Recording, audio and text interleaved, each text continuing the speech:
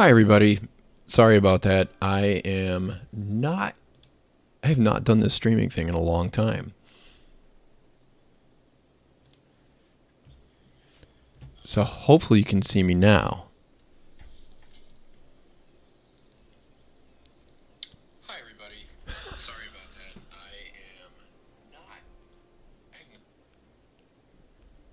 How about now? Send me a message. Woohoo! Yeah, I forgot to hit a button on the web browser that made me live. I don't think that used to be there. It used to be when I started the stream. It started the stream. Hey, everybody. So we've got a city I already started. I got past the really boring part where I don't have any money. I probably still don't have any money. But at least I got something going on here. And it's good to be back, everybody. All right, cool. So let's see what we got going on here. All right, so I am doing a few things today. First off, I'm working on More Money, Less Traffic, Part 8. Series 2, Part 8. Hopefully, let me know if the sound is good, if my mix is good, if I need to bring down the mix for the game, or if I need to bring me up. Let me know. Oh, the map. Oh, I know this one. I think it came with Sunset Harbor. That's all I can remember. Something about farms. Oh, man. I thought, I'll remember the name of that map. That's a good question. It is a map that comes with the Sunset Harbor DLC, I'm pretty sure. If somebody throws that back out there, that would be really cool. But it's got the, kind of the checkerboard thing. I don't know, the way the trees work is more European style, but the way some of them are very square is more American style. And it's about 2 kilometers by 2 kilometers. So that's probably, it's a little bit bigger than your typical American square, which is going to be a mile by a mile. Although that's not always perfect in the entire U.S. either. So I don't know. I wasn't really worried about that. I just needed a map that has, well, I haven't really made it so you can hear the game yet. Viscosity, so we're working on it. Okay, cool. Nate says it sounds great. You should probably be able to hear some music, I'm hoping. Let me know if you hear the music in the background, if I'm talking over the sweet, sweet music of City Skylines. Okay, so my goal here is to create a city basically the way a lot of beginners do it, kind of the way I used to do it in SimCity way back in the day. I'm going to be bad at this, though, because it's so hard to get into to do bad habits once you realize what a good habit is, and I've already kind of ruined it a little bit because I've got commercial in the center, industrial on the edge, and residential on one side. I mean, I do have kind of the monoculture thing going on, but it's, yeah, we'll work with it. And I'm thinking that I might make a highway here. Now, this is a vanilla build. I do have a few mods installed, but they're all, they're not even quality of life mods. They're just normal mods for, like, optimizing a few things. Like the way the thing looks. I hope this is coming through in 4K. I would really love to know that, too. Yeah, Farmland Flats. That sounds right. That's the one. Thank you, Yosef Moline. Okay, cool. You can hear the music. It's faint. That's what I want. Okay, so basically, let me give you a zoning map here. Anybody who's on my Discord, which, by the way, I have a Discord. I think the link is in the description if I didn't change anything. We've got, I used some wind power to start off here. I just added a coal power plant, though, so I should finally not have electricity problems like I was having when I started out. And I've got it commercial in the center, and I've got this residential neighborhood. Now, I'm going to do this all wrong. Do not do what I do, because I'm going to do this wrong so that I can show you guys how to fix some things. That part, do what I do. Okay, cool. 4K. This is the first time I've ever streamed in 4K. You might have noticed that Reddington has been in 4K. More Money, Less Traffic, Series 2, Part 8. I'm going to show you a preview of that, you guys, the first minute at least. So hang tight in there. Because we're going to show that as we wait for things to build in here, which is probably going to happen frequently enough. We're also going to look at some City Skylines 2 stuff in the meantime. And so if you have any questions or anything like that, feel free to @me in the chat, or you can chat amongst yourselves. But I'm going to keep my eye out for my name because it gets highlighted great big, just like it would if it was yours. So my goal here is to create the name of the city is Separado. If any of you know some Latin-based language, this is Portuguese. Is where I got it from off of Google Translate, so please correct my translation if it's bad. And you speak some Latin-based language and you're like, oh, that's not a good word, you don't want to use that. Hey, Christoph Berger, good to see you. Anyway, what I was trying to say is, man, I lose my thought really super quick. All I have to do is look at the chat. I'm trying to create a city that is going to have a separation between different types of zones, and we're going to kind of force a really strict road hierarchy. The first part of the city, though, is not going to have it quite as strict until I redevelop it, maybe, because I want to basically create the same problem that a lot of new players get when they run their head into the wall and they're like, oh man, I'm so sick of this, I need to find out what's wrong. And they go in the Steam Workshop, they go on YouTube, and somebody introduces the concept of road hierarchy to them. And if you're not familiar with the concept of road hierarchy, well, hopefully I'll have enough money I can show you at this point in the game. Basically, you've got your different types of roads. You got your highways, and I'm going to see if I can get this to not... Oh, I don't have highways unlocked yet. I'm getting close, though, probably. Yeah, I'm getting close to the milestone. Let me get that up to the next milestone here really quick, and then I'll explain road hierarchy real quick. I only need a handful more sims. Probably need more industry than anything else, so... Let's get some of that. I had to get a coal power plant, otherwise I would have a real problem with all of this. And I'm going to get some more residential zones in here. And I want to fill that in too. It should go okay. Hopefully I have water pipes underneath it. Hey, who's excited about the idea that you don't have to lay water pipes by hand? That's pretty cool, isn't it? Or electricity. Electricity already kind of spread on its own, but I kind of like the idea that it spreads underneath the streets because utilities belong underneath the streets. I completely agree with City Planner on that one. Anyway, so let's see here. Okay, cool. All right, let's talk about road hierarchy here. Okay, so everybody knows the highway is the highest level of, driving comfort. You can go really super duper crazy stinking fast, and you don't have to worry about, traffic being too much of a problem. You've got, big sight distances. You've got lots of forgiving design.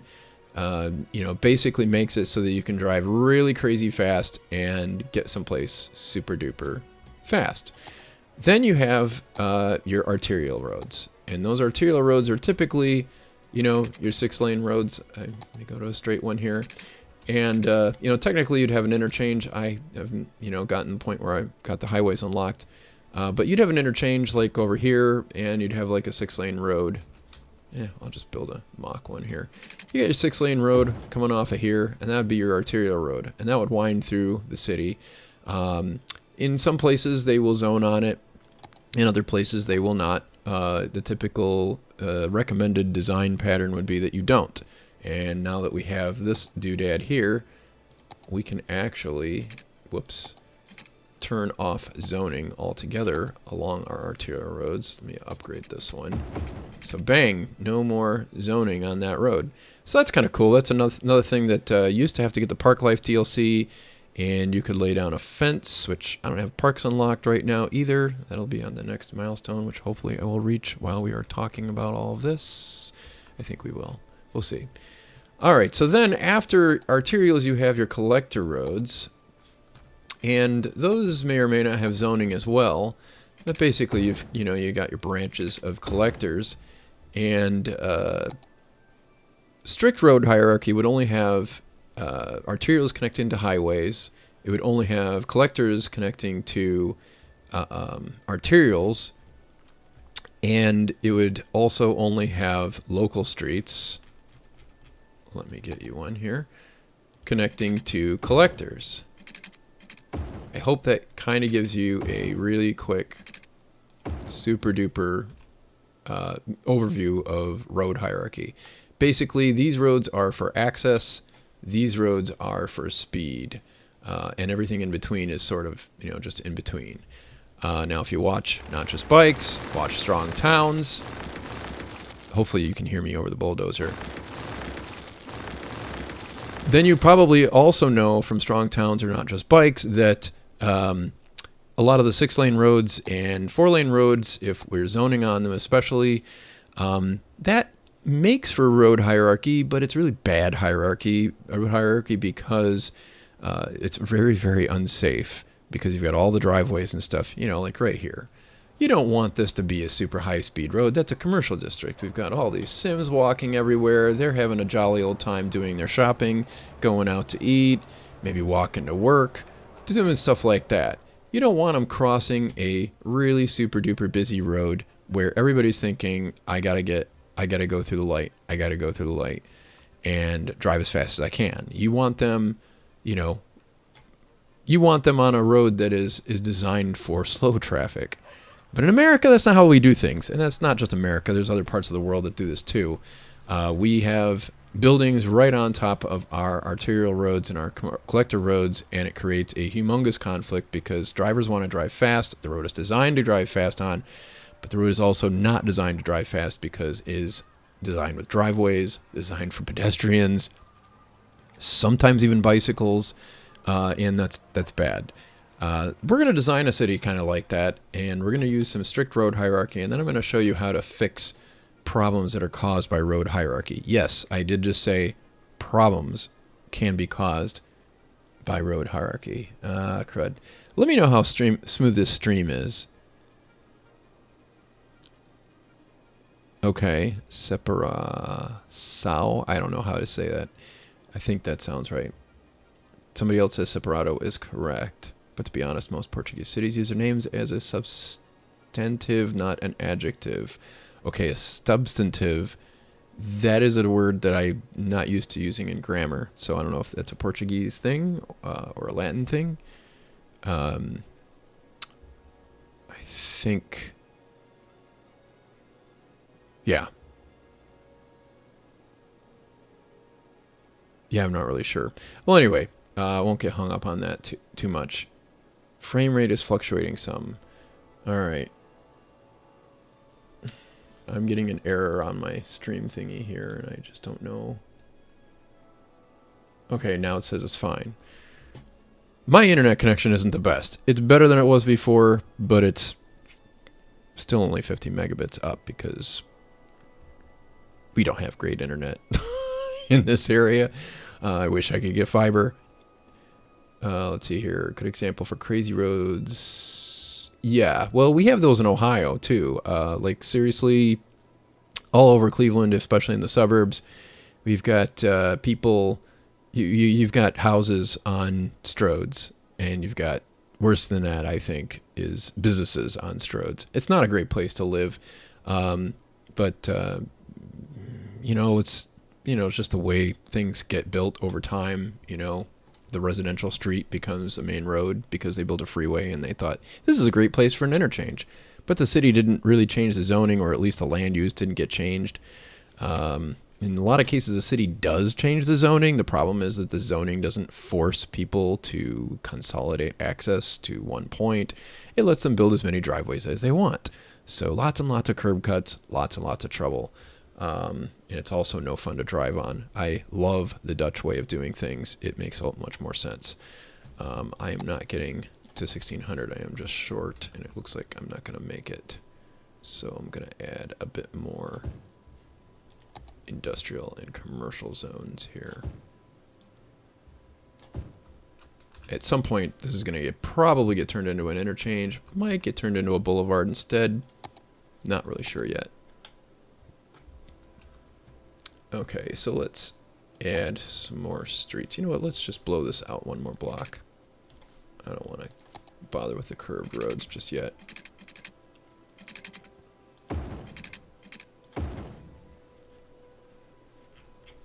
And at some point, I will upgrade these all to not dirt roads. But as you can see, my money is not flying in the doors.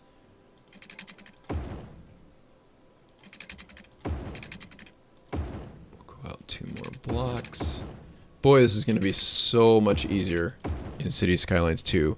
Building a grid is really easy, but it's still not that easy. So, yeah, okay, that's what I was thinking in noun. I wasn't sure if I did that right. Vertan, Vehan. I don't know how to say most of these usernames. I'm probably butchering them, especially if they're not English.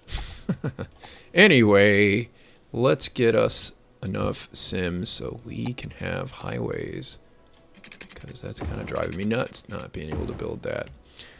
I think I need more water, so let's find a spot right here.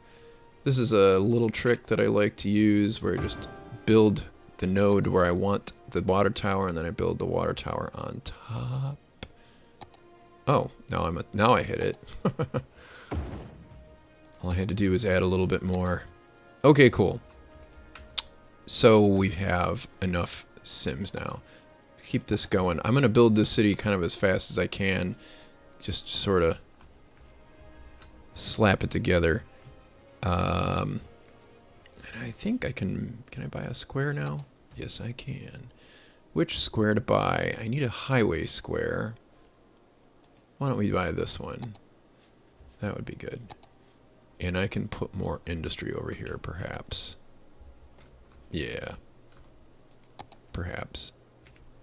There's not really a lot of room. I probably shouldn't put industry over here. I mean, this is honestly...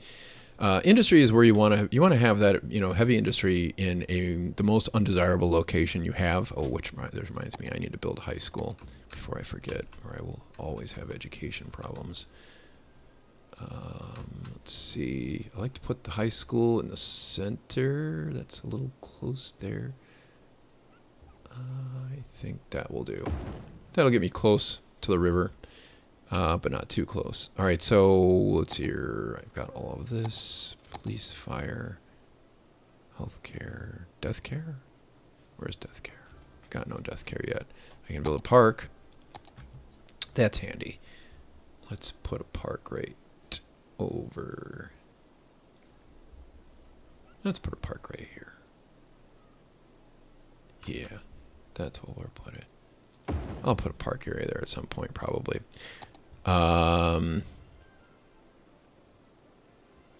So let's see here. We've got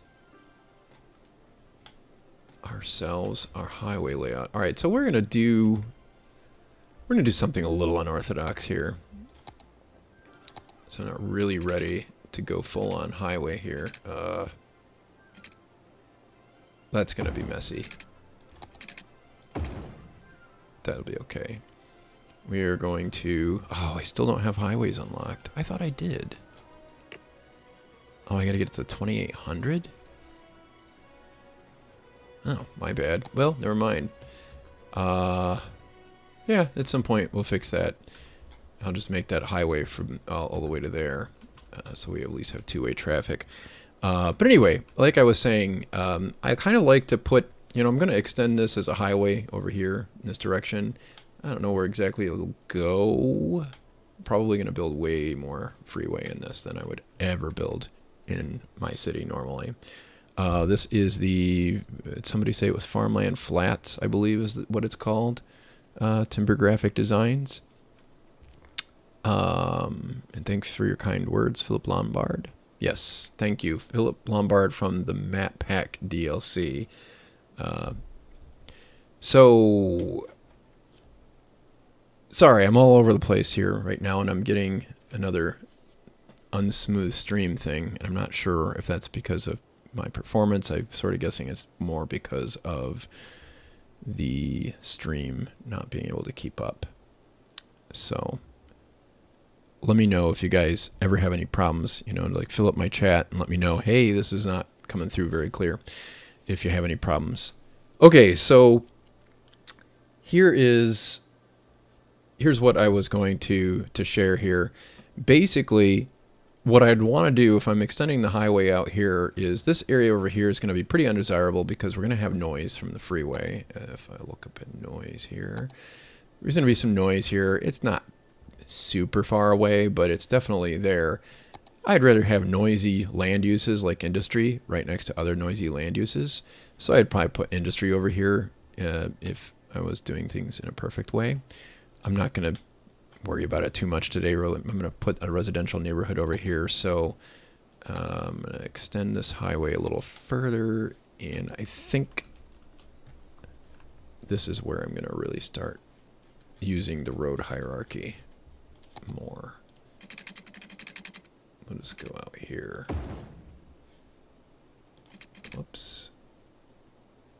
It looks like they were very kind and put everything 4 nodes apart, 4 units apart, I should say. Sadly, that did not line up all of my nodes. Oh well. So next, let's build. Now let's build our arterial right here.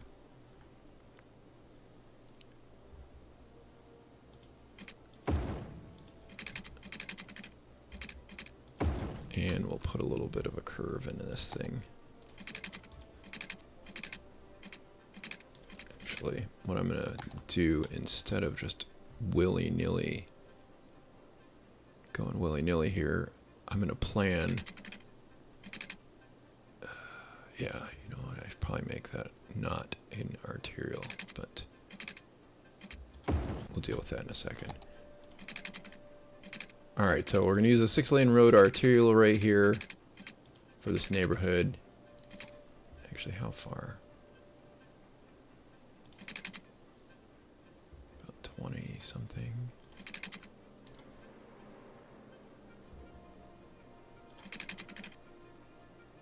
That's about 35. Alright, so let's start about here. That's still a little far.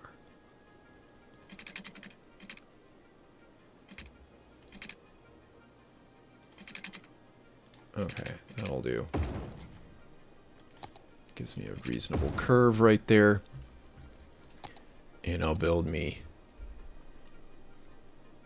a collector road over here. Oh, and you know what? I'm going to take the zoning off of this. This will be an unzoned arterial road.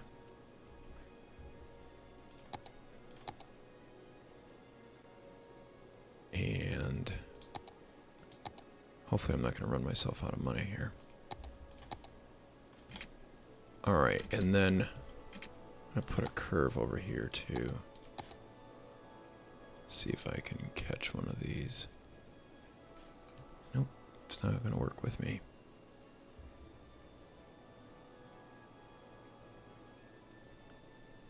Alas. Well, we'll just spitball it then. Eyeball it. Yeah, we don't need that to go all the way anyway. We'll extend that later. Right now I need to conserve cash. Alright, so this is going to be... Oopsies.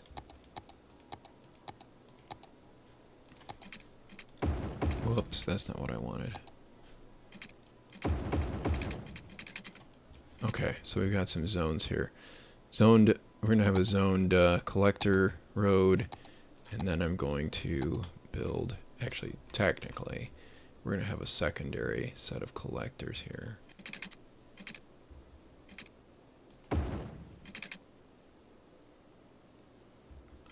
This is almost too good to be the best kind of road hierarchy.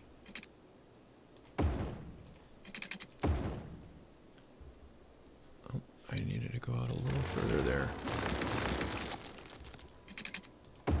Okay.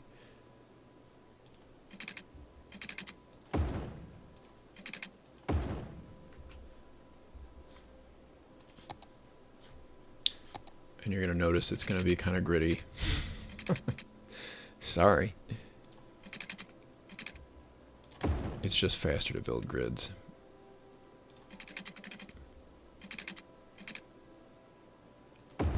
Not really looking for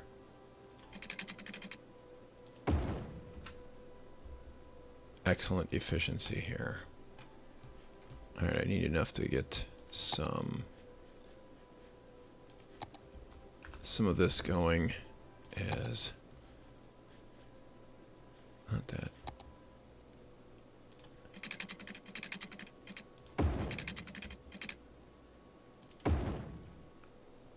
Just need enough to get going on some residential development here. I need to connect this to the west of my water grid. Now, so this is a problem with building this far apart, is that you end up spending a lot of money on just connecting your infrastructure. This is a real life problem, though it is not often talked about.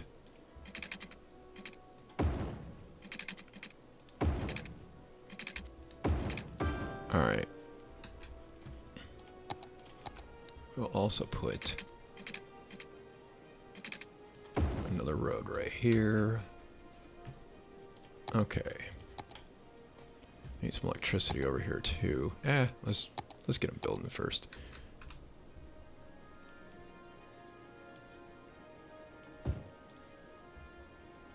I'm not going to zone that just yet. Not along that particular road. I'll zone this though.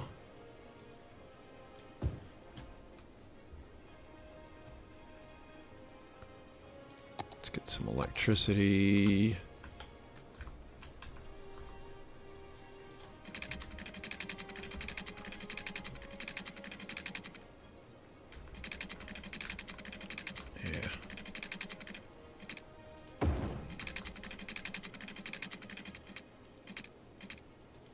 It's ugly, but it works.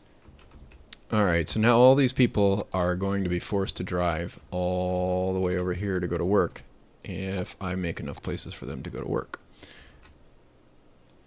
Fill that up. I probably need another recycling. So yeah, definitely I probably use 2 more of these. There we go. That's much better. Oh, and I'm going to need... This is the other problem too. When you build really far apart like this, you end up with your city services spread all over creation as well. So I'm going to need fire and police and all that stuff in another school. Right now I'm just going to just suffer with another school over there until I can get enough money going on in population to warrant more. So let's see. Let's add some more. I'm hoping we get to the point where I have critical mass. It's going to be harder though with this particular type of building style.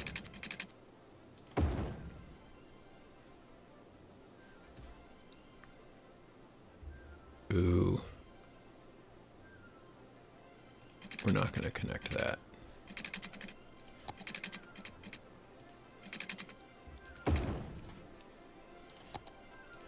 At least not right now.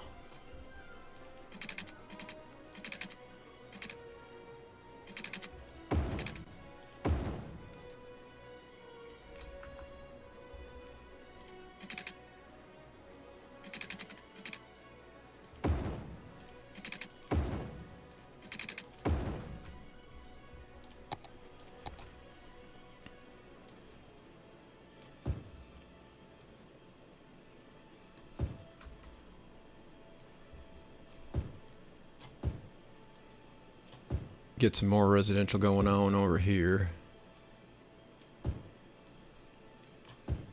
Don't want that zoned. Okay.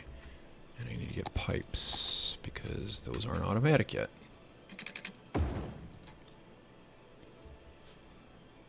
So how many of you guys really dug how easy it is to assign everything to every city service to your district? I mean, that's pretty cool. You know, speaking of districts, we can add those now. I'll make this a whole district here. You know what? Let's just make this whole area a district. And this area over here will be another district. And we'll probably make this a little bit more traditional. But this will be very suburban style. Okay, so now we already have the problem of the police are nowhere to be found. over here. So we'll put them, we will put them on, oh, that's a mistake. I know you city planner fans are going to tell me that I should have known better. Probably should have. Alright, so now I've readjusted that and spent a lot of money doing it. Oh, man. Will that? It won't. Okay, got the electricity reconnected. Okay, so now we have... We're not going to have good health care over there. Oh, do we need cemeteries? Not yet, no. Okay, I need to get more industry going on in here. So why don't I keep building this up over here? I'm just going to fill this whole thing in. I'm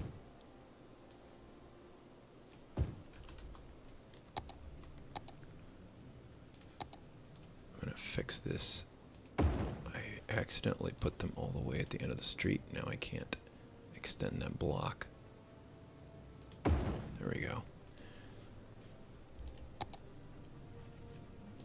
I think we're wealthy enough we can go with normal roads at this point most of the time, like we did over here. So this is a nice suburban neighborhood we've got building up. Hopefully we'll get some high density going on in here soon. Need to get some commercial at some point, but I'm not going to do that just yet.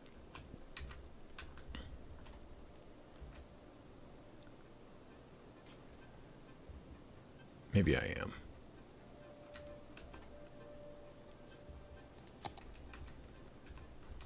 Okay, so it would violate road hierarchy if I were to connect this over to here. It wouldn't violate it if I connected there. Yeah, we'll connect this up here. And yeah, I'll just extend that straight on. No, actually I won't. Oops, hey, we got a boom town. That means I finally can use highways. We'll do that in a second here.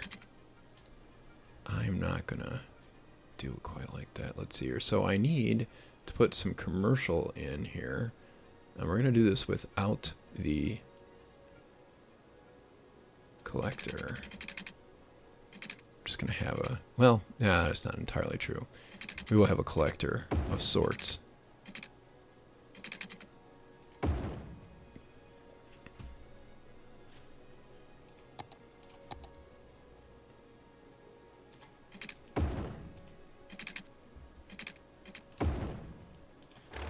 Alright, now there is a thing such as not having intersections too close together at times. I don't think that it's quite as big of a deal as some claim, but in a lot of cases it does make a difference. Now I need to get rid of the zoning here. Oh. Okay, there we go.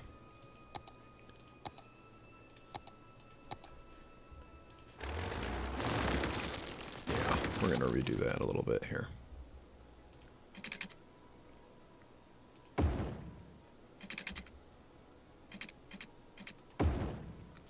need to get the zoning back here.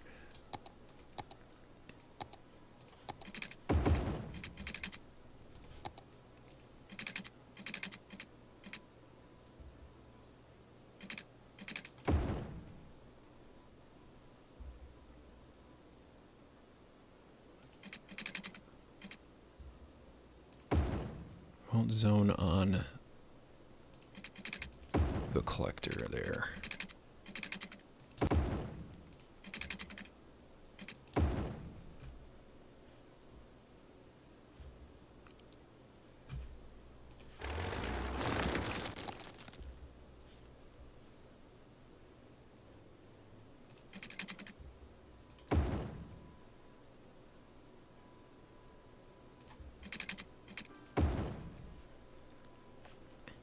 All right, let's make this commercial.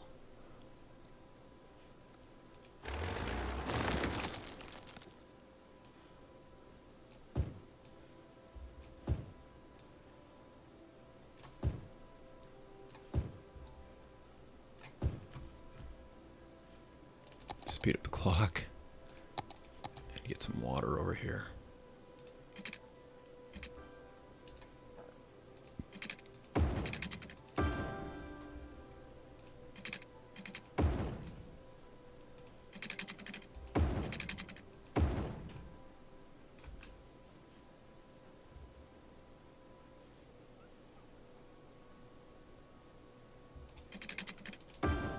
Why is my electricity so low? Because I don't have enough.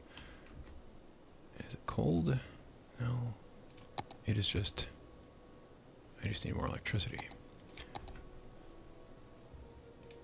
Do the advanced coal power plant. That takes up a lot more space and a lot more money. I need more water as well. Let's put that... Let's put it right here.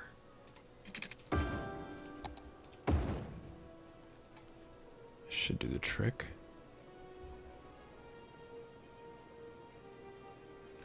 So I'm not treating enough water over here.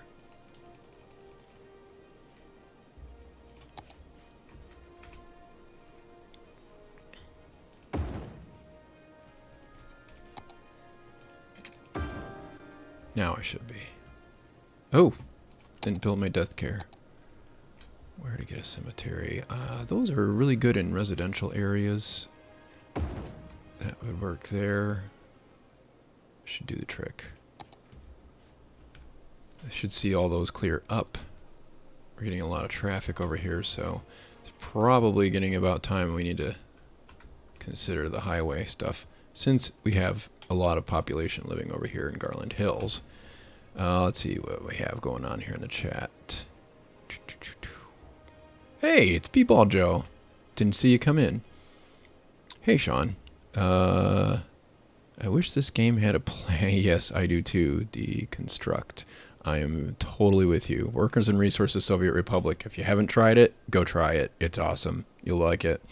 Especially if you like trains. The trains are so much better. Yeah, there are some things, especially once you get to City Skylines 2, you're going to be like, oh, I missed this thing here. All right, so we really have to get a highway interchange going on over here. And I'm going to do something really, really super duper simple. I'm going to actually start over here. Since these are both two-way roads, I'm going to take advantage of that. And build a bridge over here to start off.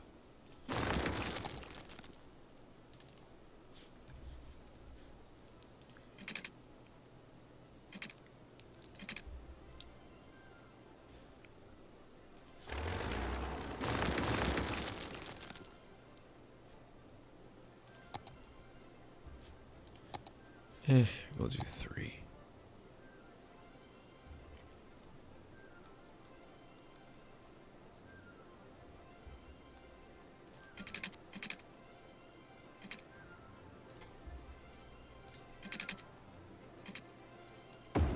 Now, if you watch me on anything else, you will probably be like, he's not gonna bother with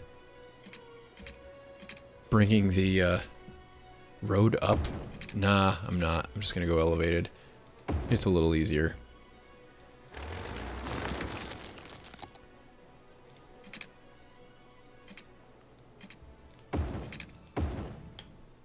That looks pretty good.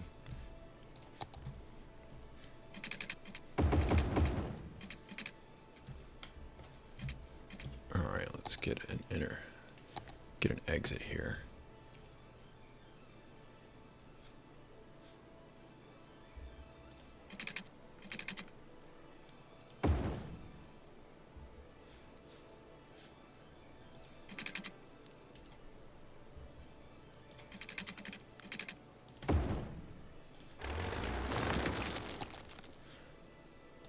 Another thing I'm looking forward to is maybe not having to build these backwards most of the time. Alright, I'm going to make these two-way, make this at least two-way, so that I can finish the rest of this.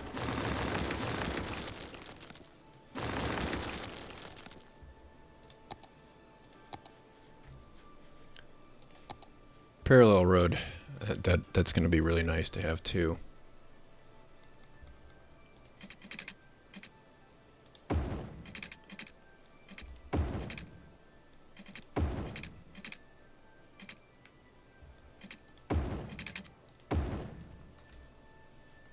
Okay.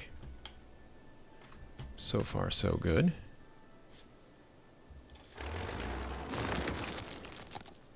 It'll just be easier to build that out if I do it this way. And now I'm going to build the other exit. Now I'm probably going to want TMPE because of how close I built those ramps together. If you're new to the game and you're wondering what on earth is TMPE, it is only the best mod ever. It, in a lot of ways, was the mod that made City Skylines playable. Okay, now everybody can get to work. Okay, now, by the way, don't do this. This is a really bad interchange design, and I just noticed it. I should probably have a loop over here, and I think I'm going to end up doing that. And it'll just go straight into the commercial area right here. Yeah, that's what I really need to do. Because these ramps are way too close together. I really hate this for a system interchange, but yeah, whatever. I'm not going to worry about it right now. But I've got my area here built mostly. Now let's get the other side, the highway going on over here.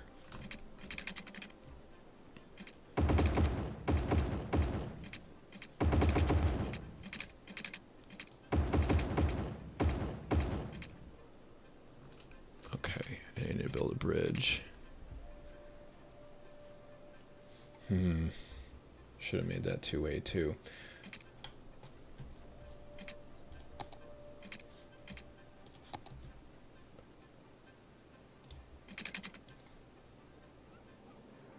Alright, so we're going to do a little different interchange over here. Yeah, we're not either. Yeah, we are. We're going to do a little more urban. It'll be a little more urban over here on this side. This is not City Skylines 2, just so you know. This is definitely City Skylines 1.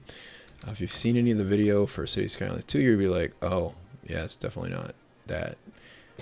Okay, so that's about 4 blocks. That's pretty good. Alright, so we're going to change this road up. Actually, I'm going to do something a little different. I'm going to pause the game, and I'm going to take out all these roads, and we're going to make that a wider road. But I'm pausing it so that the zoning doesn't disappear.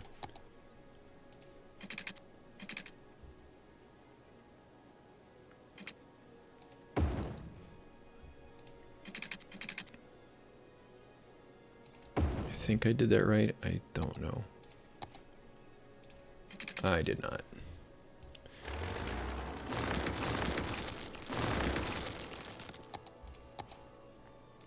Now, normally, if this was not on the edge of town, I would just have demoed along that road to widen it, just so my grid was the same distance everywhere, but I'm not going to do that here. This is a nice little technique that you can use where appropriate to widen a road. And we're going to have a nice road, nice wide road with houses on it, because why not? This is going to be the old part of town, and we're not going to build the interchange there per se, but we are. And hopefully it won't, you know, that'll be far enough apart. In real life, it would be too close. Let me get this clock going again here.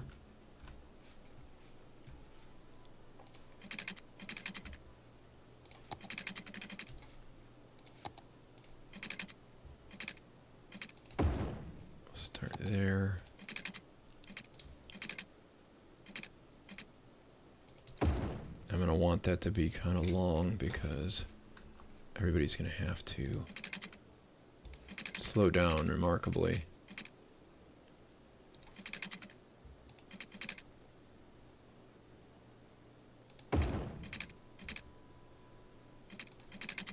For that curve.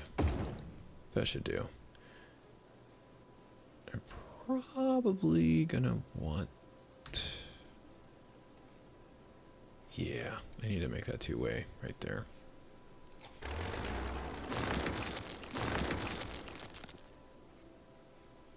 So let's go with the four-lane highway. That will lead into the collector nicely. with some turn lanes. After all, this is going to be downtown.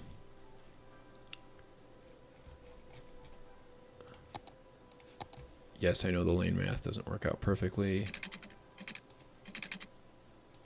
And that's okay sometimes.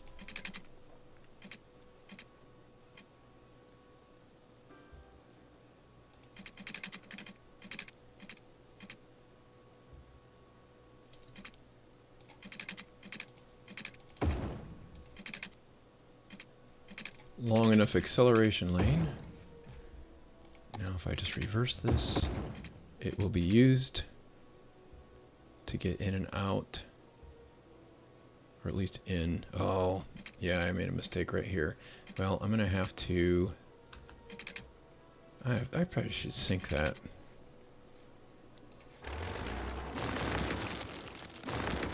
Let's sync that part.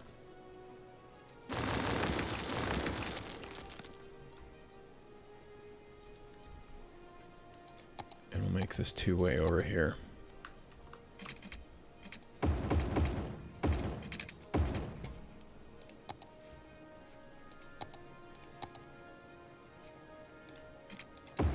Not worried about how this looks at the moment. I just need to keep the connectivity. And it looks like I've achieved that. Okay, so we can make this highway over here.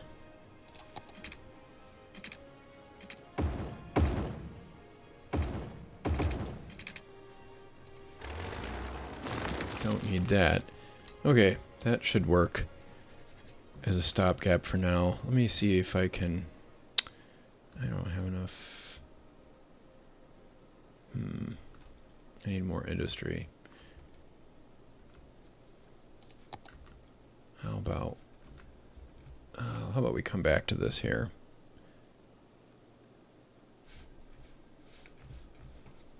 Let's buy another square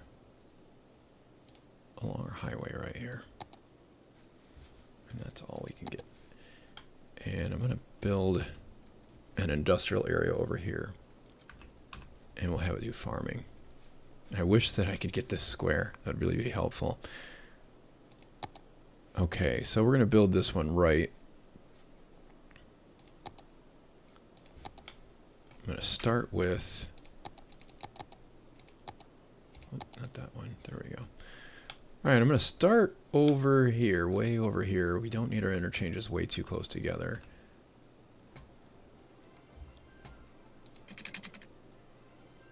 Just get it across right there.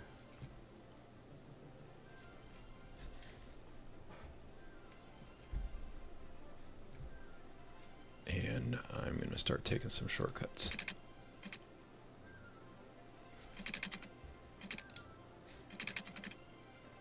This is not going to be the most realistic grade, but it's also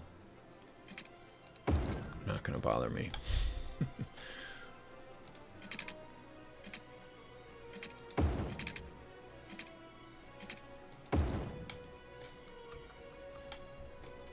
Alright, you know, I think we'll use the Industries DLC for this.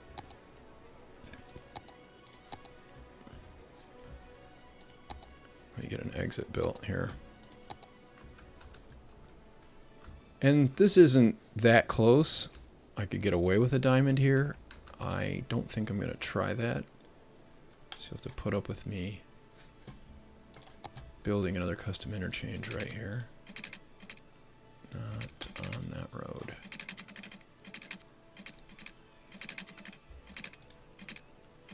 Huh. That must be too long.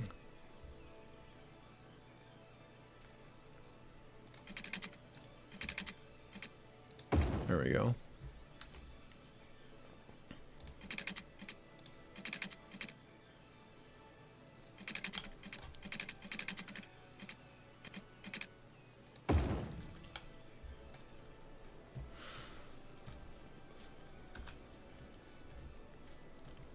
That is way, way short.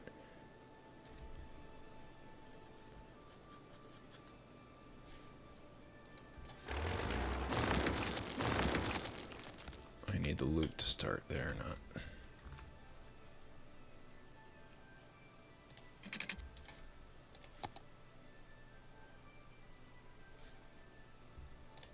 Alright, I'm going to turn off my road guidelines here.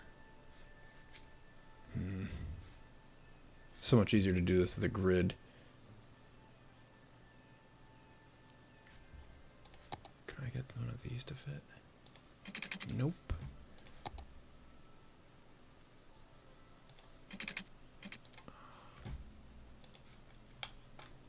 Alright. We gotta change that. I don't have enough clearance to throw another set of ramps underneath there. Okay. I got my guidelines on, okay.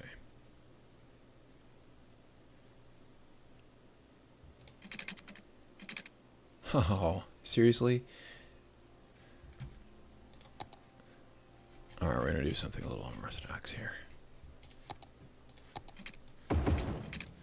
I want a grid.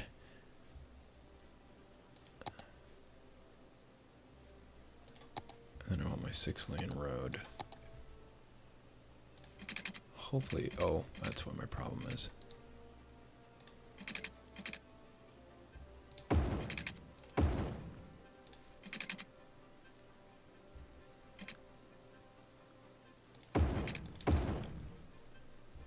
Alright, now I can put that back to the highway.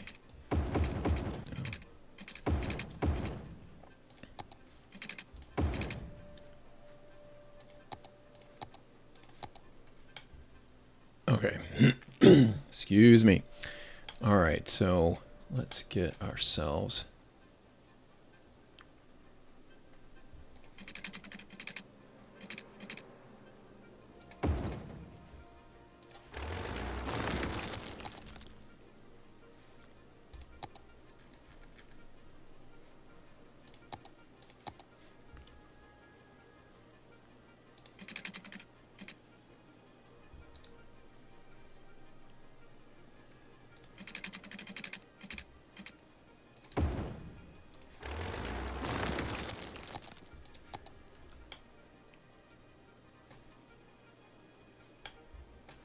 all right, that'll be much better.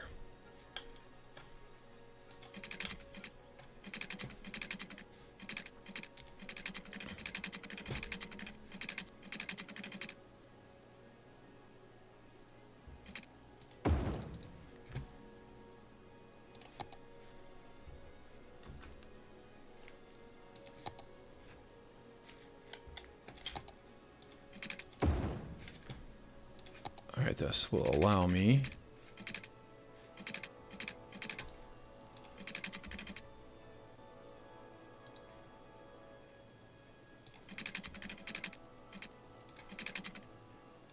to build that, except I need it to be two-way.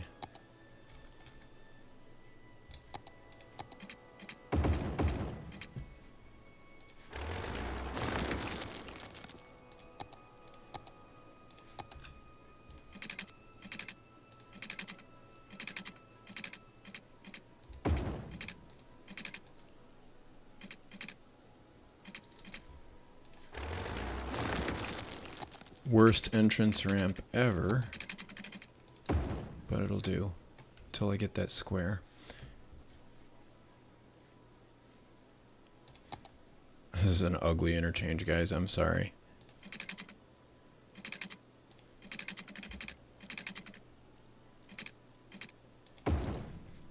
Oh.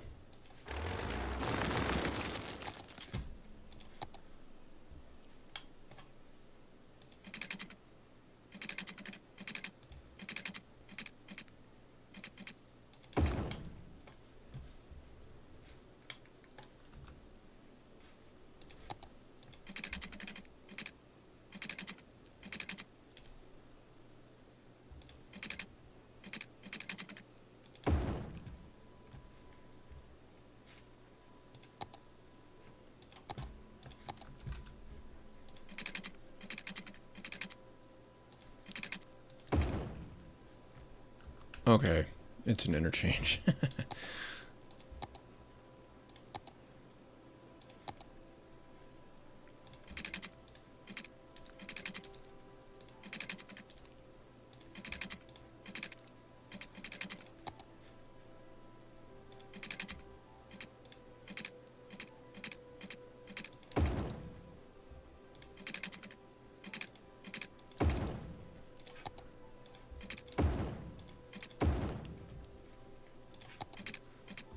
everything feeds correctly, looks like, except for there.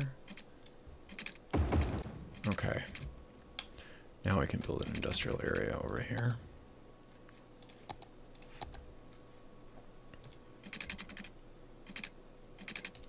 I'm not going to worry about that right now. I'm going to build a collector road right here.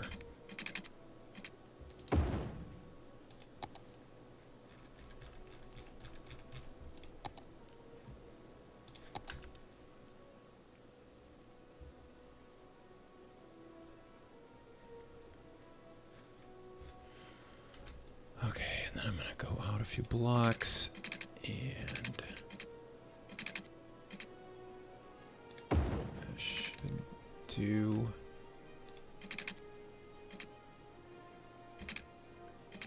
see if I can get about, yeah, that'll work.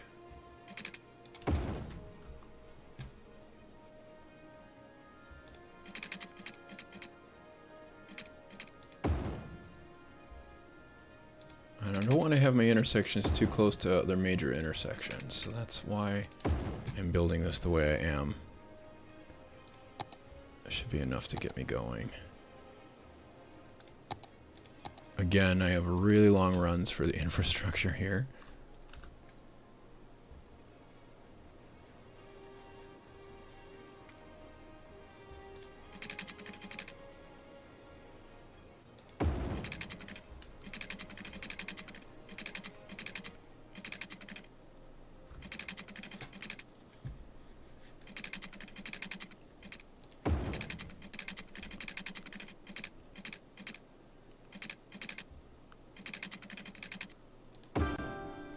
Okay, that's connected.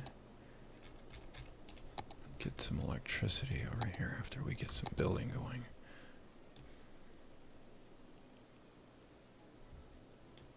And let me disable the zoning on this. On this 4-lane road right here. Okay, now I need to get electricity over here.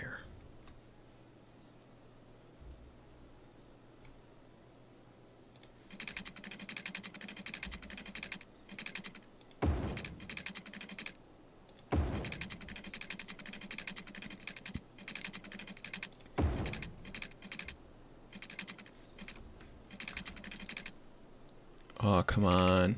Here we go. Okay, that'll do. So we have electricity. We should have water. Do we have water? Thought we had water. Oh, we don't have it everywhere. Okay, that'll work. Now do we have any residential demand? Let's get some more industry. Oh, that's right. I was going to use industries area. I forgot about that.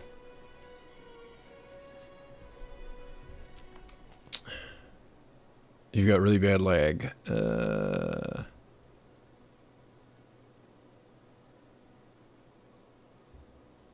You're going to get episode 8.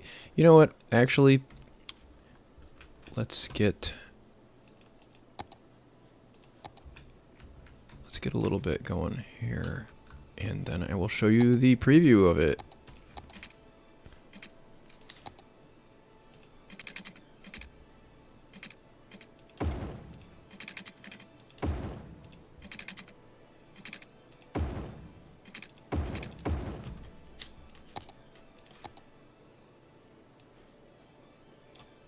Whoops.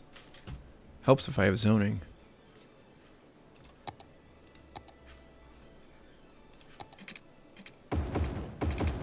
Would be nice if it would just retain the setting based on which road you were using, because I pretty much always want zoning on a particular kind of road.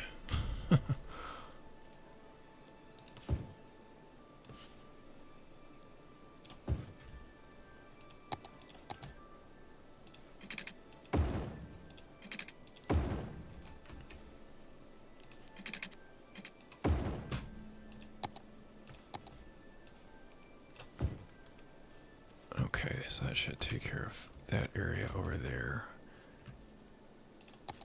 All right. Let's do the preview. You guys ready for this?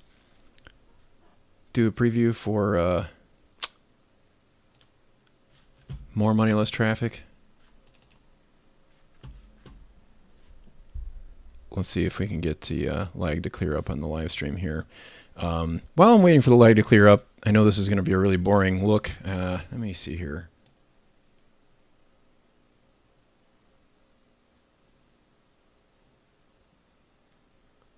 Let's do this.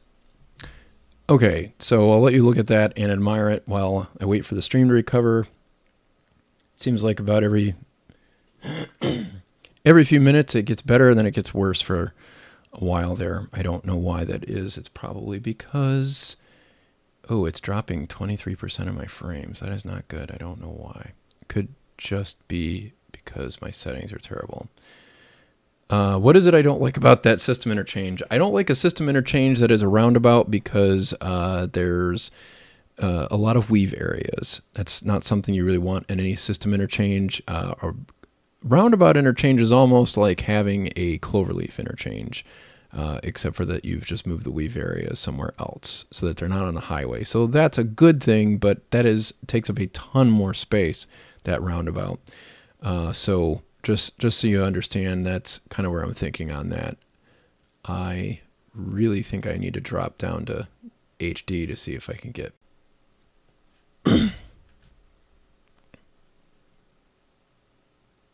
okay, you guys getting this?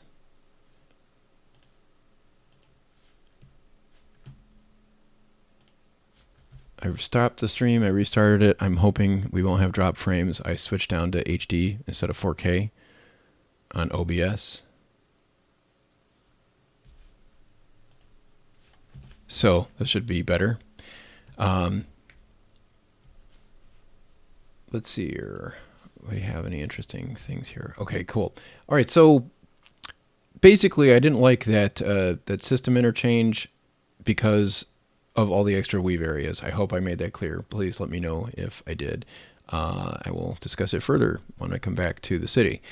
The other interchange, I was ugly because I just didn't take the time to make it look pretty. And I kind of hate that but you know, it's not really that much fun to watch. And I don't need this thing to look perfect, although I kind of want it to look professional. Yeah, well, it's not. Teddy Radko, the roundabout system interchange is very British. Perhaps, I don't know. I just know in America they don't build them that way, and I'm pretty sure they would cause some problems if we did build them that way. That is a gigantic roundabout. I sort of doubt that they build them quite that large in the UK even. But it's not ungood because it's British. It's ungood because it's just the way they do things in the US. They'll build a stack interchange. They'll build loops, all sorts of stuff. It's just not. We don't use roundabouts that way, and I don't think they'll ever start here in the US. For a service interchange, yeah, you will see that. Although we don't like to build our roundabouts quite that large in the first place. It's kind of against the federal regulations. Any news on Reddington? We will be going back to Reddington. I am thinking about potentially making that a live stream just so we can get moving through it. It won't be in 4K, but I don't think that'll bother too many people. I think we're still getting some drop frames. I'm sorry about that. My internet connection is probably not adequate to the task here, or maybe my PC settings could be better. I'm not really sure which it is. Come to think of it, I probably am hitting this at too much of a bit rate here. And I just got a message about that on YouTube, and I closed it. Let me get this fixed here really quick. Output.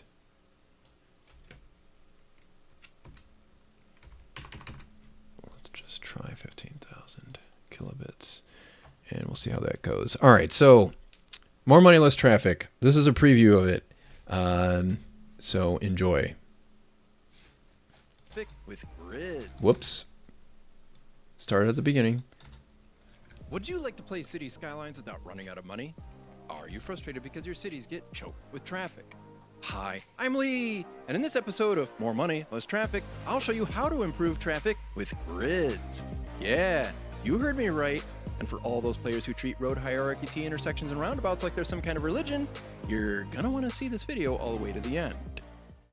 It's time to demonstrate the advantages of a grid. I know conventional cities' Skylines wisdom says that grids are not only boring, they're also bad for traffic. And yet, cities across North America have thrived for decades on grids. So is there something wrong with how traffic works in cities' skylines, or is there something wrong with how we've used grids? In this episode, we'll complete our city's 1 square mile grid plan, and once Sims have moved in, I'll show you some interesting properties of grids, both in-game and in real life.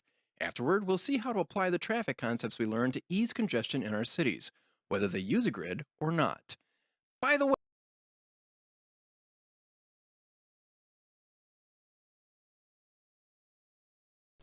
And that is, as they say, that. So hopefully I can get my volume levels back to where they need to be. But that's what we have for More Money, Less Traffic, Series 2, Part 8. I do have the first minute done. Believe me, that is a lot more editing than you want to, and a lot of capture to get all of that. So let me know what you think. I am going to really hit on the alternate direct routes thing. I hope you guys like that. And I'm still getting a lot of drop frames. Hopefully it won't be as bad as before. I was dropping probably 80% of the frames. I think I'm streaming it. No, I am streaming at a better bit rate. It's still higher than it recommends. What is the recommendation then? 4,500. Well, I can probably do that.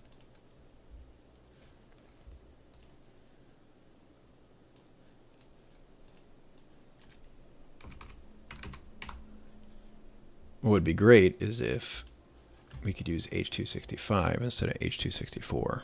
Be a lot better. Okay, so a few highs and hellos there. Joy, you're not Lee. I'm Lee. Hi. You're Joy. Or Joy! I could make a fun parody, but I have the wrong voice for that. For you, Joy. Anyway, glad to have you here. That's Joy Build Cities, by the way. Check out her channel. She is actually a descendant of Frederick Law Olmsted. Go check her out. She likes to do her landscaping because that's what Frederick Law Olmsted did. He designed many, many parks in the United States. I'm not sure if he went worldwide or not. I think he might have. Joy, let me know. But he and his sons built an awful lot of parks all over the United States, including some in my own backyard. Well, his sons did most of the work here in Cleveland, but Central Park, several university campuses in the Northeast were all built. I think Yosemite National Park, the valley down there, was designed by Frederick Law Olmsted. So anyway, if you want to check out somebody who's got landscape architecture in her blood, go check out Joy Build Cities. Teddy Radko is also worth checking out. The guy knows how to hack. makes things work.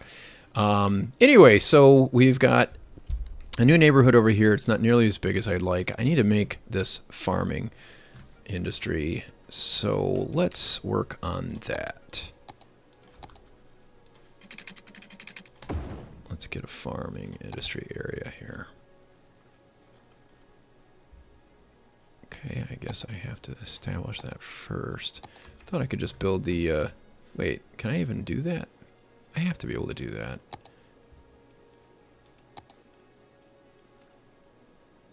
A main building. Yeah, okay, that's what I thought. That's not what I want.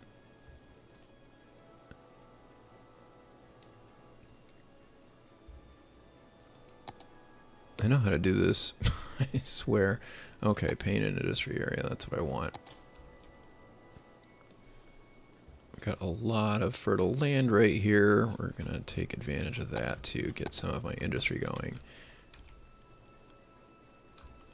And I need a farm main building.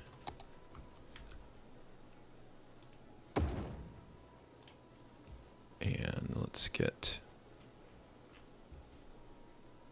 a grain silo.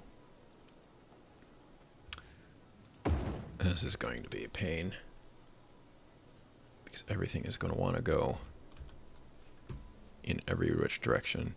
Alright, let's get some fields.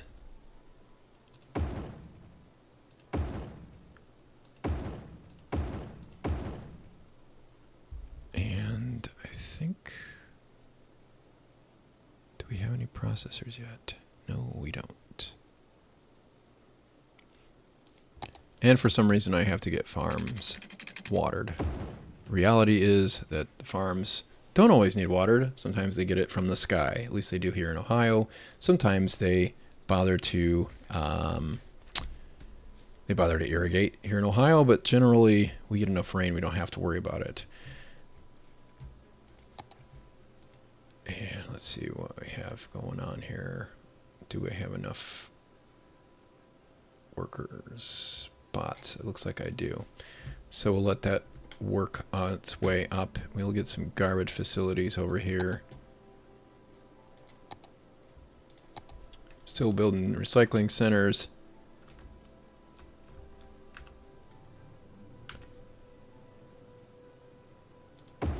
Looks like we could probably use a few of them.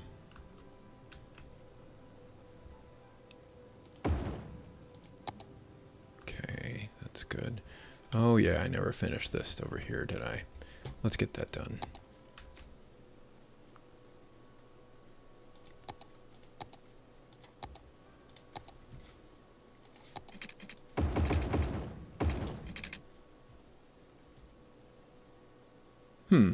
Interesting.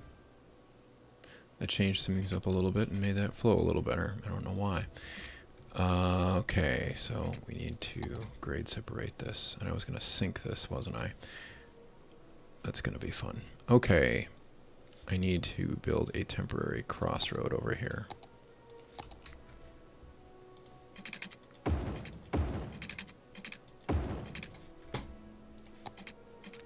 Let's upgrade these roads to paved.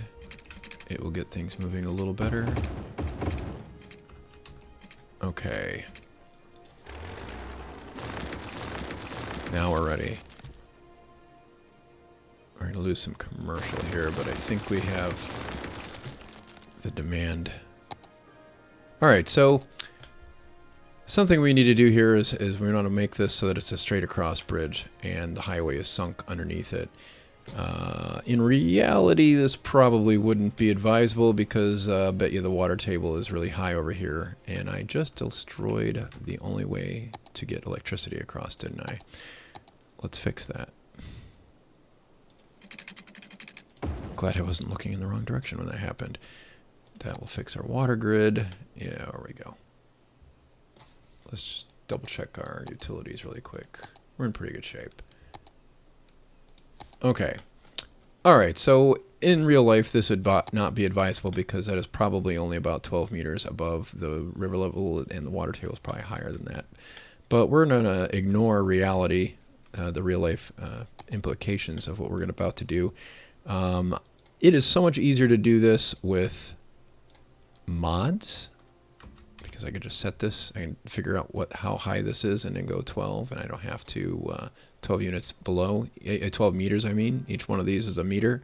So 1, 2, 3, 4, 5, 6, 7, 8, 9, 10, 11, 12. Okay, that's close. 1, 2, 3, 4, 5, 6, 7, 8, 9, 10, 11, 12. Okay. So now I want to right click, and that's still not gonna quite do it. These heavier lines come out about every... Yeah, so that's not 12. Now it's 12. Okay, so now we just need to widen this out to the point where we can get roads fit in here. I need it to be a lot more intense. There we go.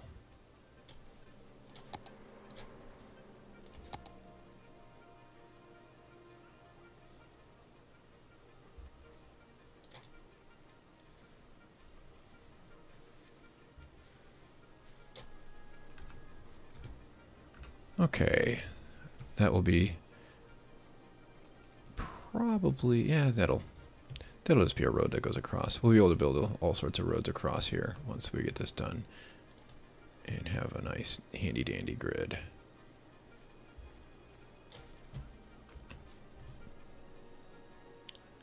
And I'm actually going to start dropping it a little higher up here. Okay, so now I want to... I could probably start over here. Right click there, and then I can build... I can grade this land out so that it flows pretty well. Now this is probably steeper than I would prefer. I don't know. I'd like to think this is no more than 4%, but I have no idea. It's really hard to say. It looks like it's steeper than that. And I'm going to use... Nah, I'm going to save time. It's going to take me forever to upgrade that. Okay, so the road starts there and comes up there.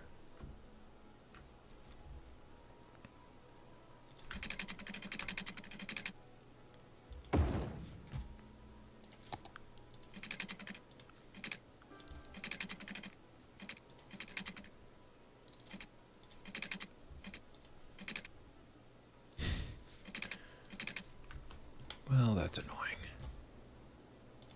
That's what I get for making a nice gentle curve.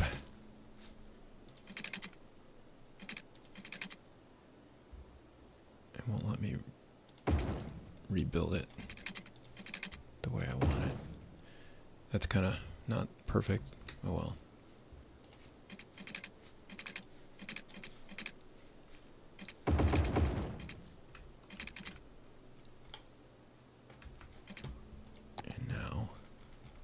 Reconnect that once I clean up my...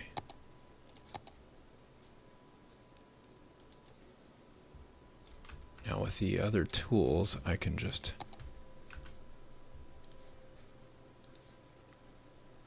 With my other tools, I can just tell it to, you know, smooth that out. It's not a big deal.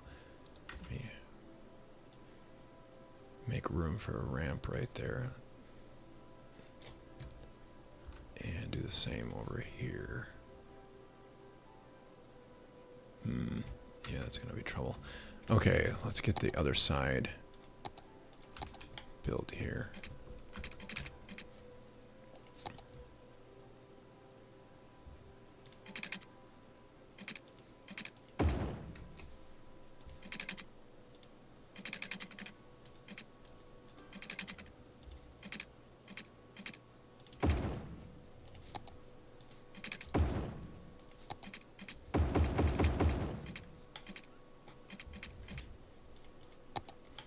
It ain't perfect.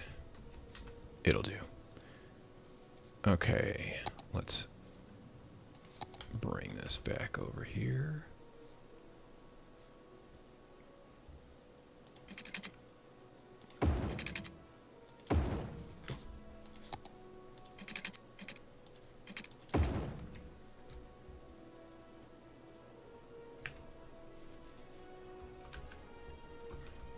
Obviously, this is not the ideal way of doing it.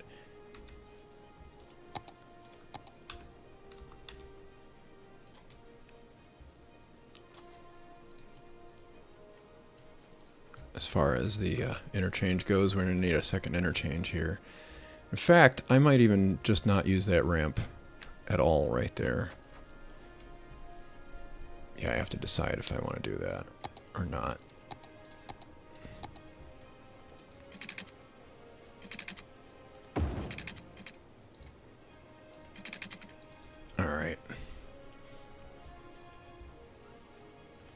Again, we will shrink this down.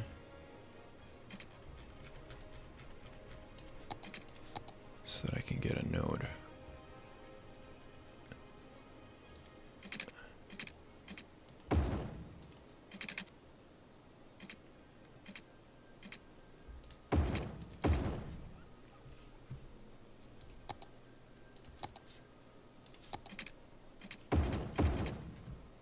Okay, so that's reconnected. I can restore the commercial that was over there. And I'm gonna widen this ramp out a little bit.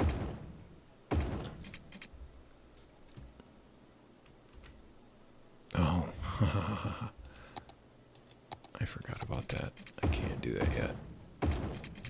That's part of my problem. Okay.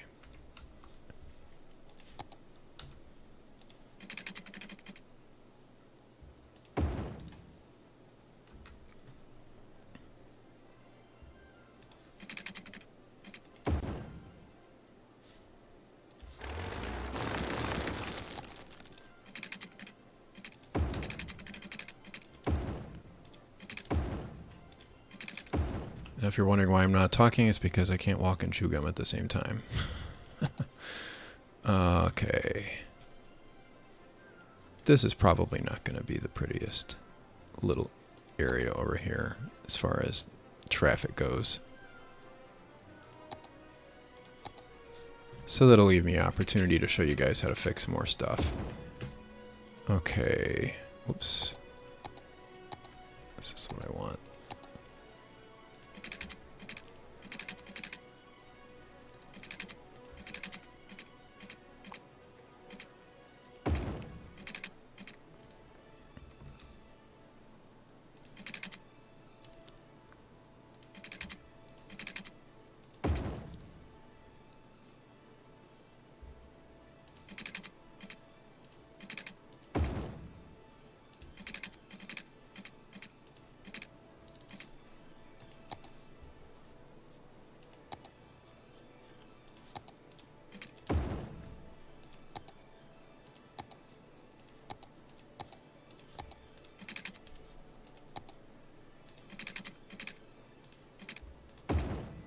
Alright, now I have that all connected. I can go back to one-way operation here. And I can get rid of that.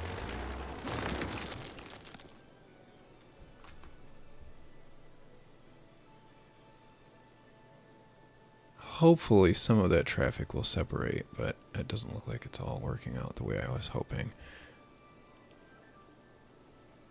Yeah, it's doing alright. That's a really long trip. Oh well, what am I gonna do? Okay, let's get rid of this.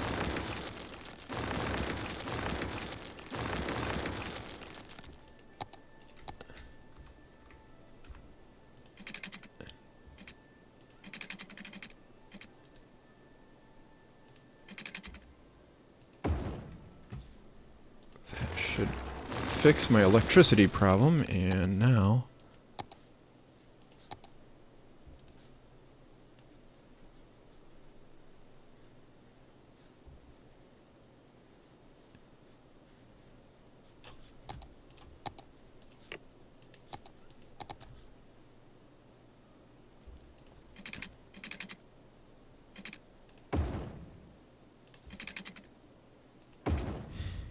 okay, so we probably need to upgrade that road, I would think. Well,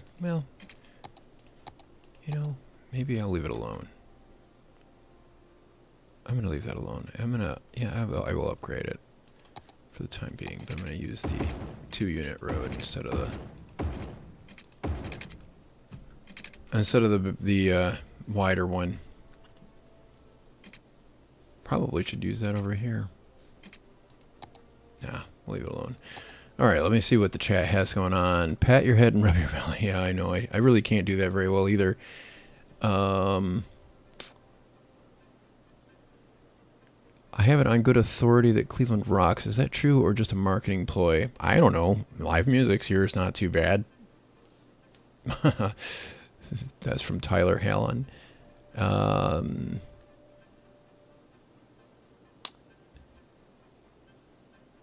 We do have the Rock and Roll Hall of Fame here, yes. And it is sort of related to that, but actually the whole term rock and roll was actually coined in Cleveland by a disc jockey, or a DJ, known as Alan Freed back in the 1950s, when that was all newfangled music, devil music for All the old folks who were raising kids back then, especially the grandparents, probably thought it was devil music. Nowadays, we just call it Elvis and, old time rock and roll. I'm dying to know, what are you most loving so far from the dev drops? What is something you are concerned about? All right, so let's talk about City Skylines 2 for a minute here. Oh, cool. Finally got that. Let's keep our farm industry growing here, and then we'll talk about City Skylines 2 for a minute here. Let's check out the traffic flow here as well. Looks okay. Get some farm industry over here. Flour mill. I don't think that's advisable. Oh, you know what? There's no fire coverage over here. Well, that's a bummer. All right, I'm going to put this flour mill right here. I'm going to put 2 of them right here. And what other? Cattle shed. Yeah, let's do that. And we'll get some fire coverage. We have money for that.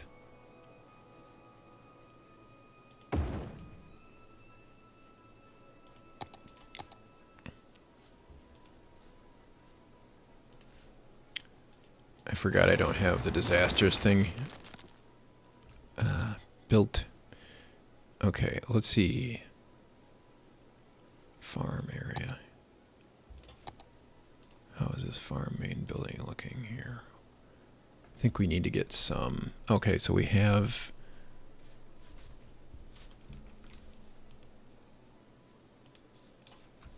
flour mill is going to go crops to flour, crops to animal products. Okay, good. That's what I need.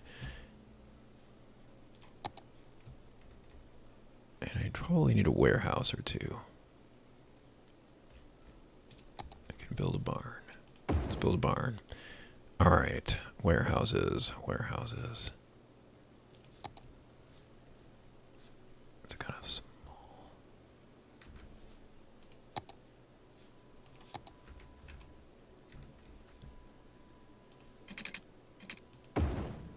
Okay, let's put the warehouse over here.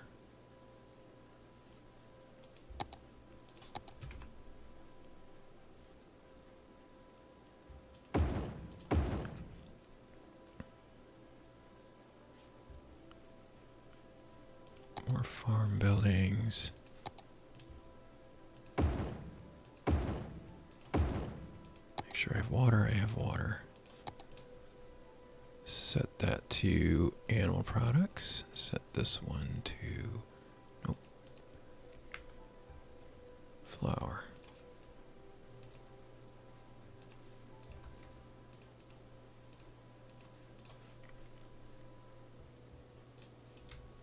Okay. That should do. Let's take a look at traffic really quick, and then we'll talk City Skylines too. Because maybe this will give us some ideas of things we can talk about with City Skylines too. I'm going to put a stop traffic light there. I'm going to put a traffic light right there. I'm going to get rid of that traffic light and put a stop sign there. I'm going to leave that alone.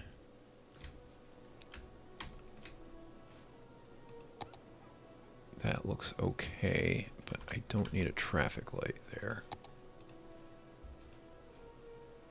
I don't need one there either. Actually, I'm going to make that stop right there. I'll leave that as a traffic light.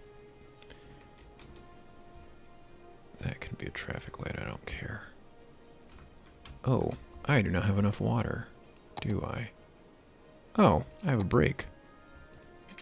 Somebody probably noticed that and told me in the chat and I missed it. Sorry. That will fix that. And then more traffic. Look over here. Yeah, that's actually working out pretty well. So just widening that helped a bit. I don't know if it's really necessary though, but it does do the trick. Okay, cool. So traffic looks really, really good, which is kind of a bummer because I really want it to be bad, but I need more population to make that happen. Okay, so let's talk about City Skylines 2. Somebody asked me about that.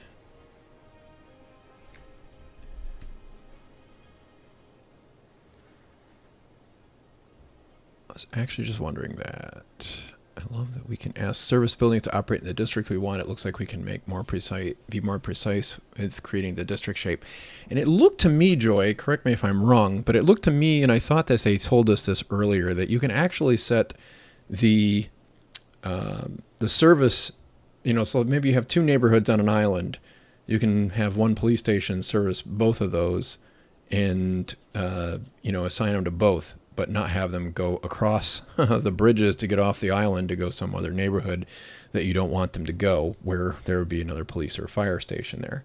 What I'd like to know is if there's a really, really, really, really, really big fire somewhere, would they call them over anyway if they weren't already busy with something else? That's a very realistic thing. Who knows? Maybe the modders will have to add that.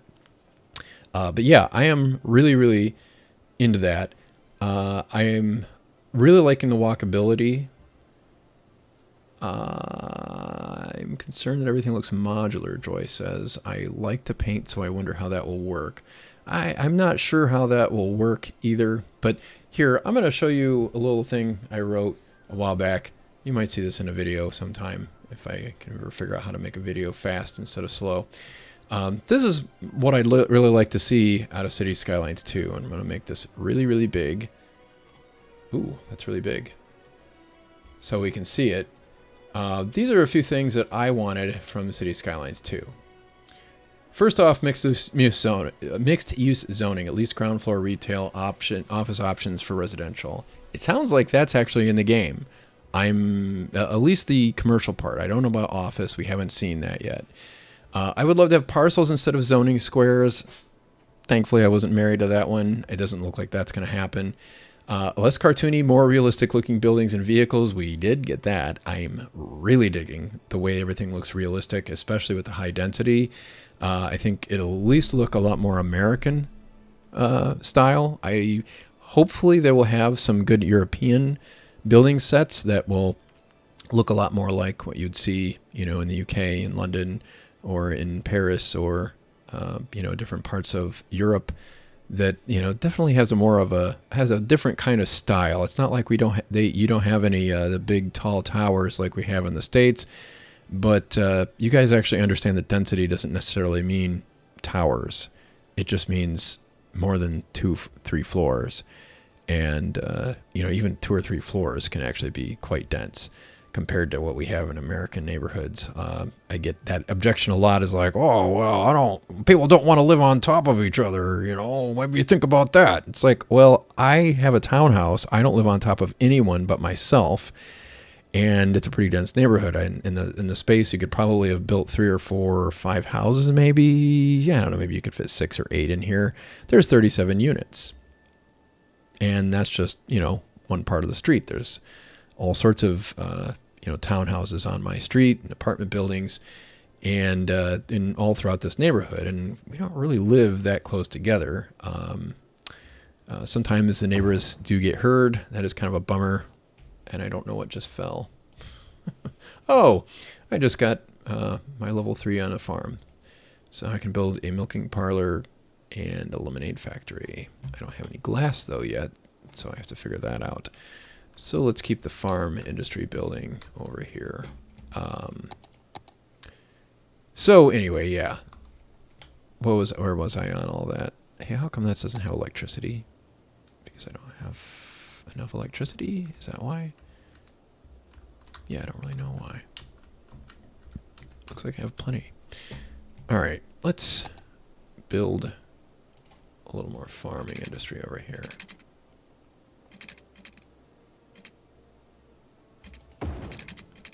Hoping that this will generate a little conversation that I can go back to. So please share your thoughts on what I had to say there. But at least we'll have some mixed use. That will be nice. And a few other things that we've been looking for. I'll get back to my list in a second here. Let's get some more crops.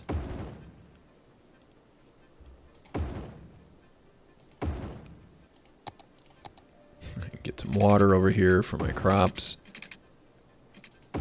Nobody ever uses city water. Nobody. That's just not how it's done. And I'm about out of money. Well, that's certainly no good. How big is my lemonade factory? I need crops. Oh. Oh, I can build a bakery. That would be cool. Well, I'll have to wait on that. I need some more residential. That's good because I have room for that.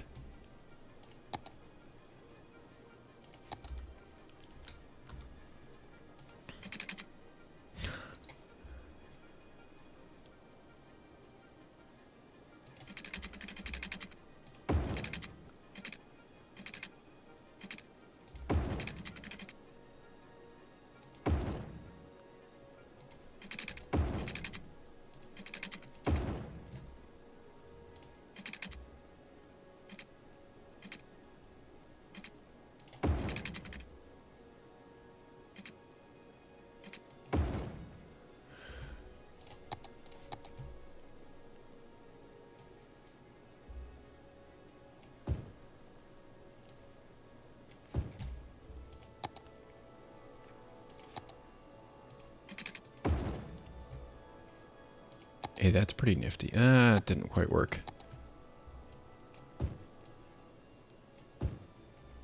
There we go. That did work, actually. I just didn't get any water over here.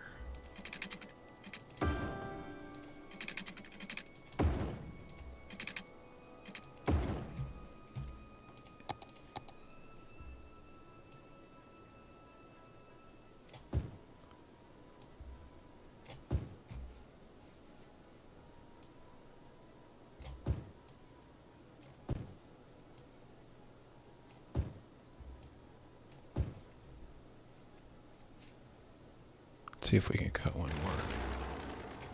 Nope. There we go.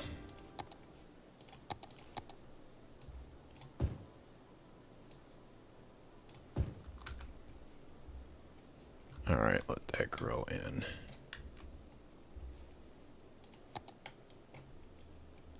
Okay, back to my Word document here.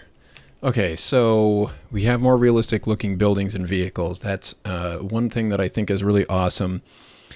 And we have better roundabouts. Now, this is the reason why. The reason you might notice that I never use roundabouts much in my builds.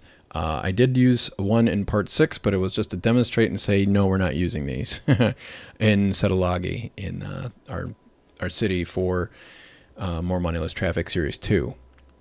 Now, the reason for that is because I really hate the way they work in the game. They're not. They didn't really plan for that mechanic. If I were to give you my opinion on what City Skylines was really when they built it, it was hurry. Let's build a city simulator and let's not spend a lot of time. Let's just take a bunch of shortcuts and get a city simulator built so that we can grab as much market share from cities from SimCity as we possibly can. Because SimCity in 2013, I think it was, flopped hard. Electronic Arts bought Maxis, the original developer for SimCity, and Maxis was great. They built, they made some really great, they made some really great games. The Sims were a huge hit, and so Electronic Arts is like, oh, me want. So they bought Maxis, I think, after they made The Sims, and The Sims was a big hit for a while. Maxis got out of the game because they'd been bought. And SimCity was just like an afterthought, even though it was the thing that made everybody think, oh, hey, we ought to make The Sims. So that, really kind of backfired on them when they just thought, well, we'll just treat it like any other game. And it totally flopped. It just wasn't a very good game.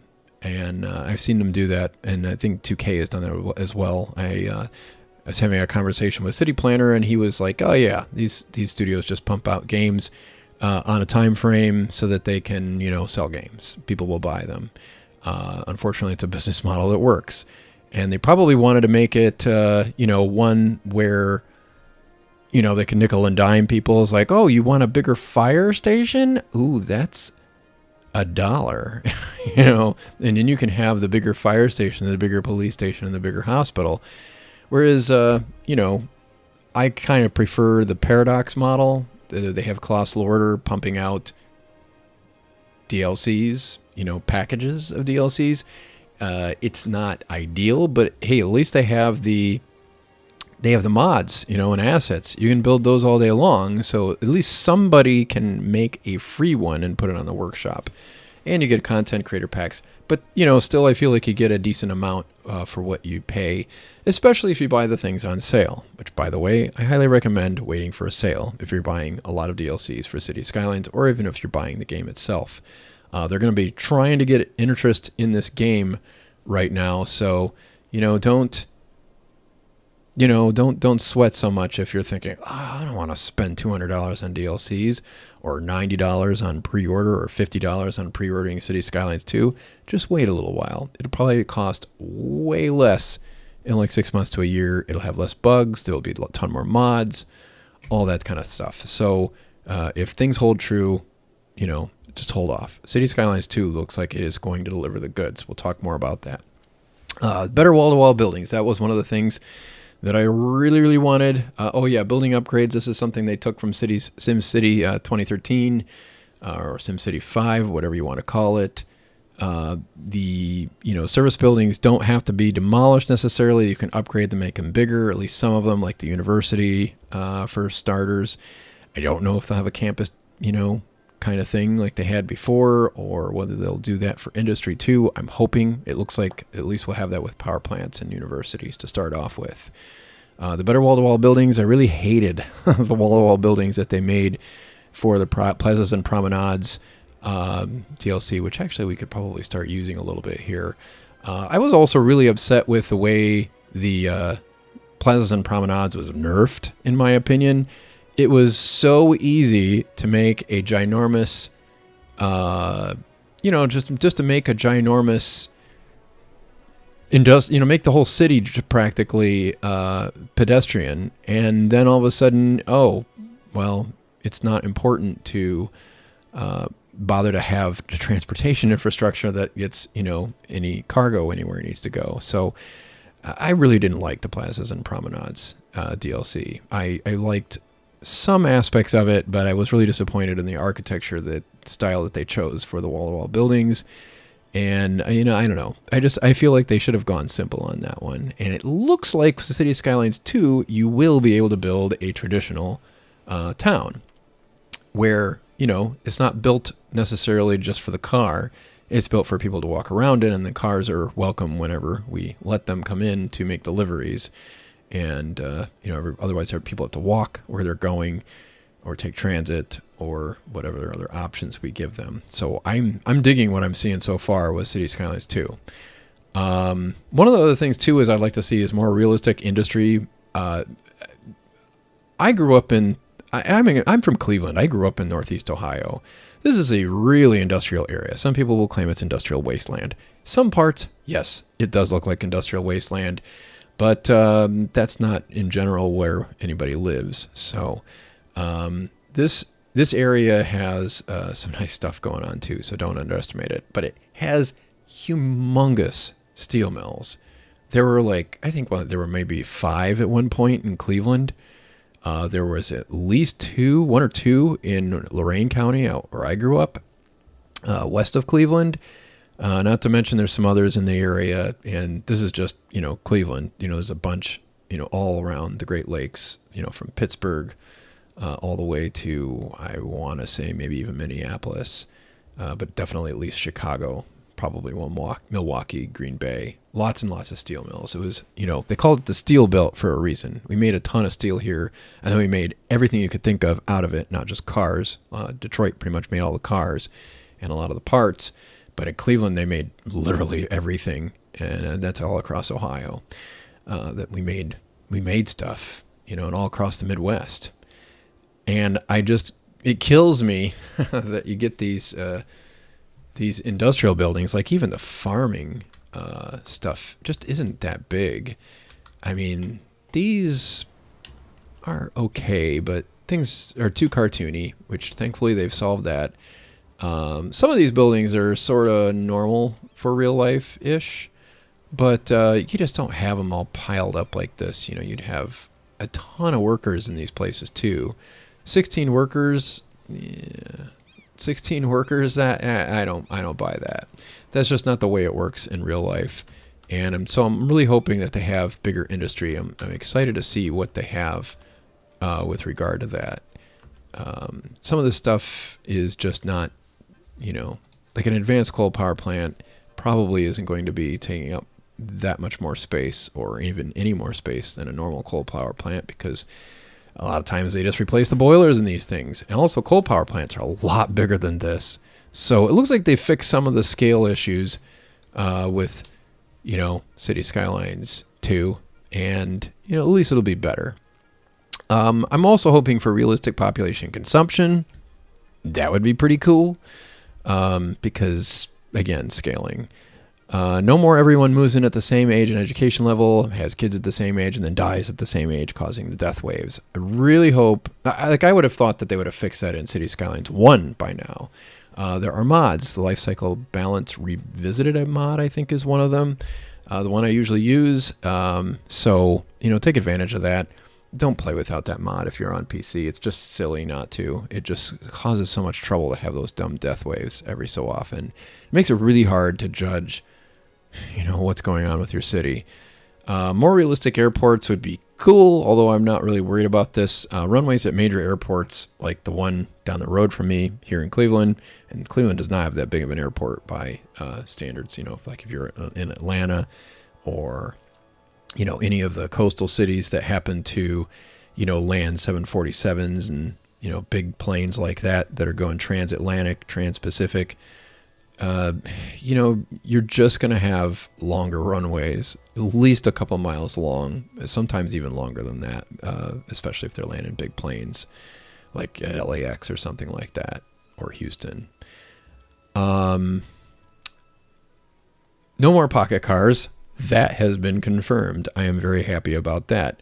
I get why they did that in the game. They didn't want to make it a parking simulator, but I think, we've had other city builders come along and prove that, hey, it doesn't have to be a parking simulator just because, you have to have parking for cars. We do have the street parking. That's going to help. But we're going to have some very realistic problems. Like with Reddington, I was thinking about this a lot. It's like, I'm going to have to turn the parking AI on because I'm not going to really be able to accurately represent the difficulty that parking represented back when people started driving cars. There was just nowhere to put the things. If you watch some of the videos, if you watch Not Just Bikes, there is a video that actually where he touches on this, but you watch the video, it's buried in one of the descriptions. He's got it on a private spot, unlisted probably so he doesn't get dinged for any kind of copyright things, because probably under copyright. So go see it while you can. But maybe he licensed it. I have no idea. Either way, go watch it. It's really cool. If you're looking at some of the videos where he explains the propaganda video, the auto industry propaganda, and it honestly was kind of a pitch.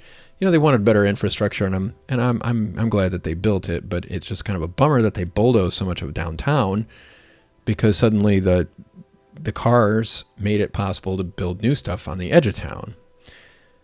Pocket cars were a necessary thing to make it so that they didn't have to worry about building a parking AI like they did in TMPE or like they did in City Skylines 2. But if you look at games like Workers and Resources, Soviet Republic, that game really proves that you can make a lot happen with public transportation. I love that game. Once again, go try it if you haven't tried it yet. It's not quite finished yet, so, might have to put up with some bugs. But they're getting close to being ready to launch that game. And it's going to be super cool once it does. No passing through solid objects in intersections. I have not seen any evidence one way or the other on this, but it looks like they have solved this problem. A lot of things seem to take place at more realistic speeds. We might get a lot more of people saying, that's a game? when they see screenshots there. I have not seen what Biffa has to say about the pocket cars going away. I'll have to check that out. I haven't been watching everybody's video, mostly just keeping up with what Colossal Order is putting out there and, maybe some of the talk on Reddit. Okay, so only one casket per hearse. I think that's kind of obvious. Gas, oil pipelines, infrastructure for heat and fuel. That seems really like a big deal. I'm interested to see if they did anything for this. Smarter service coverage. We have that, yes. And it looks like we're getting better multi-threading. And this was probably, I didn't put these in any particular order, but the better multi-threading, I can't even tell you how much of a big deal that is going to be. City Skylines 1 does not run anywhere near as well as, as it should on really awesome computers. Like, I have a pretty beefy PC, and I should be able to do a lot. Protected bicycle infrastructure along roads, Dutch style infrastructure, bicycle infrastructure where, you actually ride your bike on the top of a building to get over a road so that you don't have these gigantic grades or these huge switchbacks and things like that we have all the time in America, where they pretend to build bicycle infrastructure, but it's really more like pedestrian infrastructure, and it's not even really that good. So it's really car infrastructure, let's be honest. So just designed to keep people from getting in the way of cars. But it's not designed in any way to make it more convenient to walk.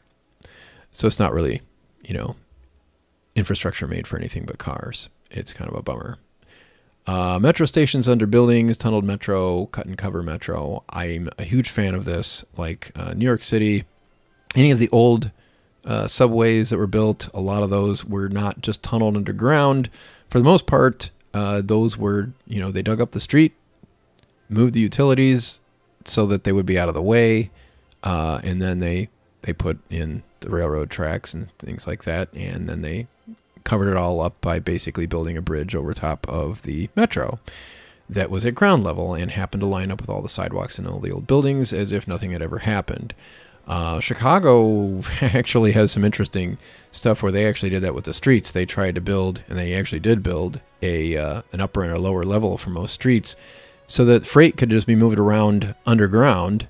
And so they basically put brand new entrances to the buildings about a level above. So Chicago is kind of an interesting story there. I'm not 100% familiar with all of that, but it's, it's not a really an unheard of thing to do cut and cover. It's just that a lot of times they don't want to do that because they're like, oh, well, we can tunnel underground for cheaper. Maybe that's true. Like I think there was a 2nd Avenue subway that they just extended or built in New York City. That is, that's something that they do now, but it doesn't disrupt the street traffic on the top too much. But I think it makes it more inconvenient to get in and out of those subway stations, like especially if you aren't good at walking and the electricity goes out. You want to get out of that subway station, you're walking up a lot of stairs. That happens in the London Underground. And I get it, you're going underneath rivers, but the 2nd Avenue subway, did that really need to be tunneled like that? Or did they just tunnel it because they knew rich people who lived on that street were going to be really upset if they had any inconvenience whatsoever to build the subway that they've been begging for forever? Yeah, my opinions on these things. But yeah, I am disappointed that they don't have bicycle infrastructure at all in the new game. That's a bummer. Maybe it's a deal breaker for you, and that's cool. I get that. So it's really, hold on. I really feel like they're going to add that at some point. It doesn't look like it's going to be the first DLC like it was in the original game, but maybe they're trying to do this right, and that's why they're taking their sweet time. Like, they didn't rush to go make a sequel in the first place. It looks like that has really paid off. Another thing I've seen a lot of complaints about too is the lack of traffic in a lot of the screenshots, especially in the early trailers. That trailer was probably made ages ago, and they probably didn't really want a lot of traffic on it, or it just worked out that way because of $2.20 didn't build a really heavy traffic city. But some of the screenshots we saw today, there's a good amount of traffic in those shots. I'd really like to just sit there and watch the traffic go by and see how much there is. But I gotta believe that the traffic, we're not going to have, really lame no cars everywhere. But we might not have as many cars as we used to in our downtowns if they have good transit and not a lot of parking. That's pretty realistic, honestly. If you, if everybody in New York City drove like everybody in Houston drove, you'd never get in and out of Manhattan ever. You'd definitely take the subway. And honestly, that's kind of the way it is, or at least the way it was before, COVID and all that stuff took a bite out of stuff. But yeah, I'm with you, Teddy. I would have loved bikes from day one, but I'll live without them. It'll be okay. But yeah, it'll probably be a DLC. But hopefully they'll, take a page from their own country and from other countries. Because Finland is pretty good. That's where Colossal Order is from. Finland has pretty good bicycle infrastructure, or at least pockets of it. The other place I'm hoping that they'll at least offer models of is the United States, so we can do bad bicycle infrastructure and show, well, gee, that nobody wants to ride these bicycles here in the U.S. because they don't want to be next to the cars and then have to deal with the parked cars on the other side of the bicycle lane. It kills me. That's how they build bicycle lanes here, unless they're protected. And sometimes they're building protected lanes in the middle of the street instead of on the edge of the street. That's another thing that really gets in my craw. They're doing that here in Cleveland with the very first protected bicycle infrastructure they've ever built in the whole city. I do not understand why they're building it through the middle of the street. I mean, I kind of get it, but again, is this really bicycle infrastructure or is this car infrastructure?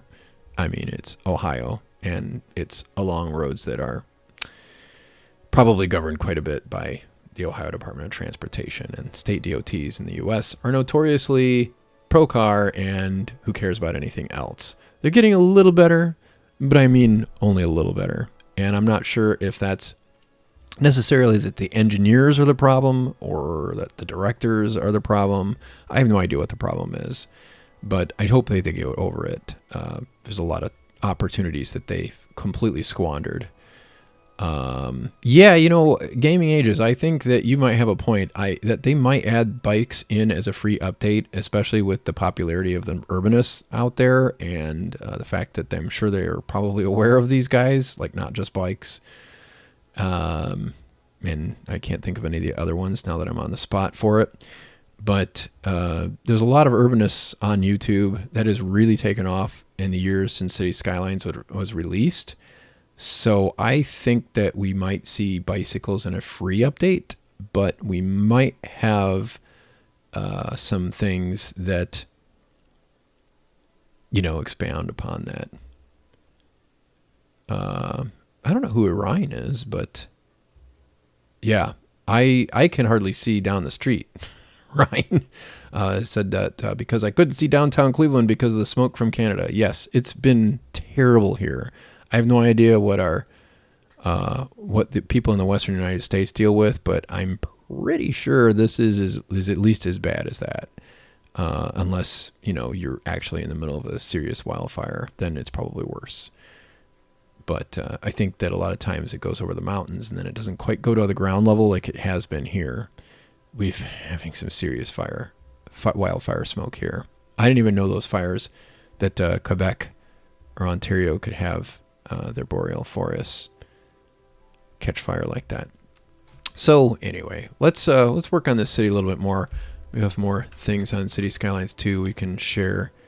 It looks like my frame rate has definitely gotten better. I'm not dropping frames like I was. But we need to make a much bigger city here, and I need to get busy with that. Let's see, how close are we? We have enough for the next level, but we don't have enough workers. We could probably use more processing from the looks, so let's do that. And I could probably build that, we'll build a milking parlor here. And let's build a couple of milking parlors, actually. Why isn't it getting electricity? Should be having... Oh, you know what? Probably because I don't have any over here. Okay, now the electric cows have electricity. Let's check our utilities. Good. Not great. Not bad. Okay. Hey, we need residential. I like that. That's good. We need more residential. I want more. I could probably build a high school over here. Let's do that. Actually, let's build the ugly one. Actually, this high school isn't ugly. Oh. Well, I might have to go high density here. I need 8,500. Oh, this map really expects a lot out of me. Yeah. We'll do that. We'll go high density over here later.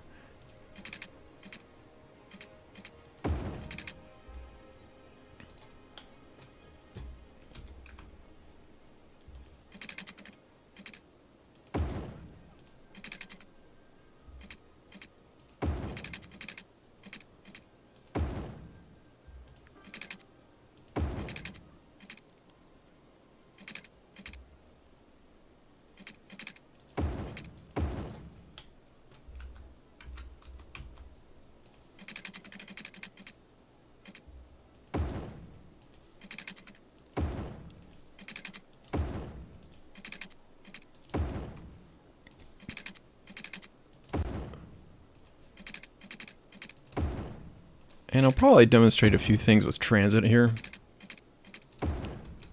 because I think that would help you guys out a little bit with that. I get questions about that a lot, and I really haven't addressed that as thoroughly as I'd like. Alright, we're going to have a lot of population here now.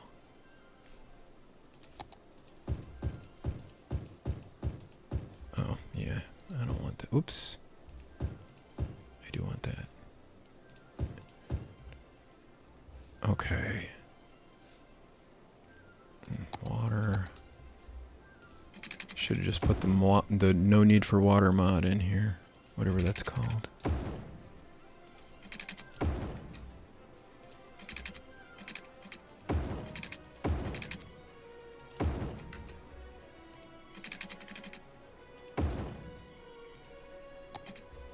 Hooray.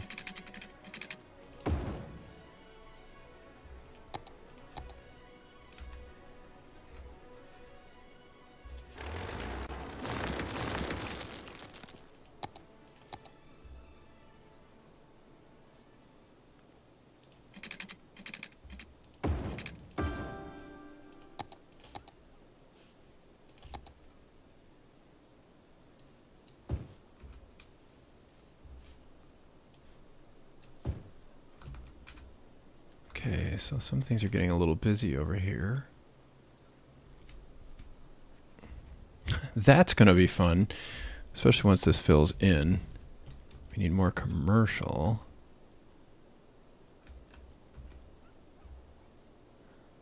Alright, so let me show you a couple of things with traffic here that you might be interested in here.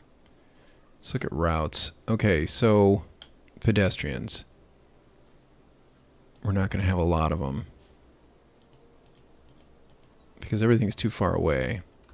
They're going here to this high school, and that's about it. And it's probably just students and stuff like that. Meanwhile, private vehicles, you got a lot of those going on. And they're coming in here. Now over here, we're probably going to have much more in the way of pedestrians and cyclists. And that does look to be the case, which is important to note because all of this is kind of far, but it's really not that far.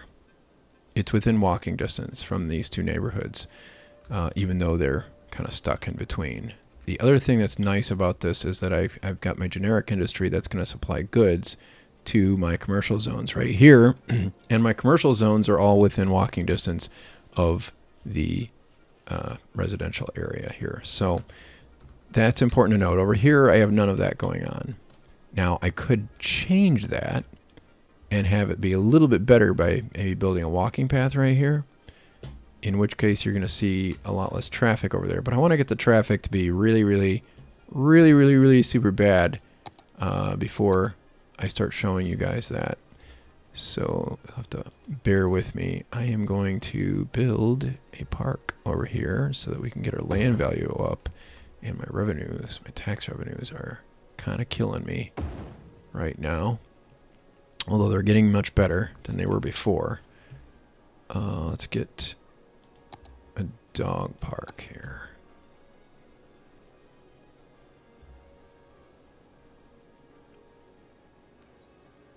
Let's do that. That will definitely improve things quite a lot.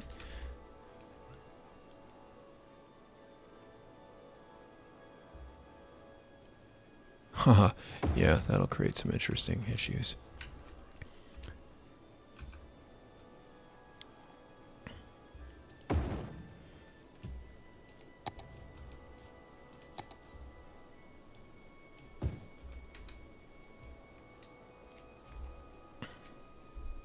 Okay. That's good. Oh, why do we not have water? We don't have enough of it. That's why. Alright. I wish we had a big waterway we could pull water from, but we don't have that in this map. Let's throw another... Let's put this over here.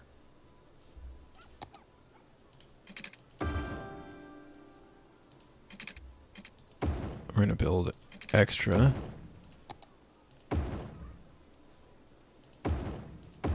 So I don't have to worry about it for a while. And let's see here. I don't need that. I could use this. 60,000 or 120. Yeah, I'm going to go with the one that pollutes more. And I think I'm going to put it over here.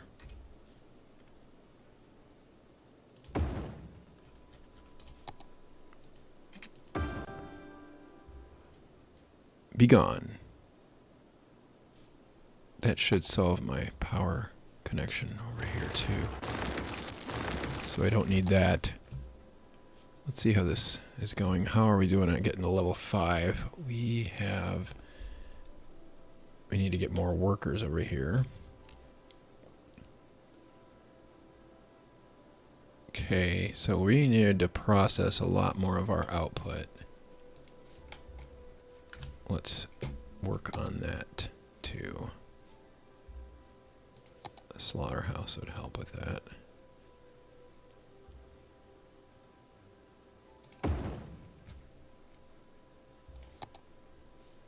I need something. We have a bigger version of the flour mill. It doesn't look like we do.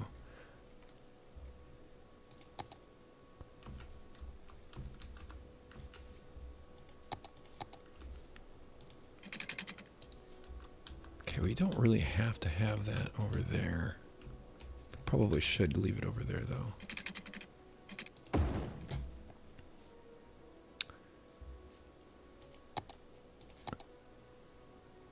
Yeah, this is good. Oh, busy town. Oh, hey, I think... No. This does not get me. It gets me my fancy roads. Bigger stuff, but not yet the high density that I want to use. Well, let's just do one more of these.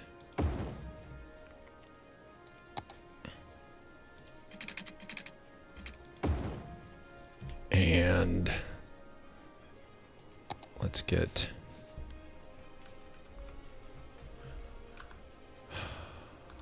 I need to get more storage over here, so the barn is going to be important.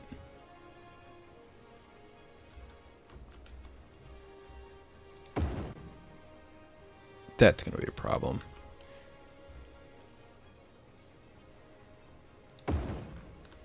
I'm not going to worry about it, though. Our traffic is working okay.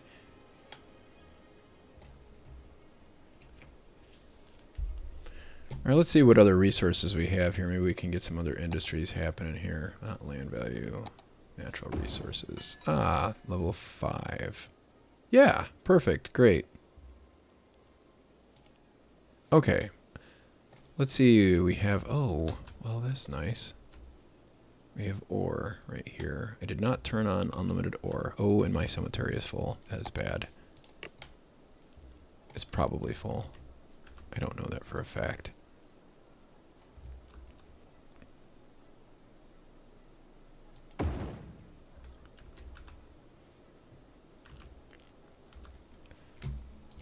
You know what? I can connect that. That won't break hierarchy like I said earlier. I don't know what I was thinking.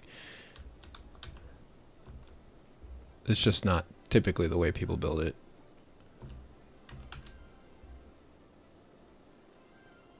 Ah, seriously? No water. Drink up.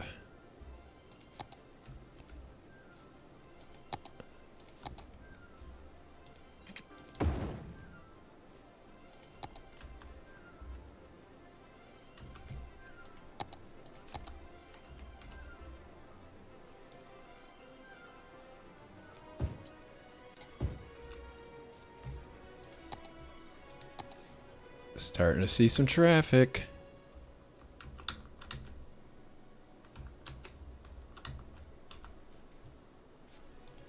Okay, our cemetery is not full, it's just overwhelmed. Okay, let's see. Let's see what's been going on in the chat. Yeah, the smoke from the fires is making it to Europe. Yeah, and you're not dealing with it at the ground level like we are here, so our air quality is terrible. This is the Farmland Flats map. If somebody hadn't already told you that, Matthias.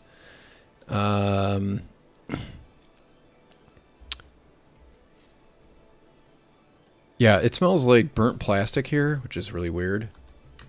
Why am I seeing that? I shouldn't be getting sewer backups. I don't understand.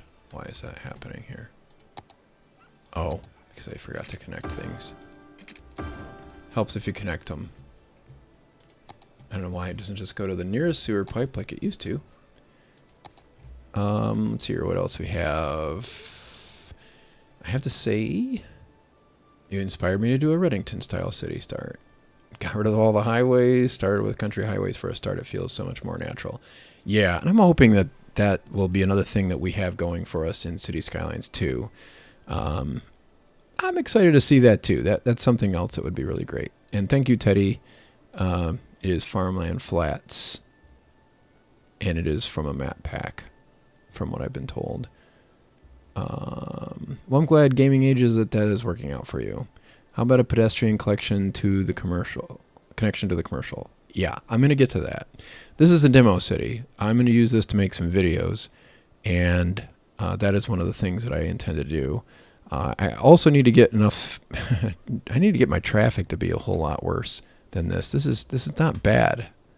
I want it to be terrible. It has to be awful. So that means I probably need to get rid of some of this generic industry over here. Let's see if I can build a unique factory. If I do that, I can build a bakery. Let's build a bakery over here. Yeah. Let's put it. Oh, let's put it right here. It wants highway access. Of course it does. And then we'll extend this generic out here. And since we're banking pretty good money, I'm going to upgrade all of my roads. Oh, it already is upgraded. This will help move things a little bit more.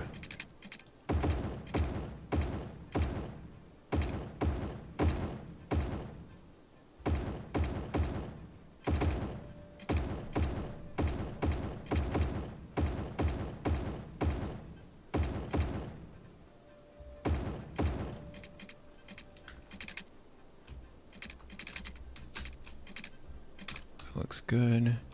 Why am I having electricity problems? I am out of electricity? How am I out of electricity? Do I have any? Oh, geothermal. That's what I want. That should improve things drastically. I'm gonna get rid of this. And I'll build a second one of these if I can.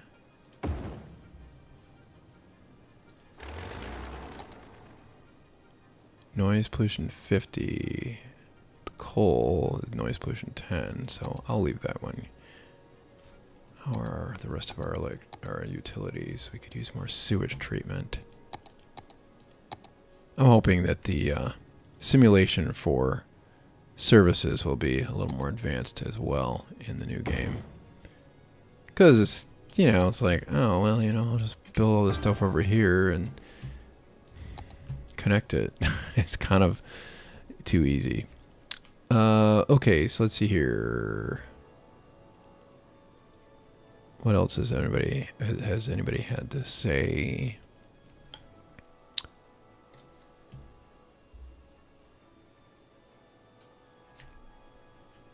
No traffic lights. Yeah, I've seen load to map a little bit. Now that you bring it up, I haven't watched a lot of that channel, but yeah, I mean, it's cool to do stuff with cars. It is definitely more challenging than the rest of the infrastructure for the most part.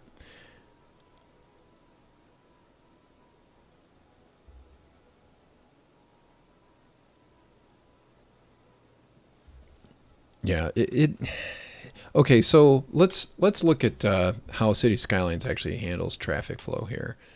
Hey, that's lower than I thought it was going to be. Oh well. Okay, so this is interesting. Let me find a good four-way intersection where we've got a lot of traffic flowing here. And we'll look at this one right here. Okay, so in the United States, this isn't very common because we almost always have controlled intersections. We do not leave much up to chance. We have a stop sign or a yield sign at least at every single intersection. But if you remember to your driving test in the United States, at least in Ohio, one of the questions that often and typically gets asked, and one of the things you need to study up on, is if you go to an intersection that doesn't have any stop signs, doesn't have any yield signs, who gets to go first? And the answer is something that any European is going to know off the top of their head from what I have observed and heard, is that it's the person that who's on the right. They go first. And that means if you're going straight through an intersection like this right here, let me slow this down. It'll be a little easier to see maybe. Once this truck goes through, hey, that guy's got to wait because he can't get in front of that truck because that truck came from the right. When these guys come, that guy has to wait because he's making a left turn probably. But these guys had to wait for that left turn because here comes another one. Yeah, see, they're supposed to wait. The people crossing the street there aren't helping much. But basically, the person to the right goes first. That's the way a lot of intersections are in Europe because they don't drive as fast as they do in the States. Their streets are narrower typically, especially if you're in the big cities. You may not see a whole lot of controlled intersections. In fact, unless I think in a lot of countries they have that gold diamond that you see in TMPE. We don't really see that in the States. I don't think we use that at all. I mean, no, it wasn't on my driver's exam here in Ohio. So basically what happens is the game is designed to work that way too. So when you have all of the traffic hitting an intersection all at the same time, drivers just slow down and, let whoever's on the right go first.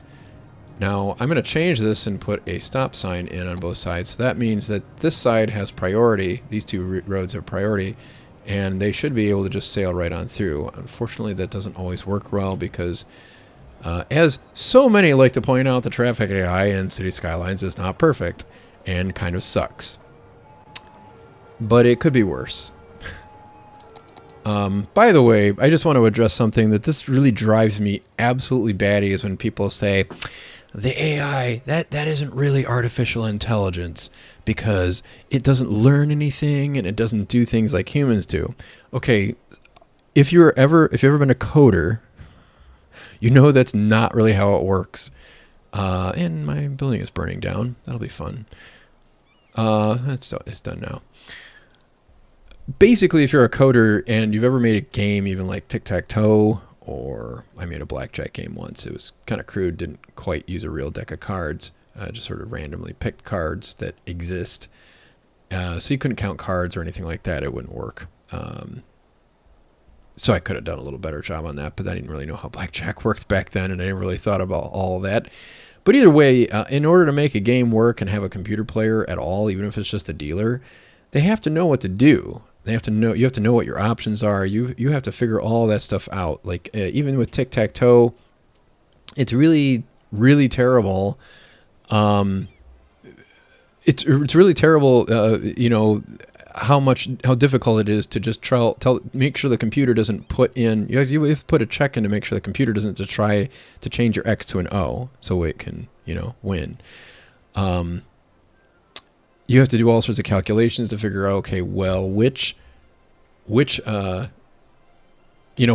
somebody's won or not. The computer doesn't even know whether it's won. You have to build in a little artificial intelligence by just coding. You're hard coding in some intelligence in there, so that the computer knows what to do with different types of input and different types of conditions in the game. So AI is very crude to very advanced, almost like humans, like ChatGPT. Although ChatGPT is really pretty crude when you get down to it, because as a guy who actually writes things and comes up with new ideas all on his own, ChatGPT really sucks at that. I don't know if she's in here or not, but I forget who it was.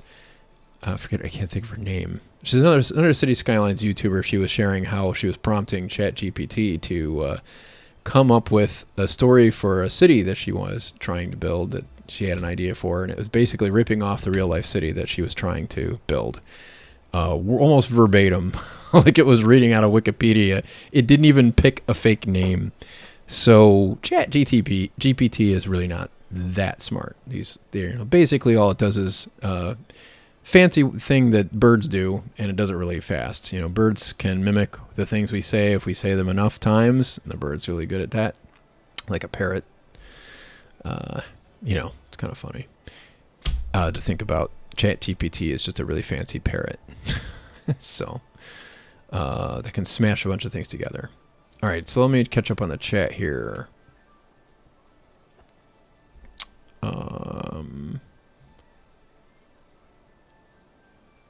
Yeah, and CS2 traffic lights might actually matter. I need to rewatch the new Dev Insights video.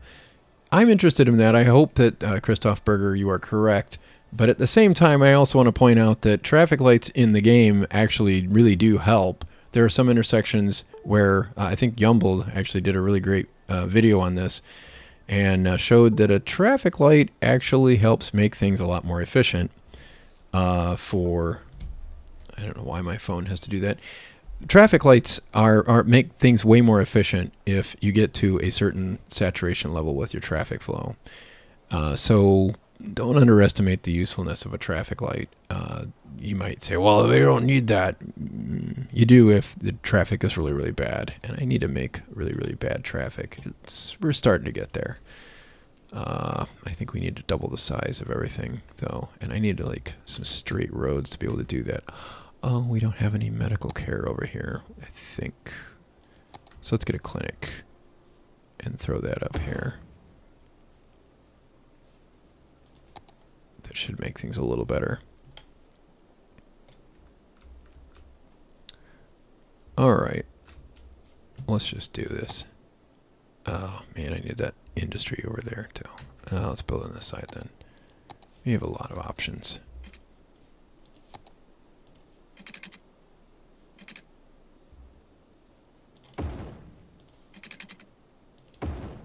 Boy, it'll be great to build grids really fast in City Skylines too. I was thinking that might be kind of nice. Now I'm thinking, after doing this right now, boy, that'll really be great. Because it is tedious to do it in the original.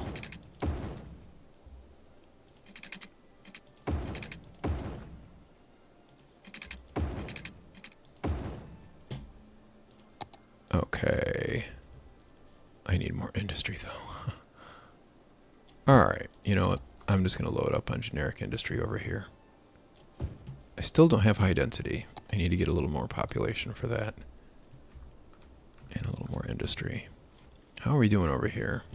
Are we using more than we're... No, we're not. I need to build more processing over here. Let's put in another... Not that. Let's build another slaughterhouse over here.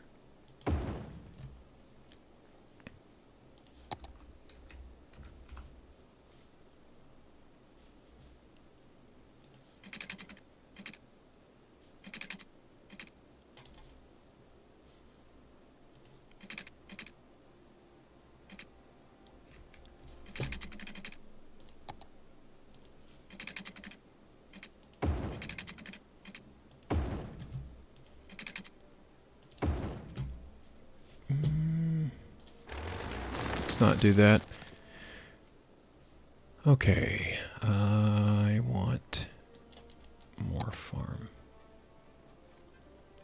I don't need a milking parlor. What I need is a flour mill, a bunch of flour mills.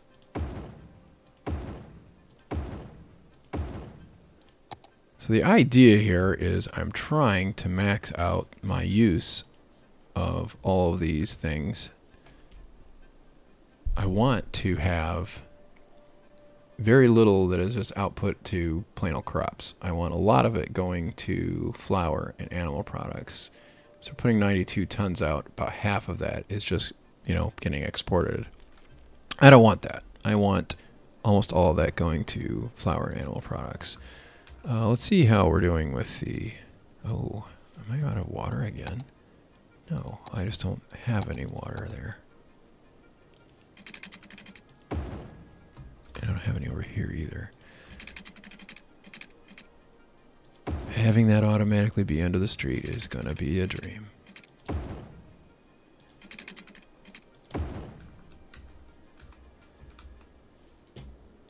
Because there's really not a strategy to it. Just, you know, make sure everything has water. In real life, they just run them under the street. It's pretty realistic.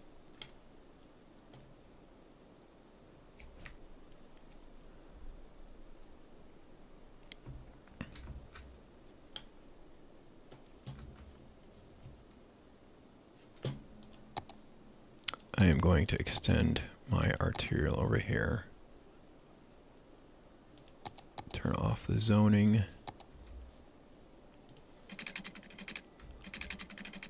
This should definitely make traffic worse.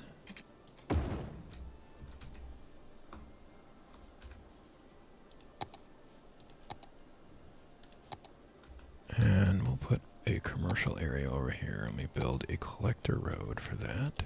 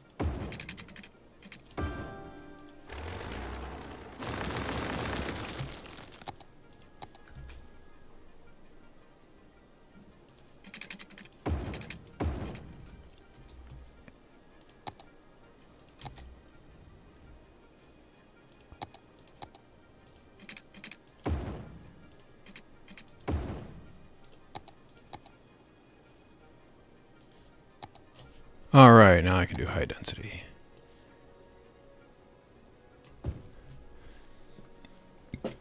Which will allow me to make traffic so much worse. Actually, I'm going to do a little bit of redevelopment here, even though I just built this.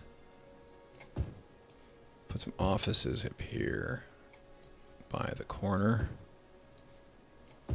Because offices do not have deliveries, which means we don't have trucks blocking any of our access, which is really problematic a lot of the time. Okay, that will be good.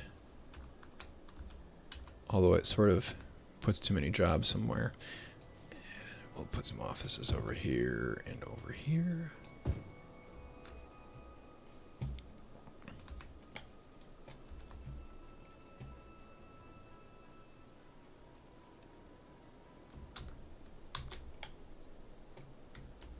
Okay.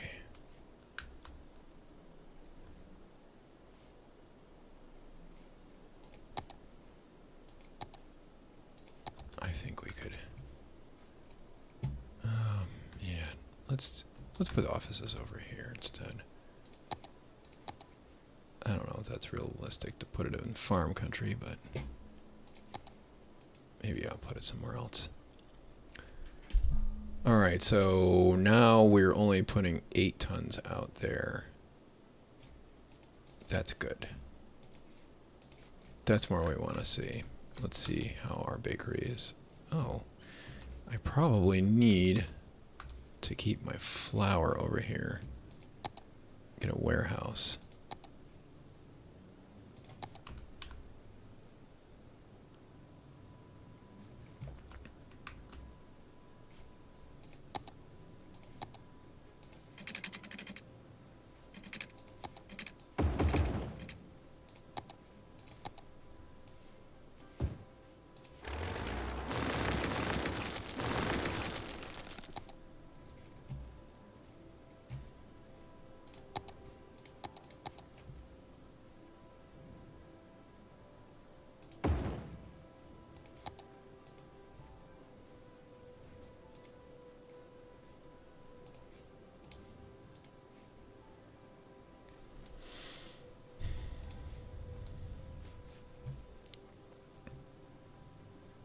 I'm going to throw a barn in over here too.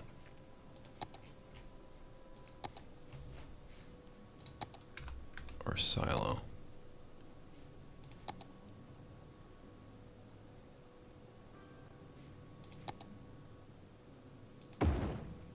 There we go.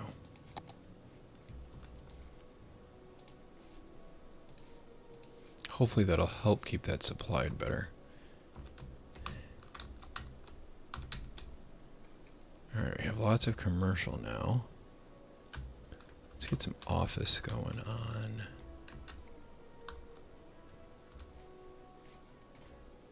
How many jobs do we have over here? We got a lot of them. That's okay. We can do that. We'll make this a job hub,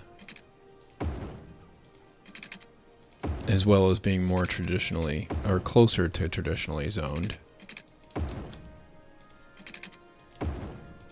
Oh, that's right. And we can go high density. But that's not really going to help us because we need jobs.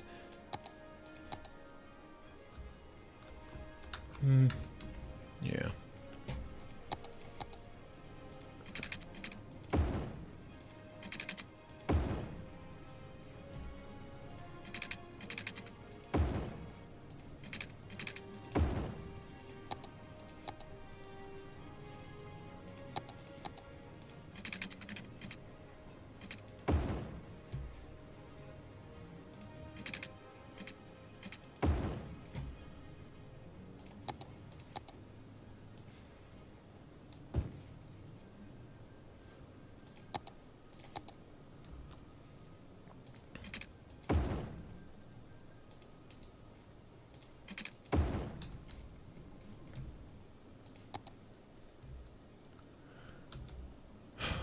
Yeah, that's it. Go slow.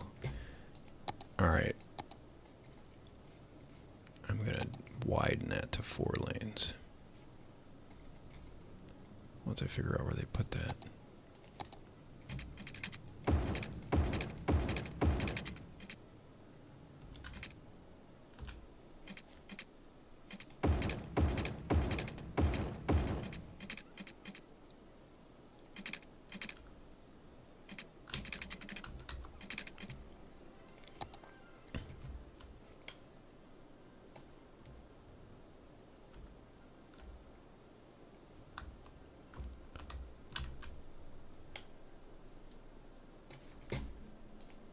Let's see what we can.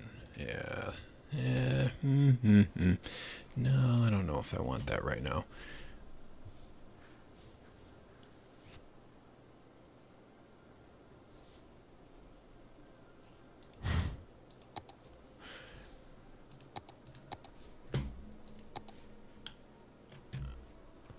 Let's really have some fun here. Alright, I'm going to do something I never do. Because I don't typically like them.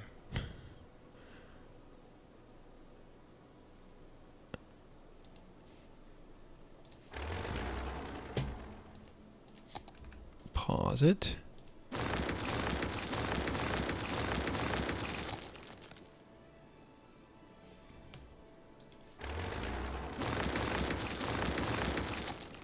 Another welcome improvement.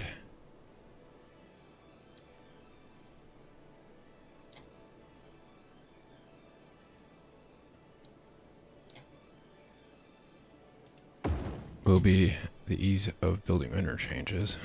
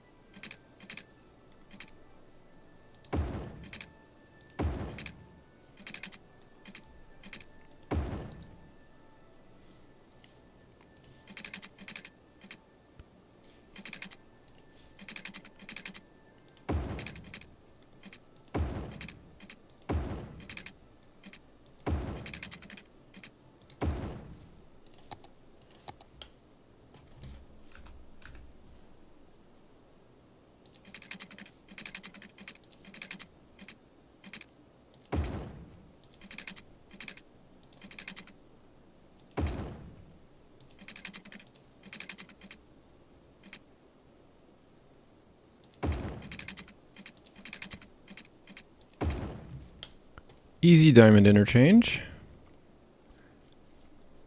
And I'm gonna, oh yeah, I didn't fix the highway. I knew there was something else I missed.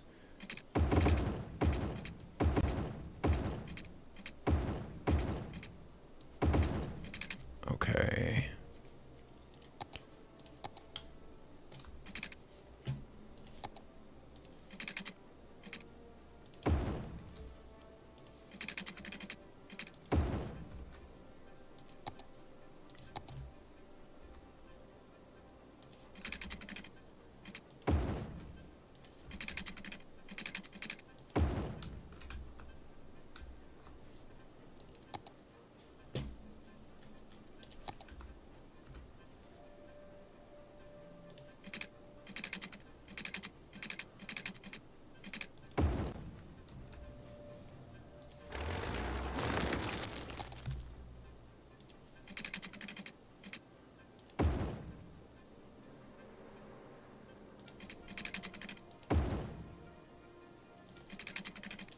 I have to adjust that a little bit.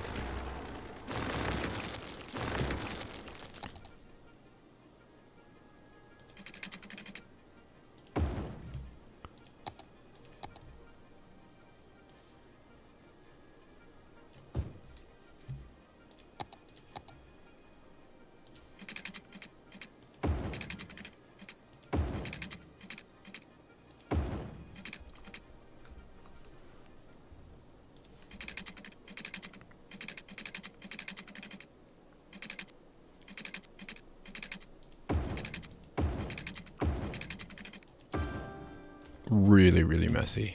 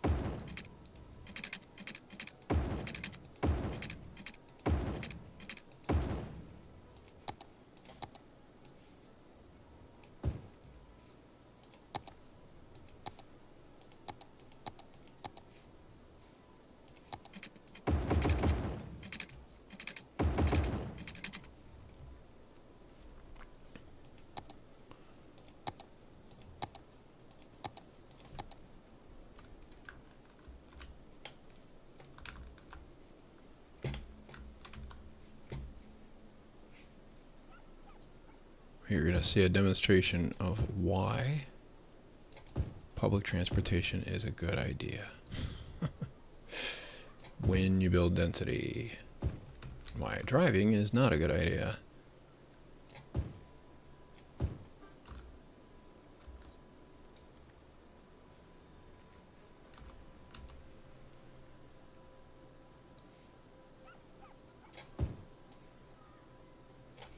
Looking forward to hopefully not having to de-zone in order to upgrade.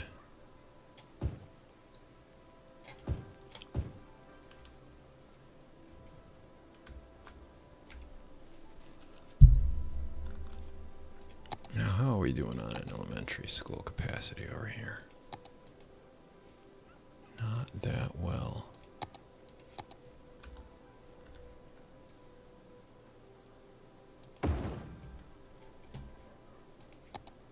Oh, I never built a university either. Let's put it all downtown.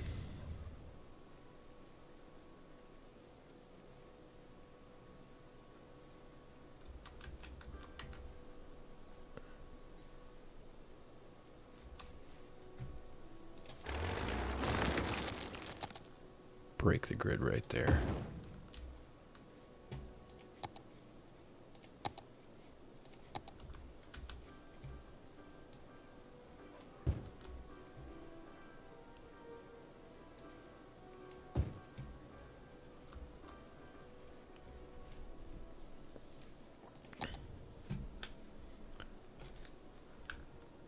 And let's make sure we have park here. Let's get the office zones to upgrade.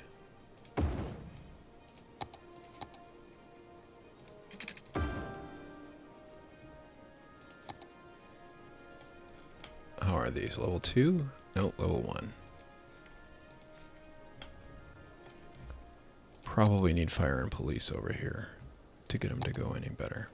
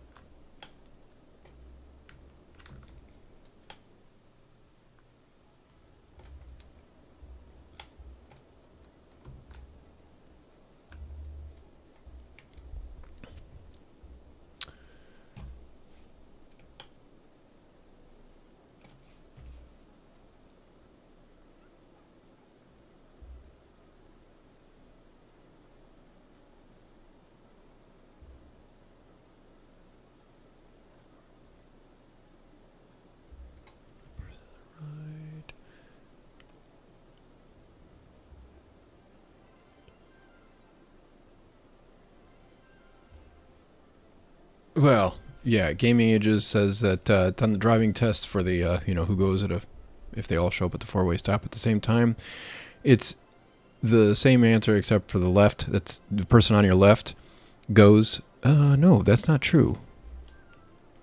No, the person on the right goes first. That's what I was always taught. I think that actually is backwards. I don't know. It's been a while, but I'm pretty sure it's people to the right go. Okay, so let's see here.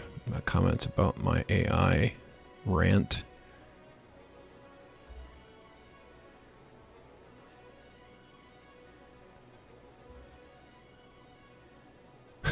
AI Tech Pros told me so, though.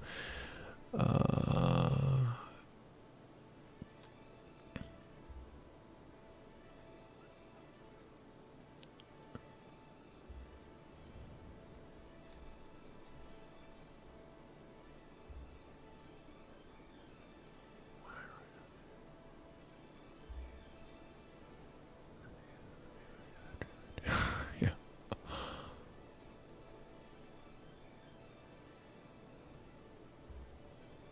Can I do a city overview? Yeah, I've been at this for a little while. We can do a city overview. All right, so let me give you a zoning map. We got a bunch of generic industry over here. Got farming industry over here. A little bit of generic. We got tons of residential. Got a little bit of commercial. Bit of office. That's going to be a huge office area over there. This is going to be residential over here, and this is all commercial over here. Now, I do not recommend building this much freeway. Please don't do this unless you really know what you're doing. Beginners should never do this. But you probably did because I know I did.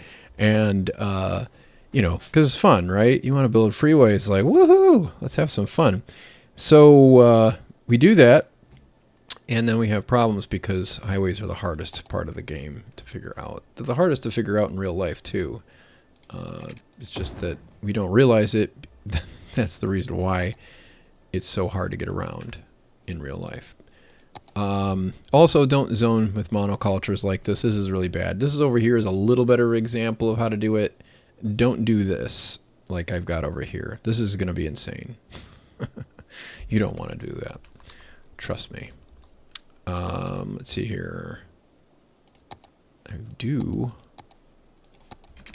want to line this up.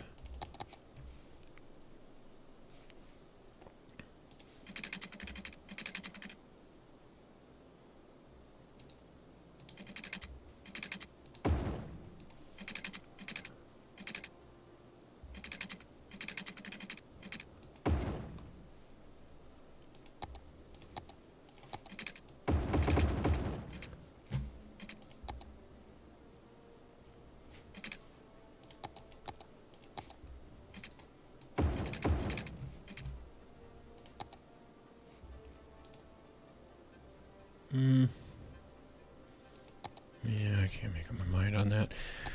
I'm just trying to leave myself an out later for when I want to do some of my demo things.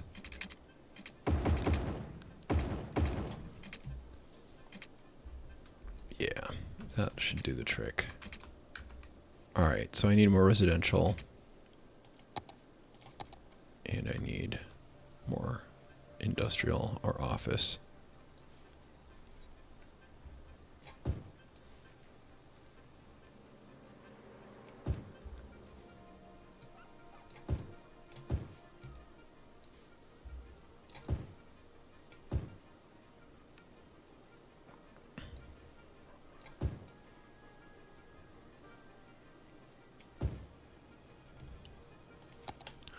Alright, so we have a little bit of a traffic issue here, but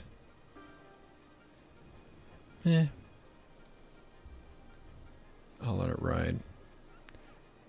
Okay, so this is one of the things that really annoys me too. Everybody's like, oh, the traffic AI is terrible in this game. It's so bad.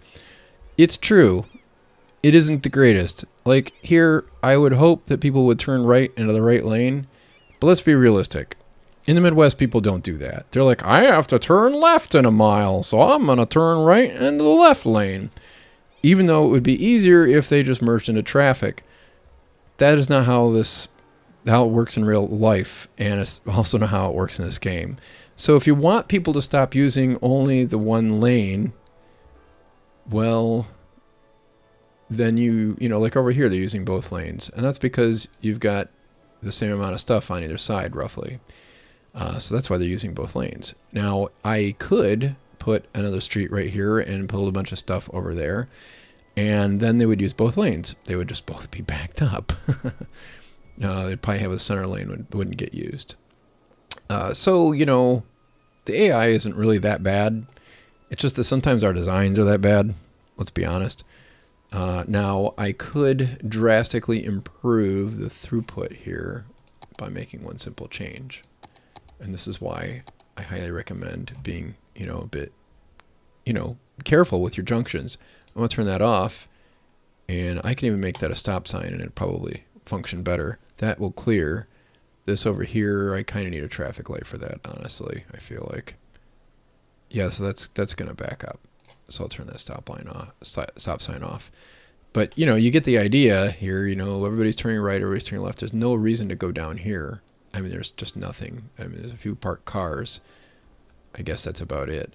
Over here, you know, we could probably treat this as less of a collector road and put some high density housing along here. Because, you know, in real life, everybody wants to live right next to the main road, right? Because it can handle the traffic. Well, actually, that's just where the politicians decide to put it, and the planners, in some cases, who are a slave to, unfortunately, the old-fashioned style of thinking that everybody is going to drive a car, so who cares about road noise, all that other fun stuff, because they can drive a car. Isn't that great? It's really not that great. We're going to allow that there. I'm leaving this open intentionally for demonstration purposes later. This is one ugly city. It looks like a very non-place kind of place.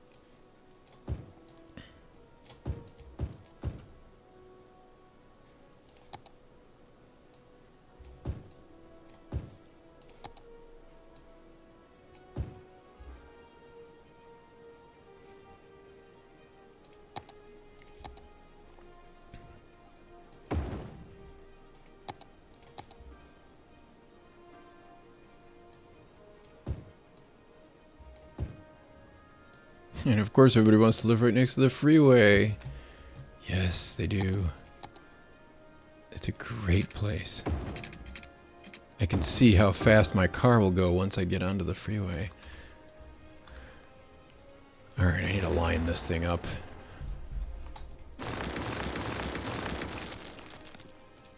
Because it's going to bug me. I can't have everything be too ugly.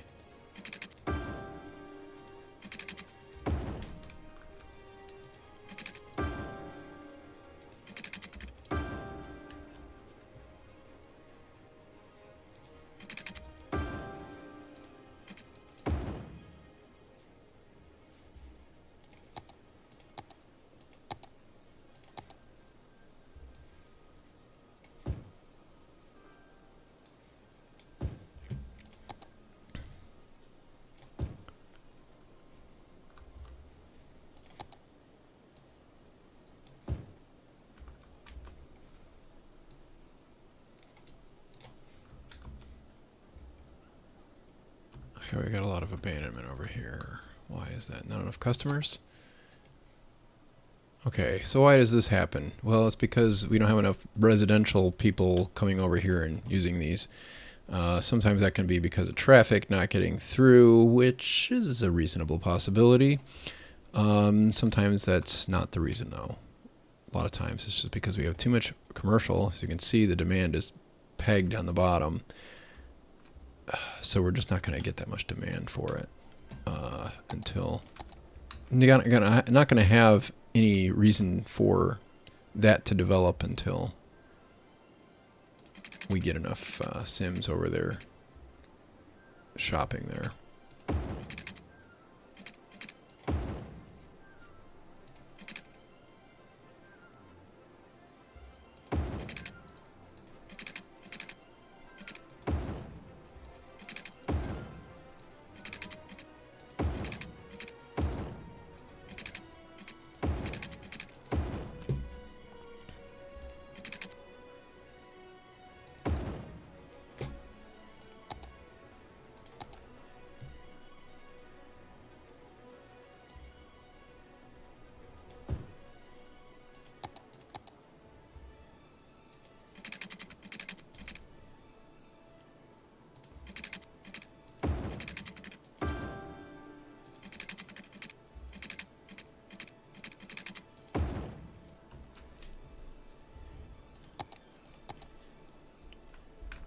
Alright, so let's see if we've got anything that's going up to level 2 here. I'll show you guys why that might not be happening. Alright, it looks like everything's level 1.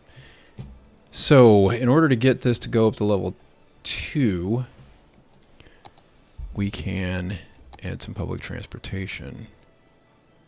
And that should help immensely. Let me see if we have enough parks over here, though. I don't think we do. Parks would also help a lot. Let's put a park in here at this corner. I might see some upgrades there, but I think we need more park in order to make that happen. So we aren't going to want playgrounds so much. We might want plazas.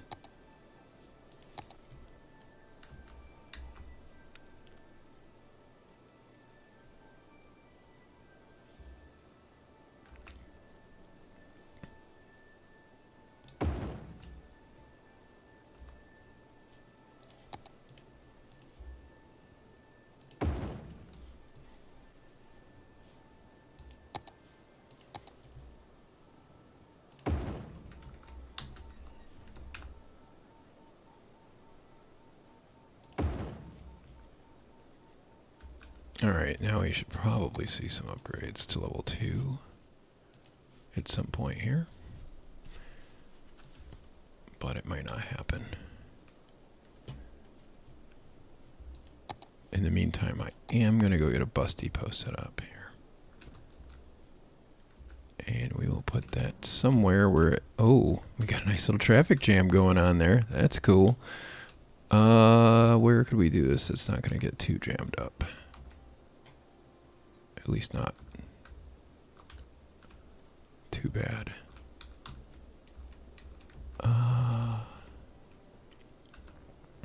Let's put it here. I think that will be best. Alright, so now we can put in a bus line. Did we get any up? No, we haven't had any upgrades. Let's see if we've got any level 2s. No, we do not. No level 2 office just yet. Alright, now I'm having people dying at work, because that makes sense. They don't even die in hospitals. I don't understand that. Probably could put a hospital over here. Let's put it on the main road here.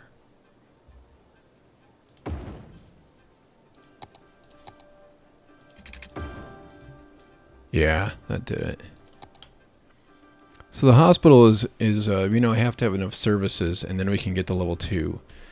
If we really want to get to level 3, though, that takes a little bit more. And it really takes public transportation. I'll let that upgrade, and we can see what happens there. How is my clinic doing over here? It is not doing too bad. And my schools look like they're keeping up. That one definitely should be. How's our traffic flow? Ooh. Well, now we have to worry about Okay, so now here's an example of an intersection where a traffic light is definitely going to benefit. I could put 2 lanes in, that would help too. If I put a traffic light in there, that's going to sort of help. We have too many traffic lights too close together here. And everybody wants to go somewhere other than here once they get off the highway. Although it looks like we should be able to get some clearance now. Alright, so let's widen that.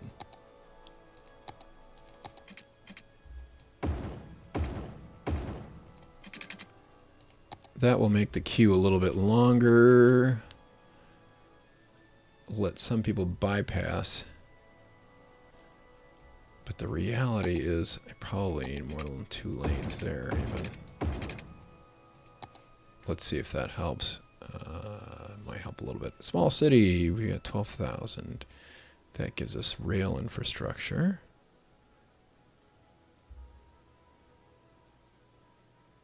And some metro infrastructure. Okay.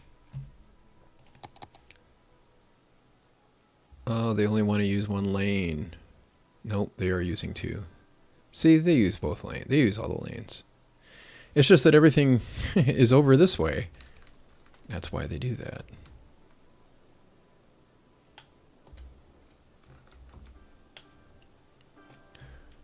So another thing we could do to probably encourage a little bit more of the full lane use. Let's see if we can. 4-lane with wide sidewalks. Yeah, why not? Nobody's going to walk here, but the game doesn't know that. Now, is that just going to make it? No, it's not.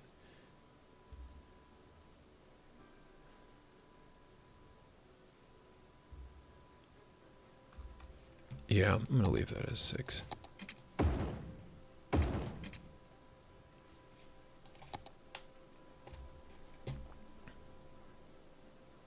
Now, I could probably get that to balance out a little bit more if I took some of this down to 4 lanes. Ooh, I need to fix that.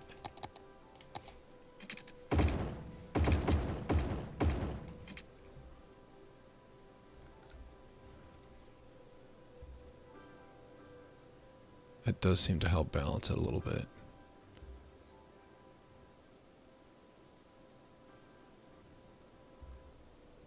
A little. Not as much as I'd like. Let's try that. See if that helps.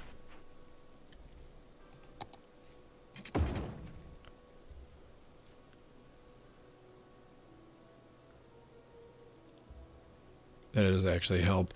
So this is why I like to have asymmetrical roads, even for my wider roads, because I want a turn lane. I'd like to have a right turn lane here. I'd like to have a left turn lane here. I don't want the extra lanes here. I don't need any. You know, I can do fine with 2. In fact, I'll do better with it. The AI will handle it better. In real life, yeah, this would work a little better than what the AI allows.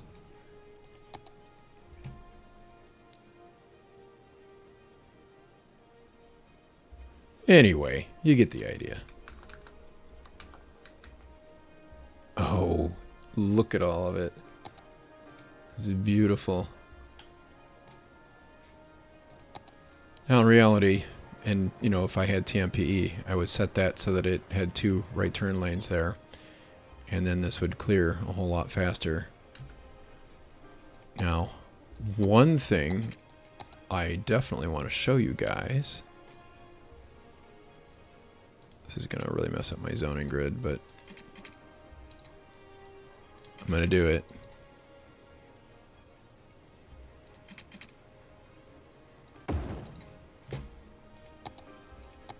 Oh.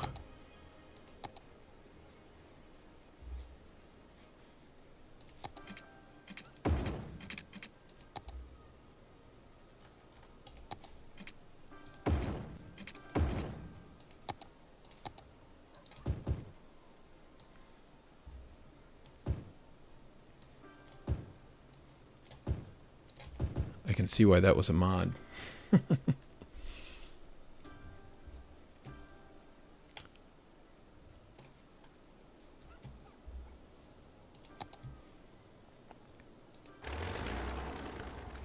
should help alleviate a lot of congestion once everything reroutes.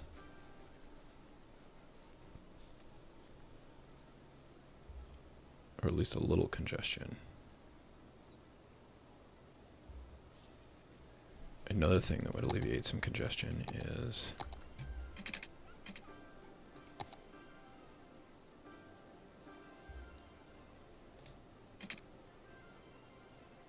oh, it's already working.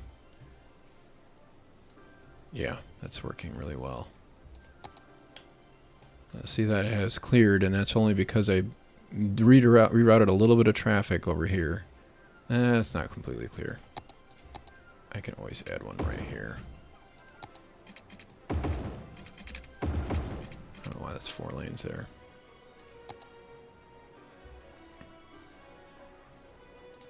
This is a circumstance where having a wider collector actually helps, because I'll get a dedicated left turn lane there.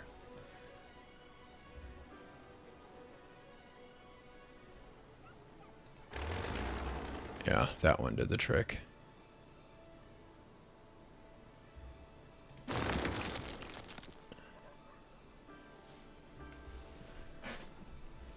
Take that back out. And the backup is back.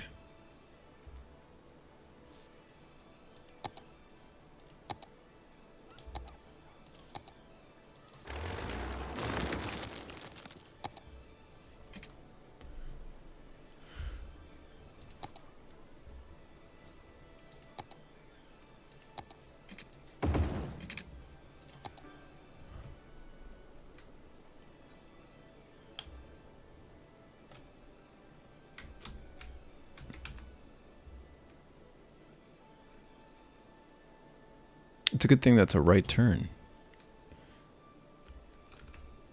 Alright, let's see what else is happening here. Nothing happening over here.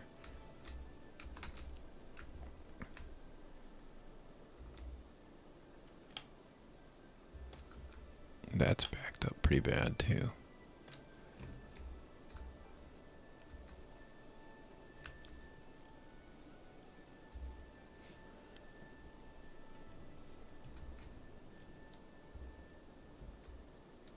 Okay. Let's get more residents moved in here. How are we doing on garbage? Ooh, not good, not good.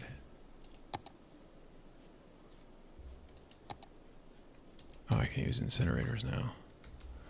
Not good for pollution, but way better use of real estate.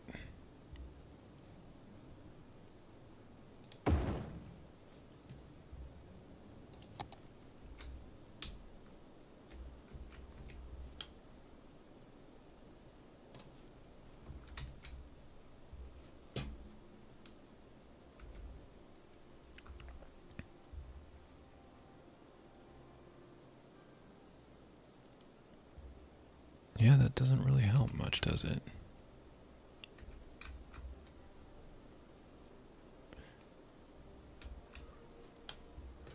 Well, the idea is bad traffic, so let's get the bad traffic happening. Okay, let's see what we got going on the chat.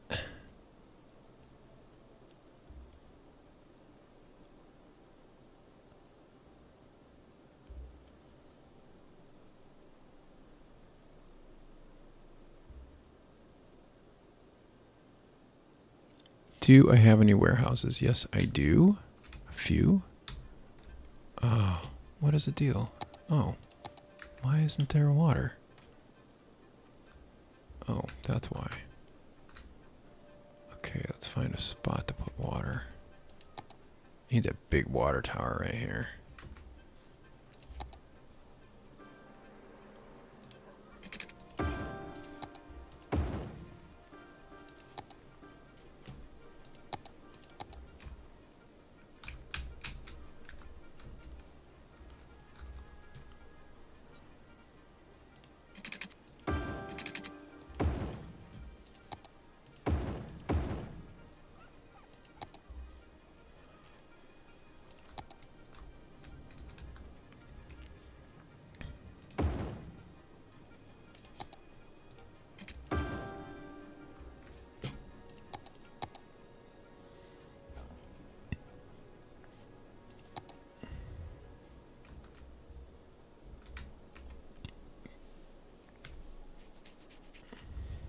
All right.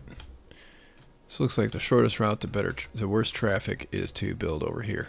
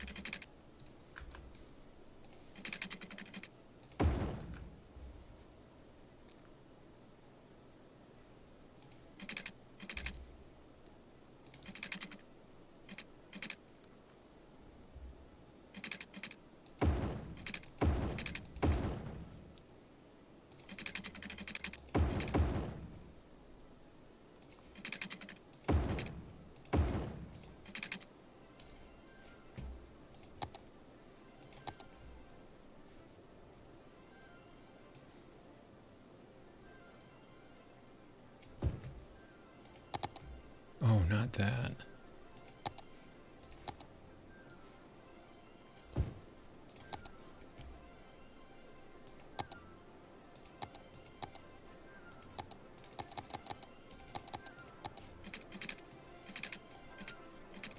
Okay.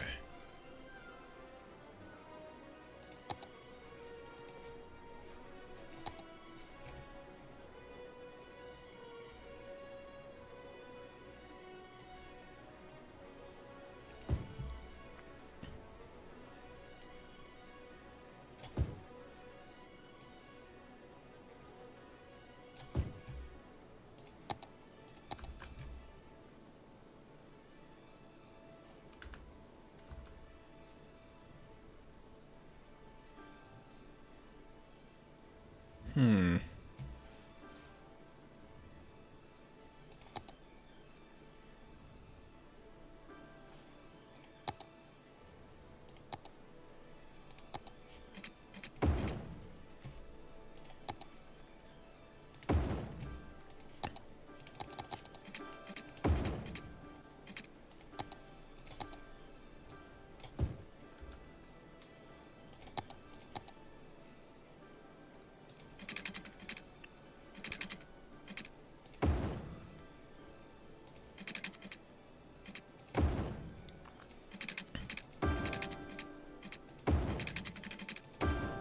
Okay.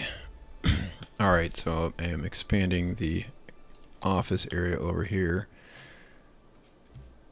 Let me see if I have better death care. How many do I need? 19,000. I'm a long way from that.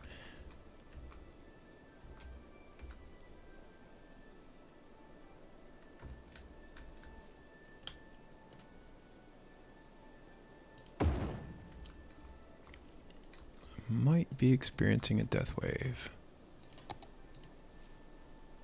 Oh man, that's almost empty. I mean, almost full.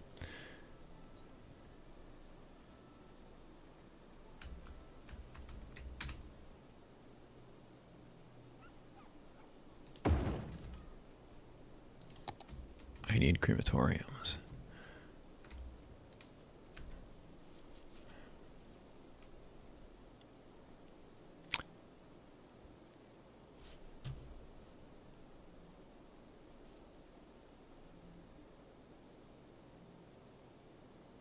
Yeah, Vic Oil about buildings getting their own addresses. I am excited about that too. It is a pretty cool thing. Let's see your Arctic Canyon. Traffic solutions are as easy as the traffic solutions aren't the problem. It's the making the traffic problems that are the problem. Is there any chance to finish more money, less traffic? I'm hoping to. I have a couple that are mostly in the can already. He reads chat, but not as often as you may be used to. Yeah, I'm actually doing things, and I have a really hard time concentrating on two things at once. I've tried it, and I end up mentally exhausted. So I'm just trying to build this city here, and you guys are along for the ride. And if you have any questions, please feel free to ask.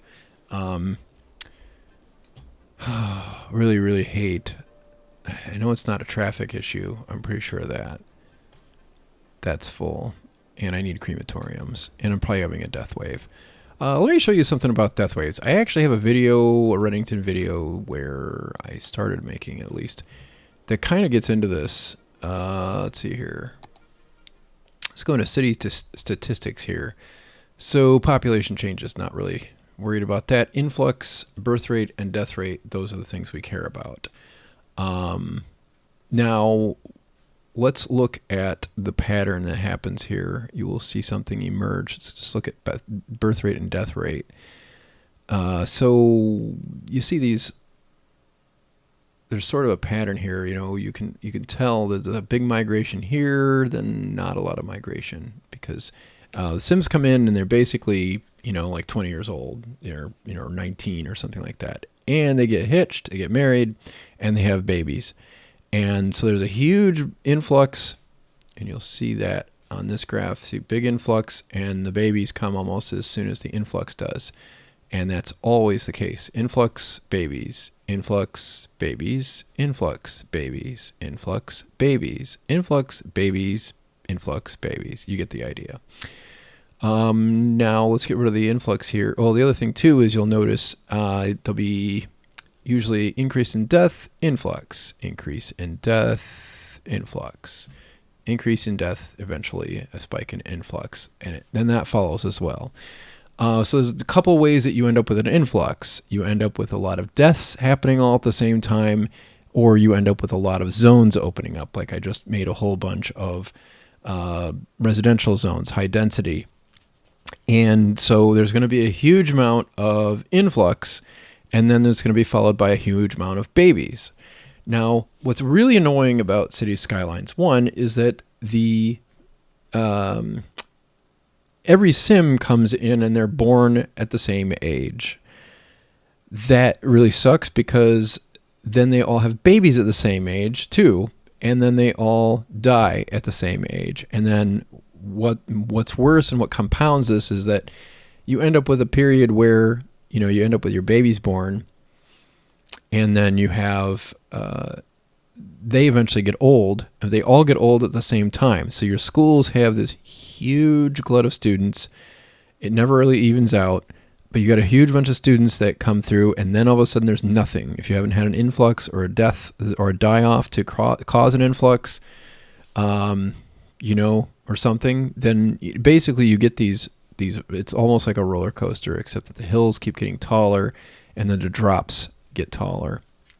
So what ends up happening is that you end up with echoes of giant migrations that sort of compound on top of each other, and then you end up with a huge amount of death all happening at the same time.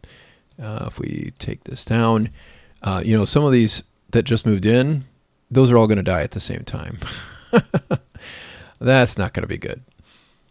And what you want to do is basically look for a time when the birth rate is and the death rate are both at their lowest, because if the death rate is high, then that means that there's going to be a high influx following it, which is going to increase your birth rate. You want to look for the troughs, like these spots right here. Right here, deaths and births are really low, and so are influxes. Deaths and births are really low right here. So, and right here. So that's a good time to open up a bunch of zoning. And then you can sort of fill this in to a point where it ends up being a little more linear over time, as opposed to, you know, spiking every so often and troughing every so often. It helps even out your budget, helps make a lot of planning decisions a whole lot easier. Yeah, so we're getting a lot of abandonment because of, you know, deaths. And I would blame it on traffic, but I don't think traffic is the major culprit here, because you can get to these cemeteries regardless of traffic for the most part. I mean, over here, traffic might be a contributor, but a lot of it is just probably because things moved in at the same time, had babies at the same time, and then all decided to die together. Sims like doing things together. And then you want to get the Citizen Lifecycle Rebalance mod that takes a lot of that problem away. Do I have police over here? I do not. Let's have some police and fire.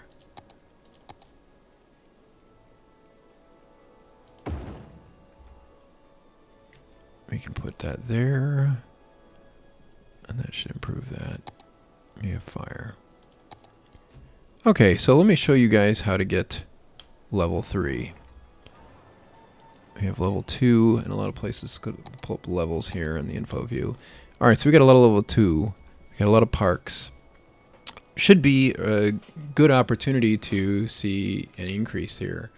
Our land value here, I have to make a district to be able to tell you what the land value is.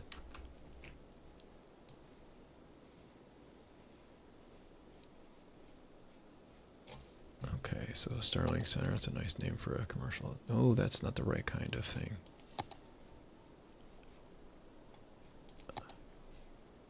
That's not what I wanted. I want a district.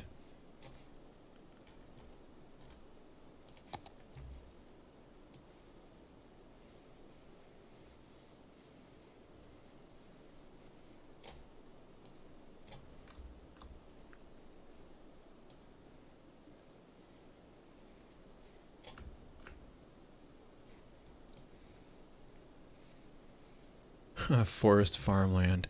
How nice. I could probably use more interchanges over here, but yeah, we'll figure that out in a bit. Okay. So as far as jobs go, there's a lot. And our land value is 26. Land value over here is 31. We have more parks. That figures 6 over there. 0, which figures it's industrial. Over here we've got a couple of different neighborhoods, 12 credits there. Okay, so you want to get some level 3 over here. Well, the way you do that is really simple.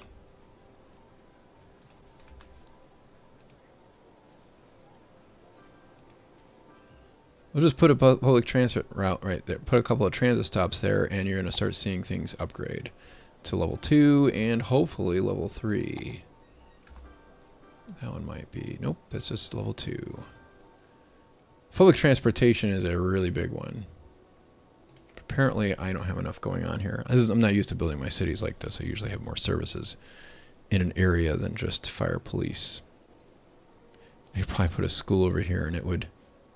Even if I had no budget on it. No, actually, I probably would need a budget. I'll put a school over here, and we'll see if that affects anything.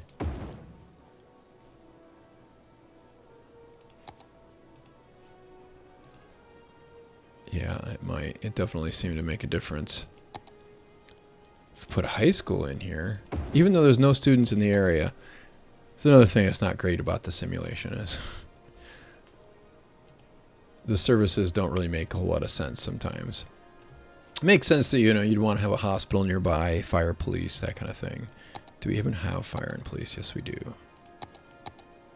Where's our hospital coverage? Why don't we have... Am I looking at death care here? Yeah, there we go. I could probably put a cemetery over here too. And see some upgrades. Yeah, it's getting close. But you gotta have public transportation. That's really the thing that's gonna push it over the top most of the time if you're having trouble. It's not gonna happen in this case right now, apparently. Build some more residential over here.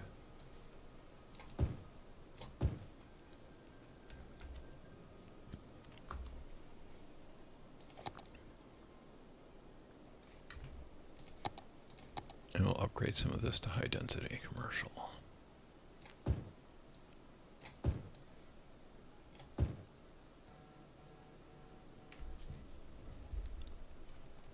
I'll let that fill in since there's not a lot of commercial on our map here yet. I want that to fill in. I don't want that to go too far too fast.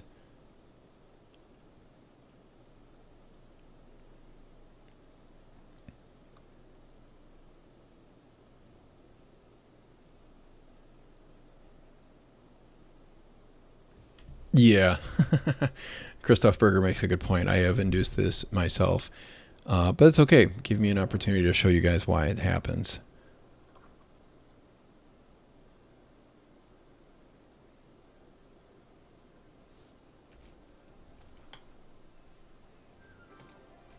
Alright, so that's filled in again. Let's get the rest of this filled in. I'm going to be a little cautious over here. I'll create noise complaints if I build it over there. So I'll just leave that as low density. That shouldn't harm the residential over there.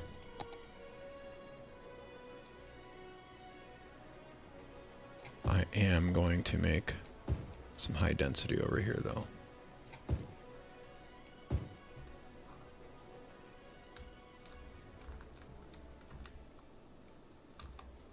Really need to get this up over 18,000, 19,000, whatever it is. 19.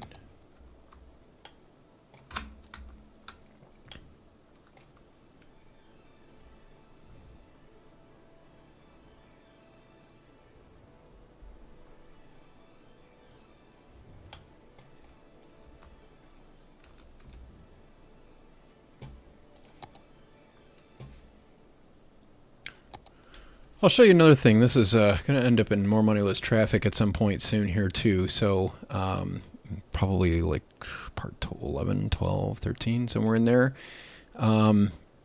Outside connections.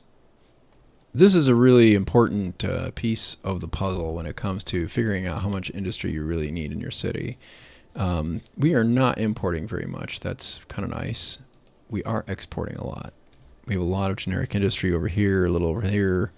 And that should be putting stuff out, but I don't have any animal products warehouse over here. I could add that real quick here.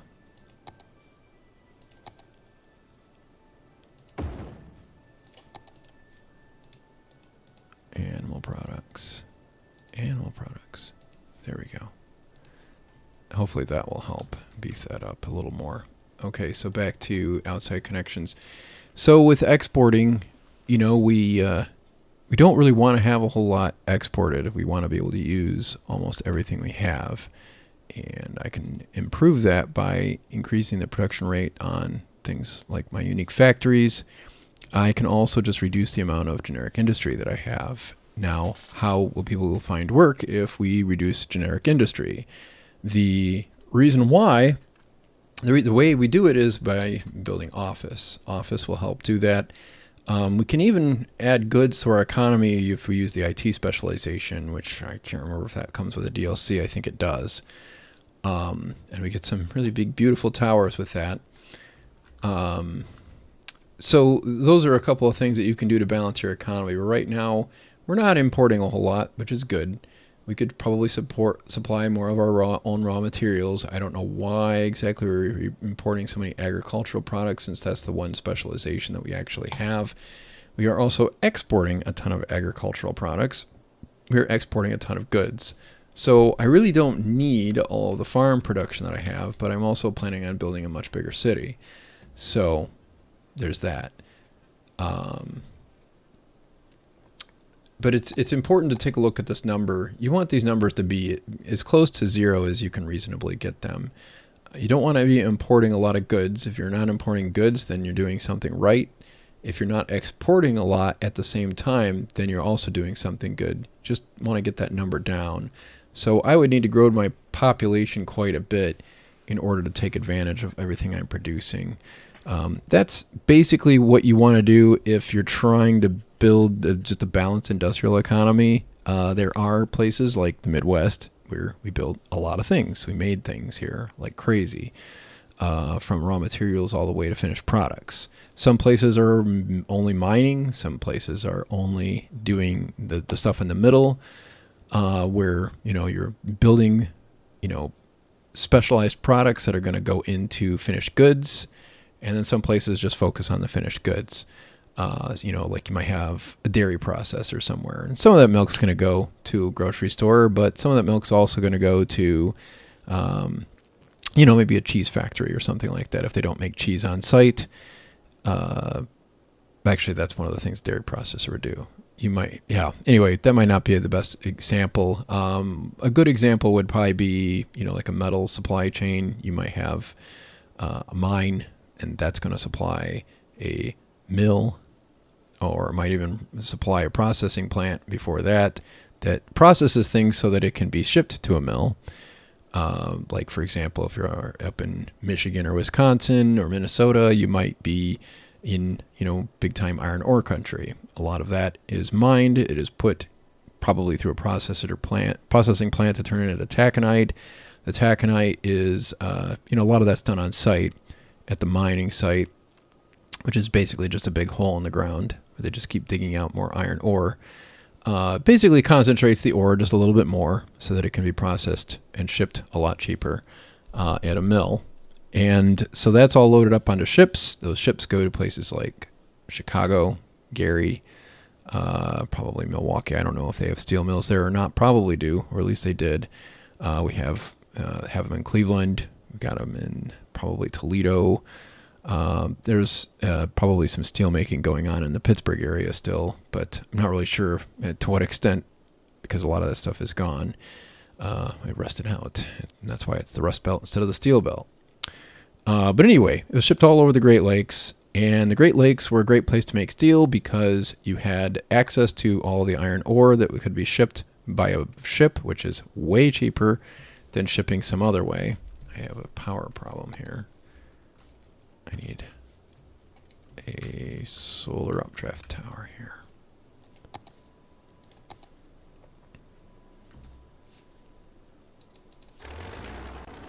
Get rid of that. Build that.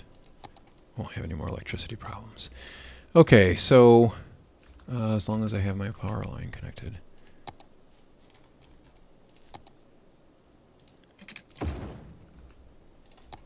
There we go. Much better. Okay, so yeah. So you would ship steel to a mill, and at the mill, that would pump out all sorts of different kinds of steel products. Hey, we got to 19,000. That's great. And I'll bet you some of that happened because we got over our death wave. Yeah, birth rate is down. Influx has gone down. Death rate is probably in a reasonable place for how much our population is. But it might be going up, so we might see more influx. Just kind of depends. So now we can get those crematoriums in here. I'll do that in a second. So yeah, after the steel is made and we've got all these different kind of steel products, then that gets shipped to places that, you know, might be tool and die shops if they're making tools, stamping plants if they're making, you know, parts for things. And then those might go to another kind of factory that, you know, maybe assembles auto parts into an entire car. Might assemble parts into electronics or washing machines or something like that. So there's like these really, really long involved supply chains that, you know, you've got pieces all the way through. And you don't need to make all those things in the same place. You don't have to mine them and then use them right away, because a lot of people didn't want to live way out in the boondocks where they're mining iron ore or even anywhere near the iron ore. They might not want to live too close to the steel mill. So it's kind of nice to, you know, be able to spread that whole thing out. That's right. I was going to tell you the Great Lakes, why that's great for making steel. It's because they have access to the two things that are really important for making steel. Steel is an alloy that includes iron. So, you know, I have to smelt the iron to get the iron ore in order to get iron itself. And then that goes into the steel. And then the other component in the steel alloy is carbon. And carbon oftentimes would come from coal, steel grade coal. And coal would be mined, you know, in the United States, like in West Virginia, Pennsylvania, Southeast Ohio, Kentucky, and even in Illinois and different places along the Mississippi. You could find coal. And that would be shipped by rail to these places along the Great Lakes or along the Ohio River. That made it really easy to, once again, ship it back out to places that, you know, needed the steel. And that's why you have such a concentration of those types of industries right there in the Midwest. It's because of the steel making and all the things that happen as a result of that. They also mined a lot of other minerals. You know, there's a whole supply chain for a lot of different things that winds up in the Midwest at some point, just because we have the skilled manufacturing, or at least we did back at the time when we still made a lot of things. There's still a lot of manufacturing, a lot of design that still happens here. If you go to Europe, I'm sure you're going to find very similar patterns in different places where you're going to find that they mine things in not so hospitable places, farther away in a city, then they're processed and turn into steel, turn into aluminum, things like that, so that they can be used to manufacture anything from airplanes to cars to phones, anything you need. City Skylines really, really, really has a very simple supply chain. City Skylines 2 looks to have a potentially more complex supply chain, which I'm looking forward to very much. It looks like there's a lot with agriculture, which makes sense because anybody who's ever really traveled much, especially even in the United States, you know that just because you grow crops somewhere doesn't mean that that's where all the crops get consumed. In a lot of cases, that is true. Like in Ohio here, a lot of it's dairy farming. You do have some beef farmers, but for the most part, dairy is the big product here in at least northern Ohio. But if you go out west to like Nebraska or even Colorado or Wyoming, you have a lot of beef farmers. That's because you really need to have a different kind of climate and to be able to generate more feed and things like that, to be able to more pasture and things like that. The grass just doesn't grow as fast out west. It's not as wet. It's much drier. So you need a lot more land, and there is a lot more land and a lot less desirability for people because the summers are really hot and the winters are really, really cold. In places like Wyoming, Montana, the Dakotas, Nebraska, Kansas.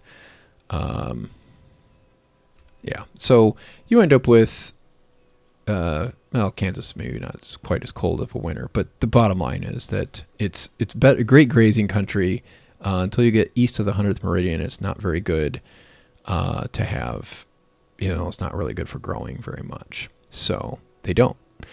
Instead, what they do is they graze cattle. And so there's a lot of meat packing and slaughterhouses and stuff in that area because it's all kind of turned into a monopoly. It probably isn't how you do it in Europe, I hope. But the United States is full of monopolies that do with that kind of thing, or oligopolies, or whatever you want to call them, where basically it's all concentrated into a handful of meat packing plants and things like that. If you care. I always find that kind of stuff really interesting. Which is why I know things about it, I guess. So we are definitely getting some traffic going over here. I need another interchange here is what my problem is. I'm sort of thinking that this was a mistake to put this here. I should probably have put it over here and had a second way to get on that highway, off that highway right there. And I've kind of painted myself into a bit of a corner because I don't really have room for that anymore. It's a poster child for alternate direct routes, diffuse traffic. If anybody was thinking about that, that's what I was thinking. Okay, so we need more jobs. Let's make more jobs. I'm really surprised at how very little traffic is coming over here. You'd think that this would be really busy to have all these jobs. But they are all occupied, apparently. There just isn't very much traffic because there's no deliveries being done here.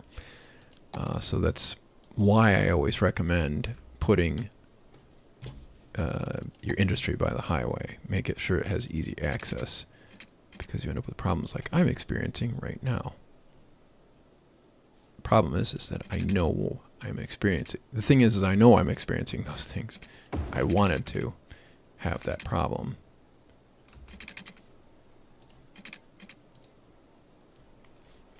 Turn my road guidelines off here.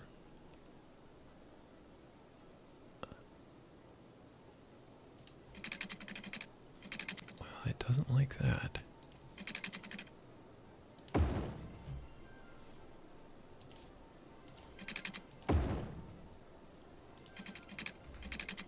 Oh, I do not have zoning anymore.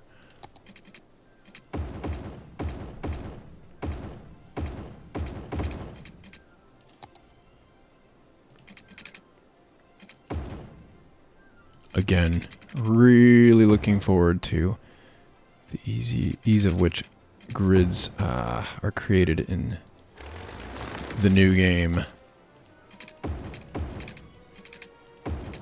It looks like a huge improvement.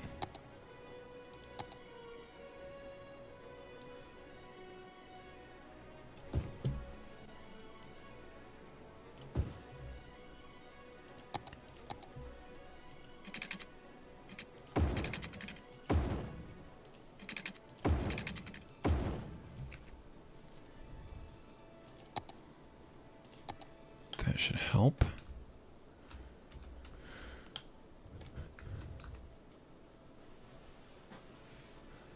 So I really wonder where everybody is coming from over here. because we have a lot of population. We have a lot of jobs, though, too.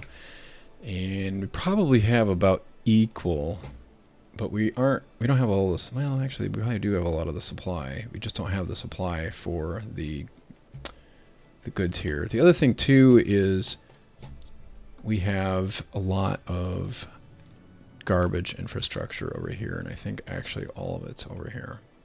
And that's probably creating a lot of traffic, too. Like I said, though, I'm trying to make traffic stink. Be really, really bad. Oh, yeah, that's right. We have to do death care. Let's get some of that happening, so we can empty out our cemetery. Now, a good strategy when it comes to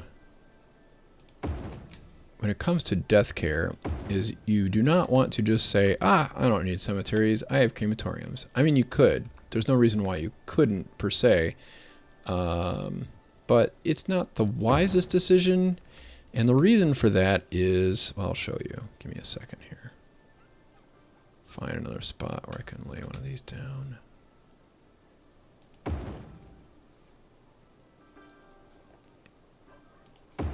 Okay. So, hearses, 1 out of 7 are in use over here. So 7 hearses in a crematorium. And, whoops, that's the park, not the cemetery. Cemetery over here is 7 out of 10. So 10 hearses in a cemetery. That is a really important detail to make sure we take care of because, now I'm having traffic problems because I don't have a traffic light. So this is an example of why traffic lights are really helpful.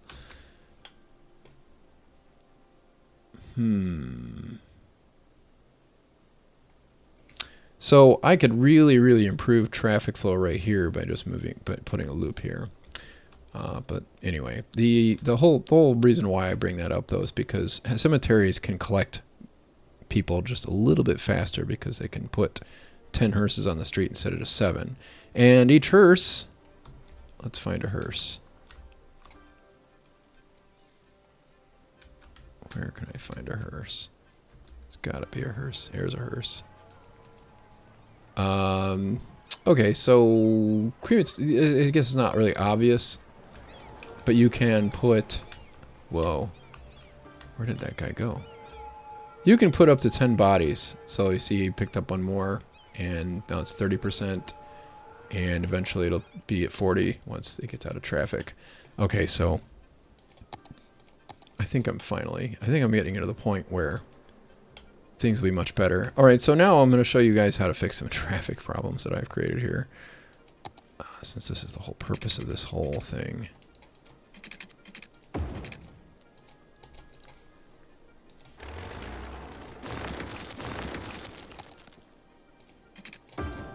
Okay.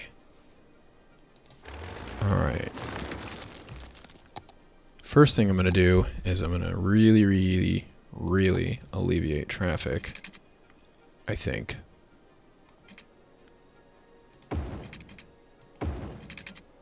By building a bridge. Allows everybody to go over here, instead of being forced to all go on the highway. And we'll see if that makes any difference. Because then some of these will be turning into right turns, and not everything will be a left turn.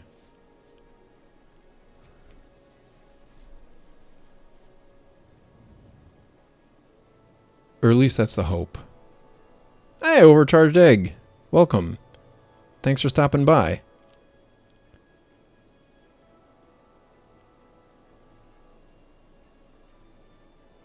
The reason why, yeah, they get abandoned. The historical buildings usually end up getting demolished. Need to be demolished more often because they get abandoned. They can't upgrade, and then they might not be able to find workers. It's kind of a vicious cycle. So we're seeing a little bit of a relief. Not as much as I'd like.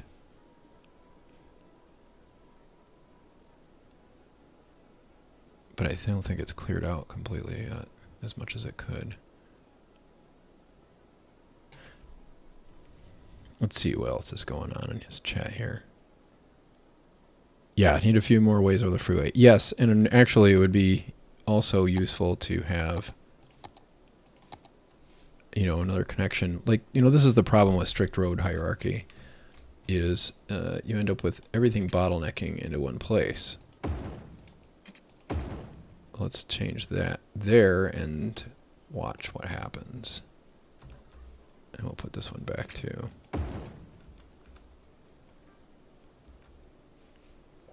Now I'm going to create a traffic light here that's going to slow things down. But already we see a lot less backup over here getting to this intersection. That's really backed up bad. Let's do that. We're going to allow some shortcuts across the hierarchy. Now, another big problem that we have is that the only way you can get over here is if you drive or walk really, really far. There's no other option. Let's add an option.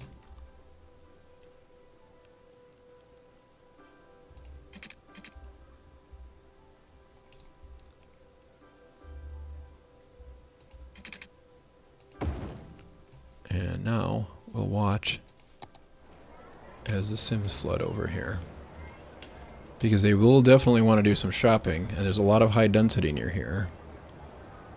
Once everybody realizes, hey, it's faster to walk, it takes a little while for the game to reroute, keep that in mind, you will see a huge amount of people walking across that gap right there. As long as I connected it okay, and I'm not sure if I did. I might not have. I haven't seen one single sim use it yet. I should have discovered it by now. Let's redo that.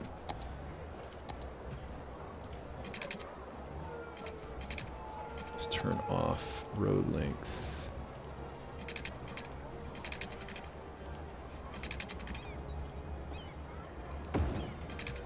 Now it should work. Yeah, there we go. We'll see a flood of Sims go over here, and we will see a lot less of them driving in here, trying to get to shop. I don't have a traffic light there, do I, anymore? That would actually help a lot, too.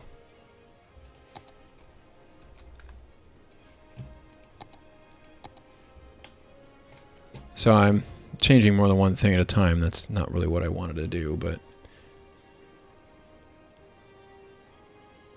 I think it will still be instructive.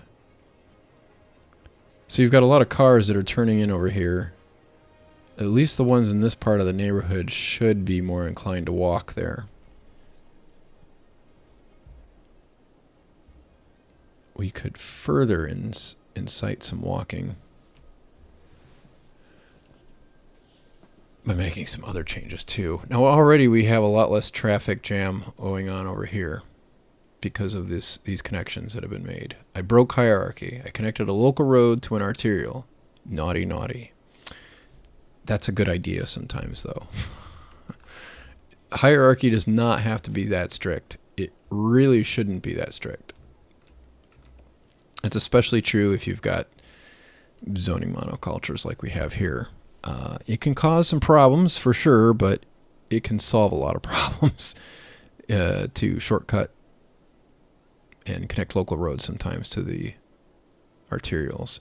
Okay, so now I have this similar issue here. I got too many people trying to do this. Now, all right. Let's do something fun here. Another thing that will really reduce the amount of walking is just adding commercial within walking distance. But it takes a while for everything to change. These things don't fix overnight.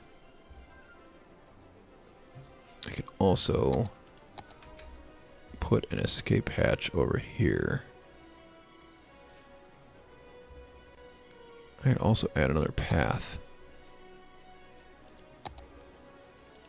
and make everything more accessible.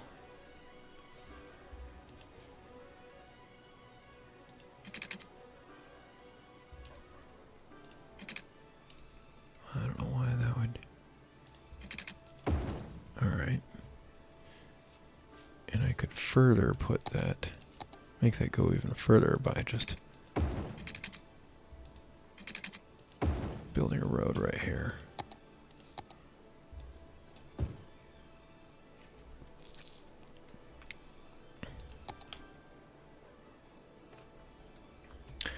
So your Sims might complain, oh, there's noise, but they usually don't with low density. It's a good idea to put low density in and not just high density in a high density area, because low density will make a huge impact on the walkability of the neighborhood, and that's, you know, how much stuff is within walking distance.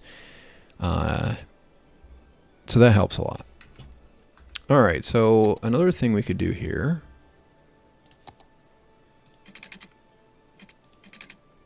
is that. That will probably get busy pretty quick, but it'll take some of the load off over here. Might have some undesirable effects, but I really just want to get this to clear out. That is also a problem. And that is probably, I don't know. It's probably a bunch of people trying to get to work from over here, maybe? That's a very good likelihood. Let me buy this. Whoops.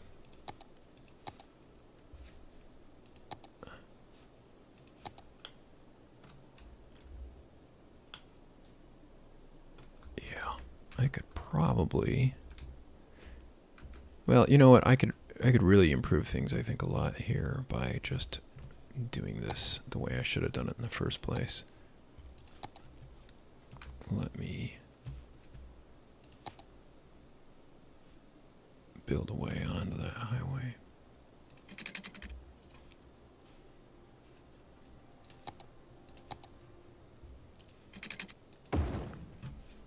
Oh, that's just not gonna fly.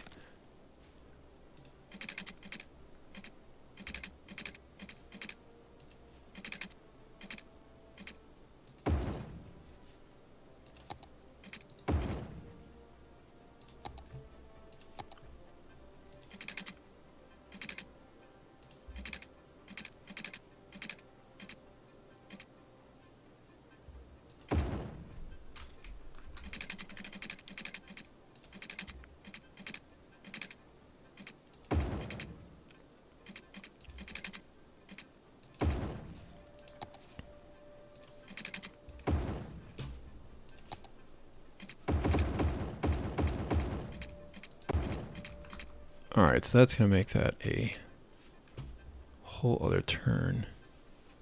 Rather than removing that, I'm going to... Yeah. So now that it'll force... This is another way to get people to use more than one lane. So everybody who wants to turn left in here, they're in the left lane. Everybody who wanted to go on that ramp to go into the other, you know, into that main interchange right here, they wanted to be in the left lane. But now I've made it so that that ramp only comes on from the right, and so now they will use both lanes. Because I have given them a reason to use both lanes. Now, it's not to say that everything's going to be perfect, it's still going to be congested, but I'm not going to have the same kind of congestion that I had before. I think I might have a traffic light here I can get rid of.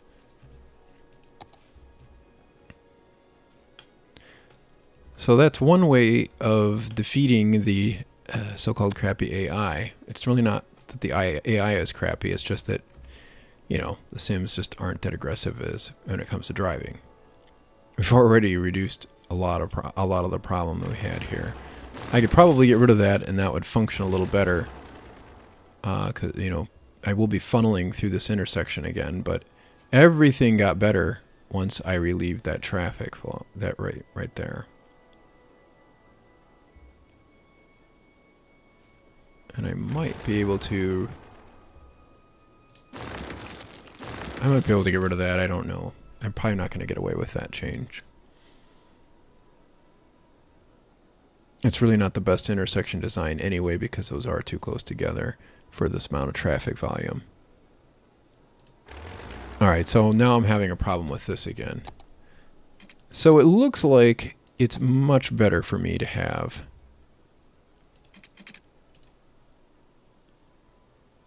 that intersection that I got rid of over here.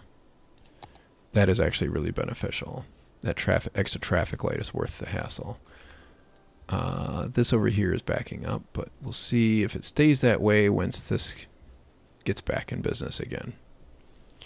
And another thing I can do to try to improve throughput here is I can widen this street without having to widen the right-of-way. Like so.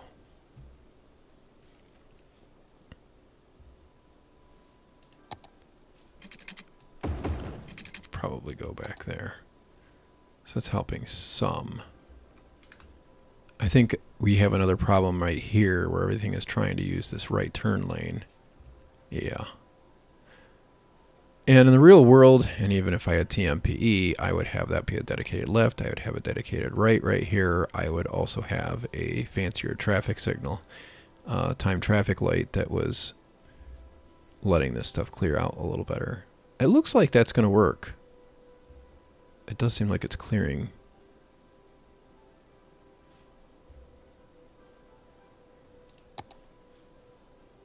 You know, one thing I could do is just add that right there and not have it. I can funnel everything through here a little easier than I can funnel them on this direction. So yeah, we've got that working pretty well. That's backed up again here.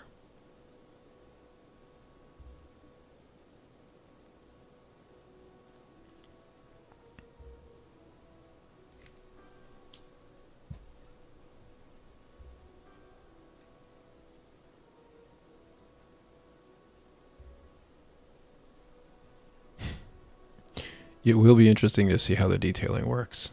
You are correct about that, Egg. I am interested in that too. Not probably anywhere near as interested as you are, though. I'm more of a nuts and bolts guy.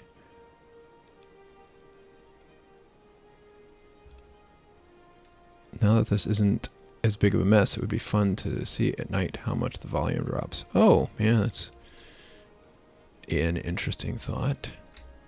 Is that all backed up? Oh, it sure is. Yeah, and I could really improve that a lot.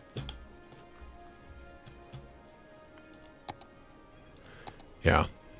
So I could do transit right here, and that would probably help a lot. But of course, it's not going to be a very efficient route.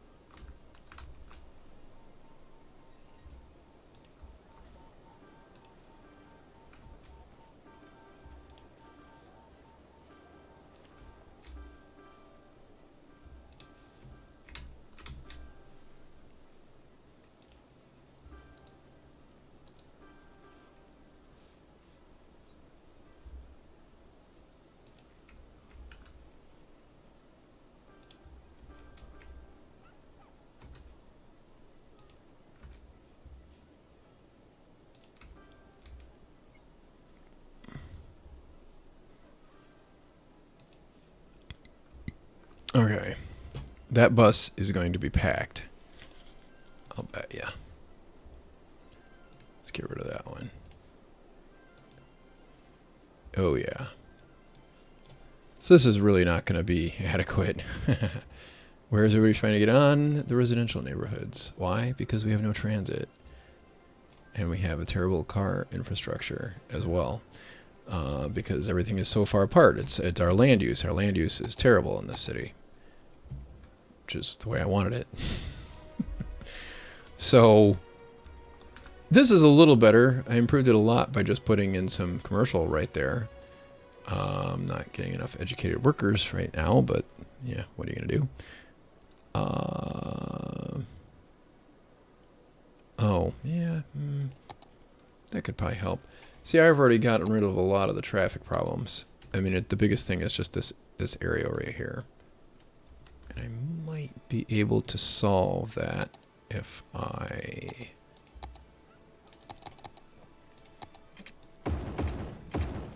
widen that part up a little bit more. That'll give me a dedicated right turn lane where I really, really need it. And I'm pretty happy with these lane arrows right here. I got a right turn right there. I don't like that they can turn left. They can turn right into both of those, but it could be worse. So that improved things a lot. There's a lot you can do with the lane arrows in vanilla if you experiment a little bit. Hey, what do you know? That's working pretty well.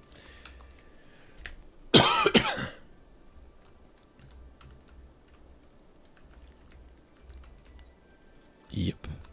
This over here is a problem.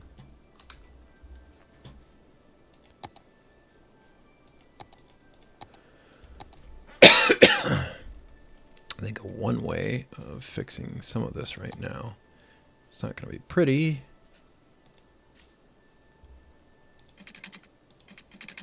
but it'll work.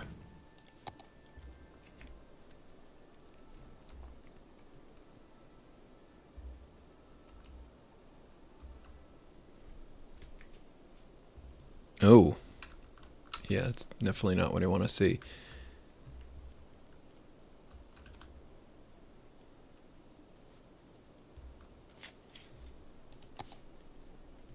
That area is looking much better. This area is looking really bad.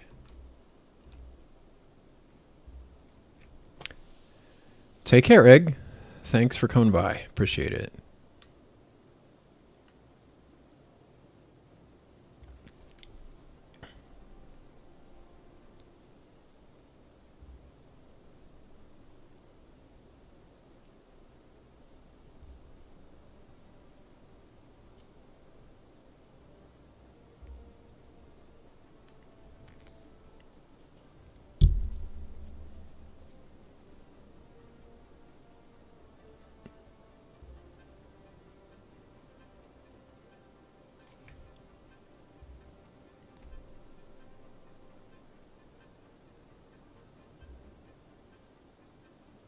There is still some time left. Still a lot of traffic, too. Okay, so now this is interesting right here. So what's happening is you've got these two lines, and these are the people who want to go to the second interchange. It's really barely backed up. These are the people who want to, well, maybe they were told by the AI not to merge until late. Some of these people are going to drop out and come over here. Not very many of them, though, apparently. What I really need is a second interchange over here, a second partial interchange. I really don't think that's going to help as much as I would have liked. All right, let's take that out. Let's take this out. Doesn't go anywhere yet anyway. And that's going to be a problem because it's not wide enough. I'll make it work. I'll fudge it. This is going to be so ugly.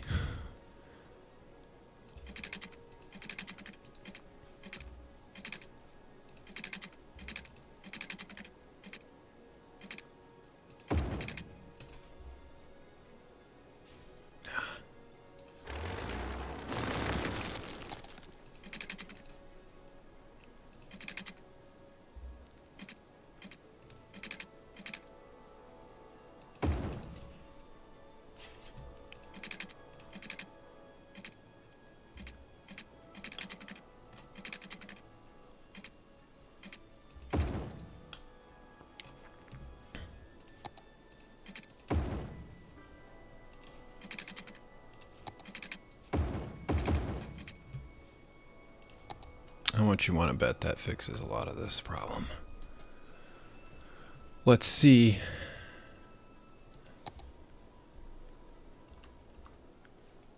So now everybody's trying to cram into the right lane. Some of these guys were routed to stay in the center lane for longer so they get to move up faster in the line. In real life, this would be a problem. A lot of the issue is that everything wants to turn left here, and I got a traffic light controlling that intersection. I could have a 2-lane exit here, but that's not really going to help things because I can't do 2-lane left turns. It's just going to help a little bit with stuff that wants to turn right, which isn't very much. Getting another death wave again.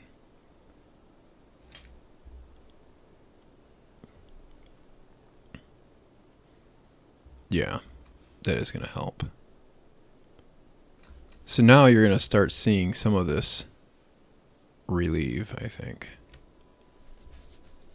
And all I did was add a ramp over here. It's still backed up.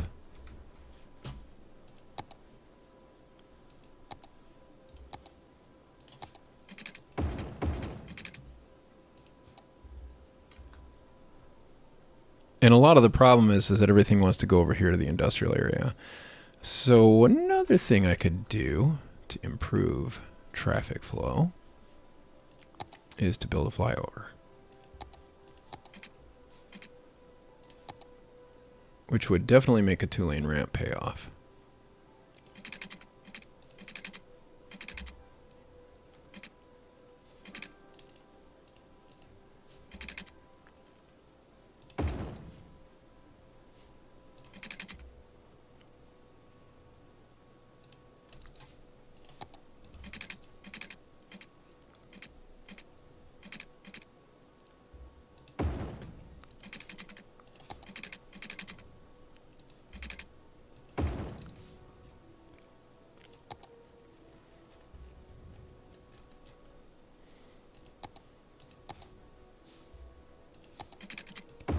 And I'm going to need a traffic light right here, I can guarantee that.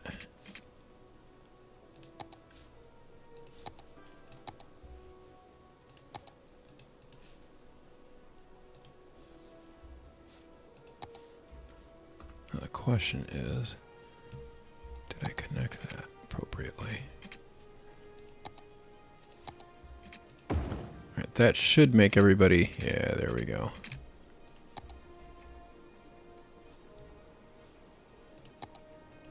So that is cleared. That is flowing freely. This is not, but it will probably clear. So what I really needed is I need a couple of flyovers, probably going over here to serve all that industrial. If the industrial was on the right side, I'd have the problem getting back onto the highway. Why no roundabouts? Because I don't like roundabouts. At least not in this particular version of the game. Oh man, come on guys. You can do better than that. Yeah, you know what I'm going to do. Okay, so one of the things that's kind of cool about this is that I've got 2 lanes right there. I could make that. That is actually, I really need an asymmetrical 3-lane here. Where do I have an asymmetrical road? I could swear there was one. Where is it?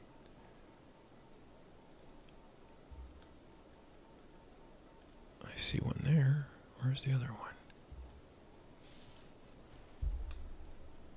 I shouldn't need trolleybus wires. Oh, I didn't. Okay. And then I will widen that out to 2 lanes right there. And that will allow that to have a little more throughput. It's already moving a lot better than it was. Okay, so this is a couple of things that we can see here. It's really expensive to have a big blob of industry like this. This is not anywhere near close to an optimal design for the streets right here. You know, we have everything has to go across that one bridge in order to get to work. And then a lot of the supply has to go across that bridge too. So we've got a lot of delivery trucks and a lot of personal cars going over here because It's really not close enough for a lot of people to walk. And then the other problem we have is that we have to build really expensive pieces of infrastructure in order for everybody to get in and out of this industrial area. I mean, especially to get in, because they have to cross that highway. I could, build bigger infrastructure, but only to a point. I can spread this out and get a lot better results. Like I could take that and just spread it along this highway. And, if it weren't for this interchange here, I could probably have, better flow just because I would be able to spread it across multiple interchanges easier. So, just a couple of thoughts to keep in mind when you're trying to design, trying to figure out how to use your land. Again, land use, really, really, really big deal. Because all of that is, work. Over here, most of this is just bedrooms. It's really a very suboptimal way of using land. What would be better is if more of these people could walk over here. Then you'd only have delivery trucks trying to get across. And, we've got a lot of people coming over here to work too. And they have to get on the highway at some point. This over here is working great. That's not even a problem anymore. And I'd imagine the bus is probably really packed still. Yeah, I can't even keep up with that. I could probably go up to 500% and I won't have enough buses to keep up with that route. So this is another reason why it's a good idea. This is why I like grids. If you work in a grid and you just have a grid and you mix the zoning up within that grid, then you run your buses along through, and you can always have alternate direct routes on the bus or by the car.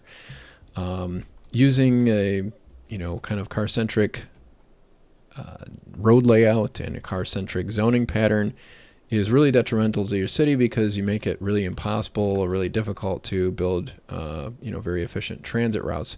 I could probably make this a lot better by running two buses, one that doesn't stop in here and one that only make it so that each of those only stops on either side. And I could probably just run buses in and out of this neighborhood, and I could serve this one probably a lot better too. But you get the idea. If I had more roads crisscrossing over here, I would be able to run buses down those. There's just a lot more efficient ways of doing this. I sort of regret picking this map, but it'll do. It'll be fine. I'm going to be zoomed in pretty well to be able to show what it is I need to show in my videos. If anybody has any questions, please definitely give me... I didn't realize that there was a man called Lee in my chat. Actually, I am Lee. No, I'm Lee. I mean, I'm Lee. I don't know if you've tried that before. I was trying to tell Joy of Joy Build Cities that she could be Joy, and it would actually work really well because she sounds pretty happy. All right, so I'm not having a death wave right now. Let's empty up the cemetery.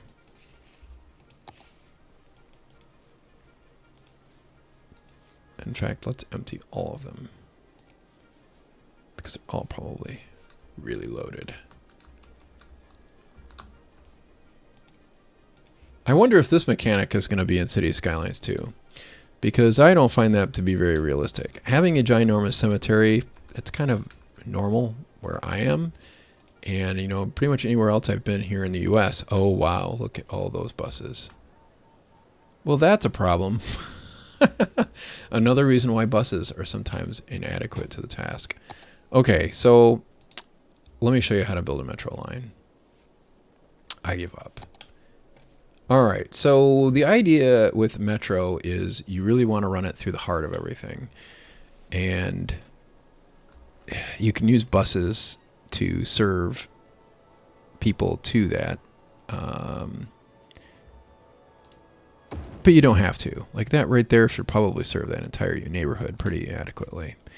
This over here, I don't have any zoning on that road. put that here. And then I'll put another station over here. This is less than ideal. But hey, you know, that's what I get for a really lousy layout. And then I'll put another one up here.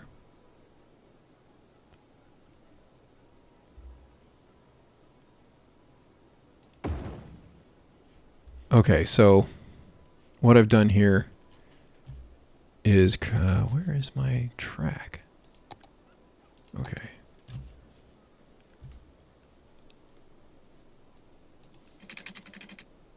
I'm not going to sweat getting this to look as good as I'd like. We want to create a line.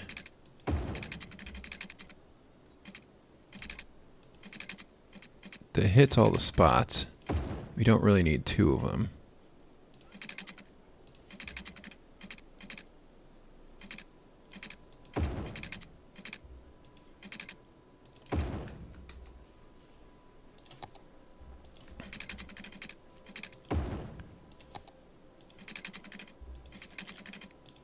All right, so that, you know, pretty linearly, and I mean, honestly, you probably wouldn't have that stop there. Probably serve that with bus or something like that, or you wouldn't have this one over here.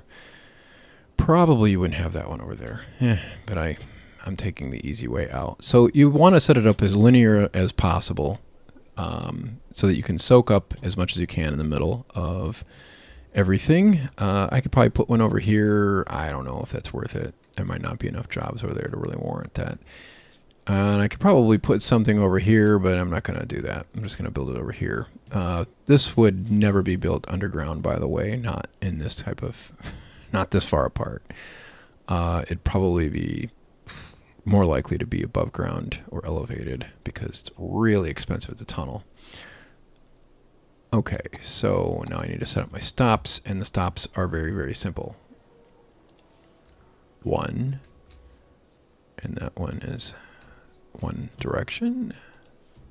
You're just going to set this up so that you don't have any crossing. Right there is a terminal station, and then you're going to go right back the other direction.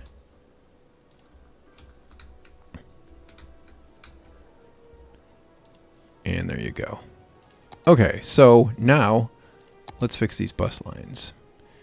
We don't need this bus line anymore, I don't think, at all. Let's pull that up. And I'm just going to get rid of that. Yeah. See, I can finally keep up, but I've got way too many buses. I'm going to get rid of this line, because if I don't get rid of the line, then I end up with problems, because the buses... The Sims want to use the buses because they are easier to get to or something. All right, so let's look at this metro line and see how that looks as far as capacity goes. Yeah, we definitely still have some issues here. That stop right there, yeah, that's going to be bad. But it's really going to take a lot of traffic off the road. All right, so let's get a few more cars. We'll put 200.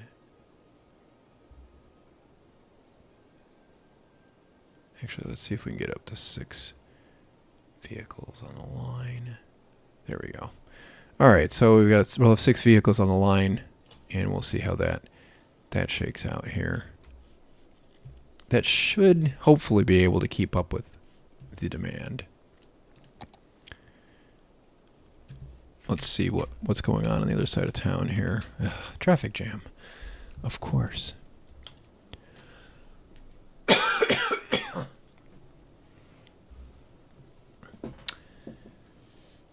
Cody Karch, a long-time anonymous viewer here. I just said your name on YouTube. Curious, what's your thoughts on...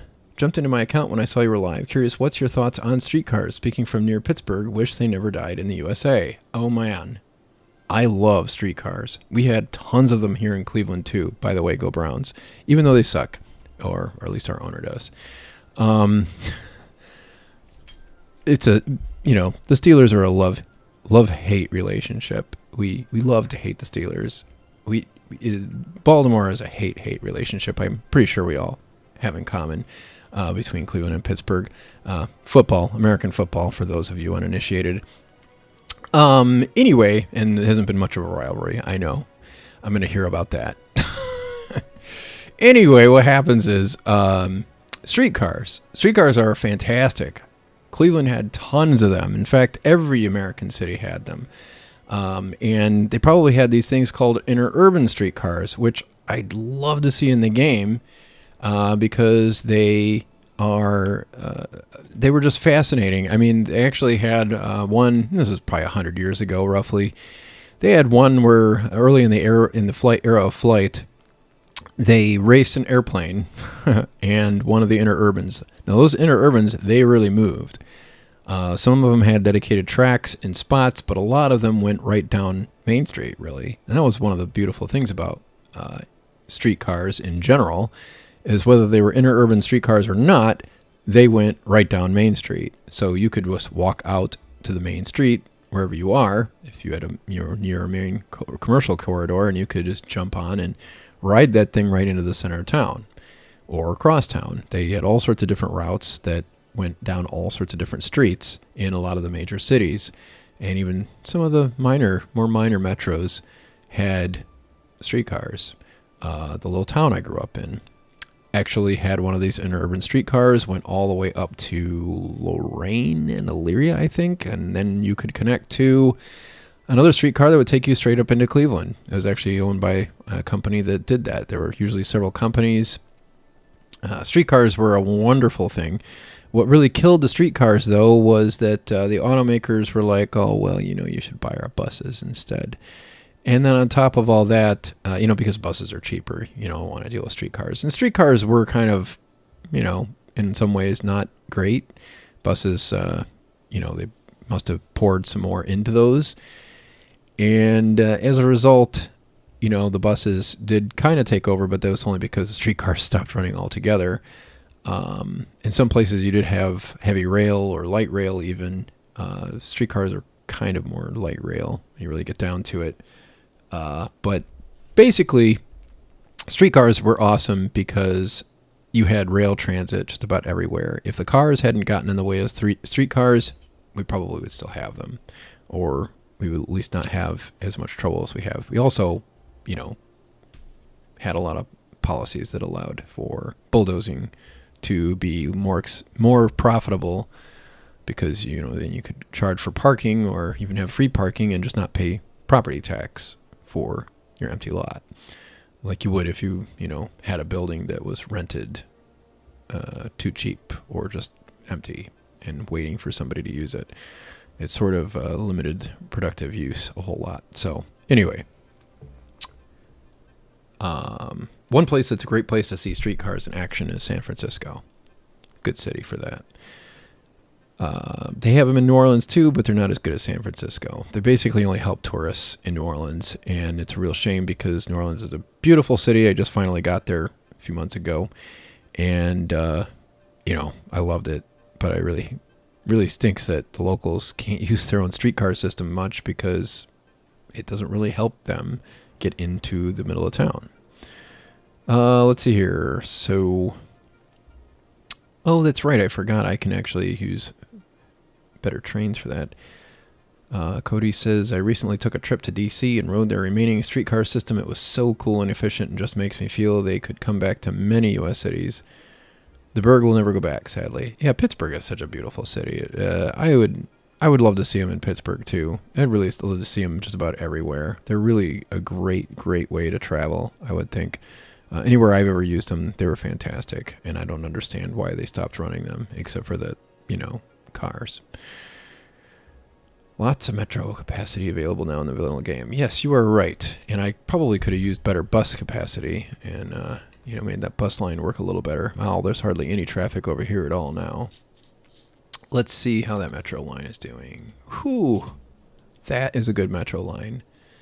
So our trains, none of them are super duper full, but they're not super duper empty either. Probably a third to a half, give or take. I could probably drop that down to 5 cars. 4 or 5. So we'll do that. And yeah, that should work pretty well. Not as much need to drive, which means lots more room for delivery trucks, which is good. I could probably get away with eliminating, excuse me, hey, Drakkart. I'll eliminate that, and I'm even going to get rid of, no, I'm going to leave that one. I think that's an important way to walk to get over to this metro station here. I don't think I have another one over here. Yeah, that'll be good. Okay, now another way I could probably get utilization up over here. This is another, reason why you want walking paths, is because it really improves the accessibility of your transit system. Ah, I did put that underground. That was stupid.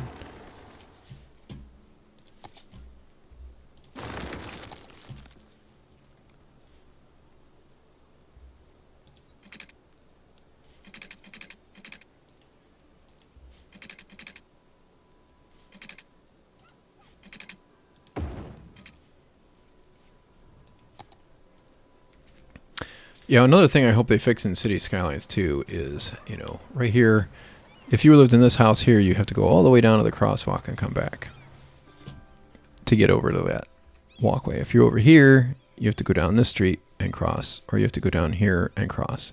You can't cross here, you can't cross anywhere in the middle, because that's not the way they made it.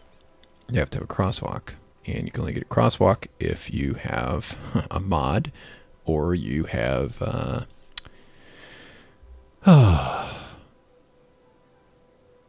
or if you have an intersection. Okay, so, or you can change roads. There is a way to do that there. That's not a super bad example right there, but there are worse. Drakkart is not getting ignored. Streetcars are basically trams. Yes, I would say yes. But, there's like a negative connotation, or at least there was back in the day of them. I don't think a lot of people still think negatively of streetcars in the US, because a lot of people don't even know what they are anymore, because people who do know are really, really old and probably don't go very far or anywhere much anyway.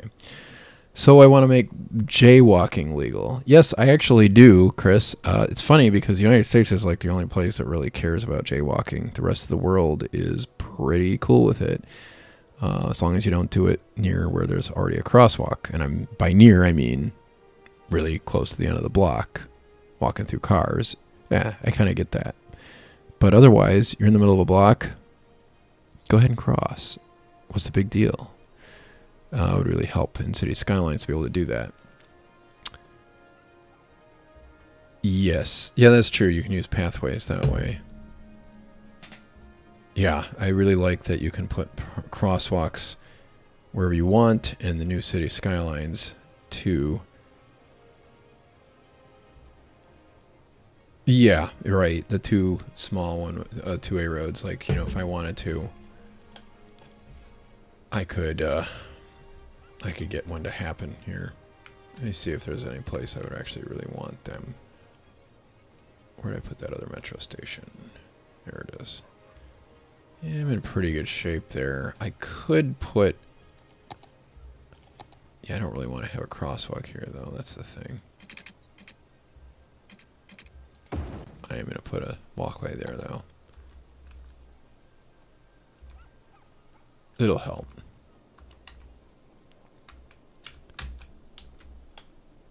So I'd really have to redevelop that and thin that out. Get that to work a little better.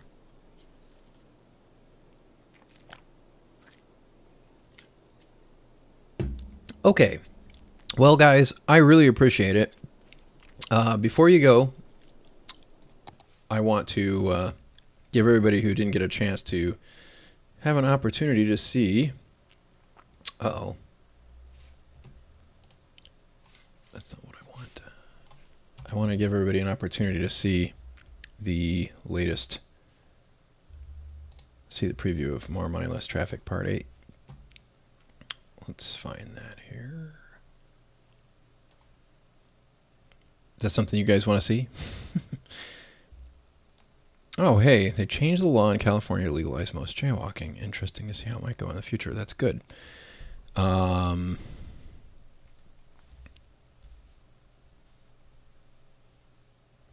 cool.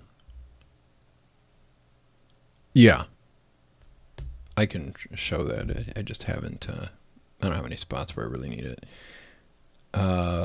As far draw cart, talking about the two different small roads, you can have go to a small road with trees, and that'll drop a crosswalk in between where it goes up to the regular road with parking. Okay, so let's check out More Money, Less Traffic, Part 8. Would you like to play City Skylines without running out of money? Are you frustrated because your cities get choked with traffic? Hi, I'm Lee, and in this episode of More Money, Less Traffic, I'll show you how to improve traffic with grids. Yeah, you heard me right. And for all those players who treat road hierarchy T intersections and roundabouts like they're some kind of religion, you're gonna want to see this video all the way to the end. It's time to demonstrate the advantages of a grid. I know conventional cities' Skylines wisdom says that grids are not only boring, they're also bad for traffic. And yet, cities across North America have thrived for decades on grids. So is there something wrong with how traffic works in cities' skylines, or is there something wrong with how we've used grids? In this episode, we'll complete our city's 1 square mile grid plan, and once Sims have moved in, I'll show you some interesting properties of grids, both in-game and in real life.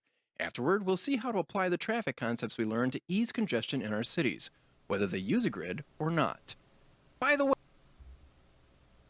So there you go. That is your preview.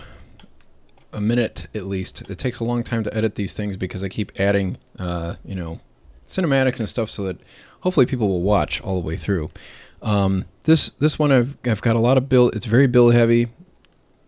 Part 8, we will finish the grid plan that the city plan that I created so long ago, and then we'll move on to other things besides like rail. Part 9 is rail. Part 10 is also rail because I had to break that apart so that I could show you guys the techniques for getting it to look good and, have nice grades, which, as you know, I'm a big fan of if you've watched any of my other work. So anyway, that's what we have going on there. That should hopefully be out in the coming weeks, hopefully very soon. I'm trying to. Some of this project here is because I want to get the city here. I did this because I wanted to be able to show how to basically show how to deal with some traffic issues and have some examples so that you have people have some good ideas. We're going to be hitting real hard on how alternate direct routes diffuse traffic. You've probably heard me say that a few times, especially if you hang out on Discord. You're going to hear that a lot. Let's hear what's going on in the chat now.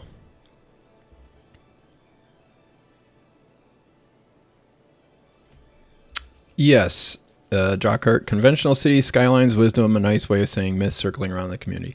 I would call it a myth. I would go farther and call it dogma.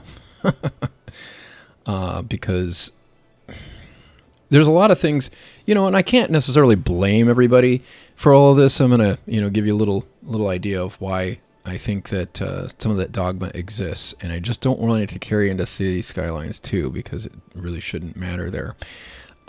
When you create a road in the original here, you end up with automatic traffic lights. Like if I were to get my 4-lane road out here and draw that out, and then take my 2-lane road and put an intersection there, I will end up with traffic lights, as you can see, automatically. Now if I connect two of these side streets together, then I don't get that. I don't get anything at all. And that's fine, but in the vanilla game, it really sucks because when they originally made City Skylines, it did not have the ability to do that and turn off the traffic lights. So you would have, a full-on grid. Yeah, I think over here, like you'd have a main road going down through here like this, or like this. And, okay, yeah, so I don't need these traffic lights here. I just want stop signs or something so that, people can go through and use this, but, I don't want it to get all jammed up. You couldn't even do that. It was impossible to turn those traffic lights off.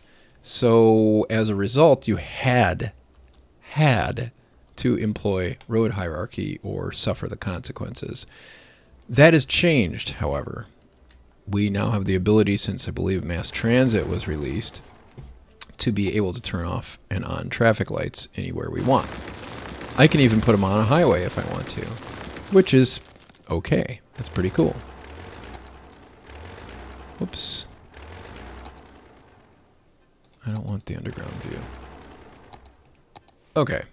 So that's part of the reason why road hierarchy is so indoctrinated into people. It's because if you've played City Skylines for a long time, you've figured out that that's the only way to really make this game work.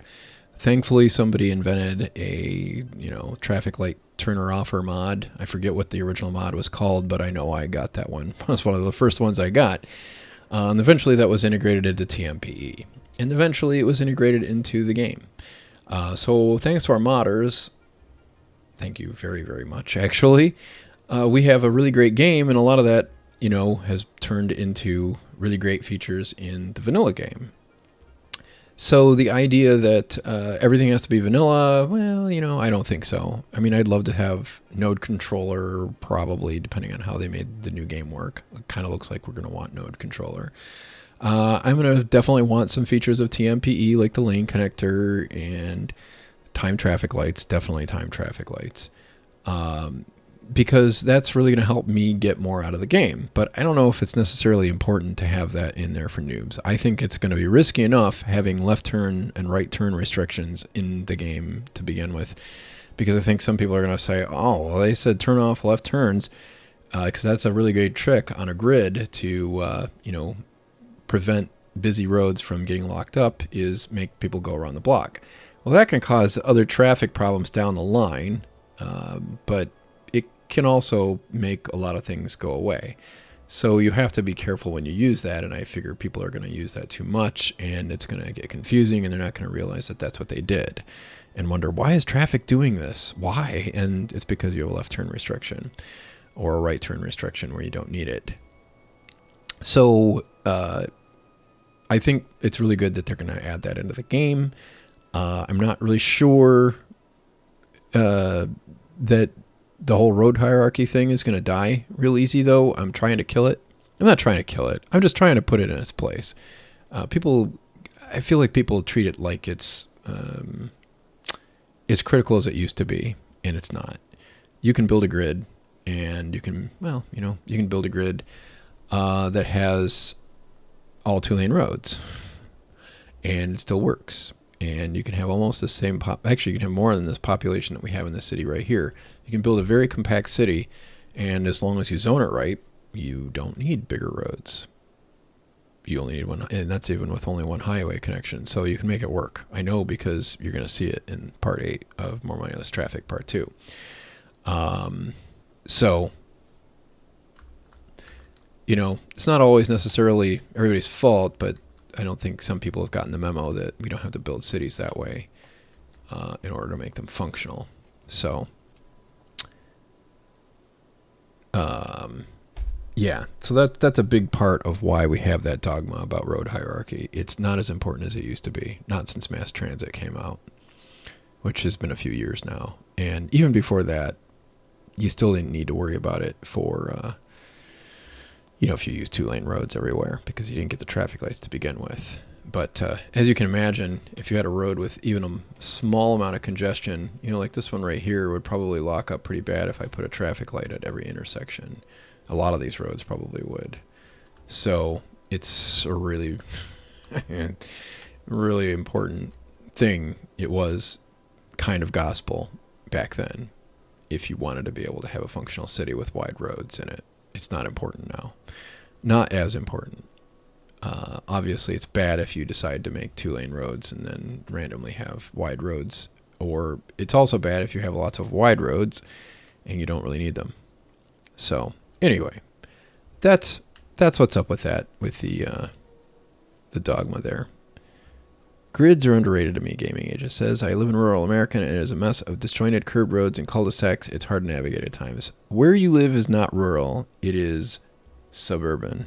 You get to a rural area, and actually, the little town I grew up in, it had a few cul-de-sacs, but those were all post-war development. Anything that's built before World War II, and even some of the things that were built before the 1950s, even after World War II, a lot of them use grids.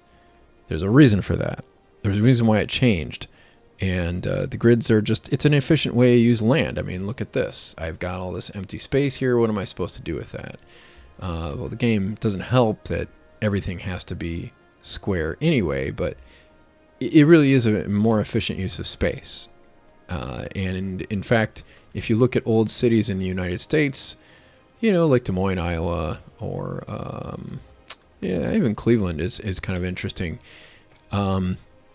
Houston, Texas, I think, is another one, and I'm not sure about Dallas. So what they would do is they would build a grid, but they would make sure that the grid paralleled whatever waterway or railway happened to be there. Tulsa and Oklahoma City, I think, are also examples. Maybe Tulsa is a better one. But you'll see that the grid actually parallels the rail line, much like this grid parallels the freeway.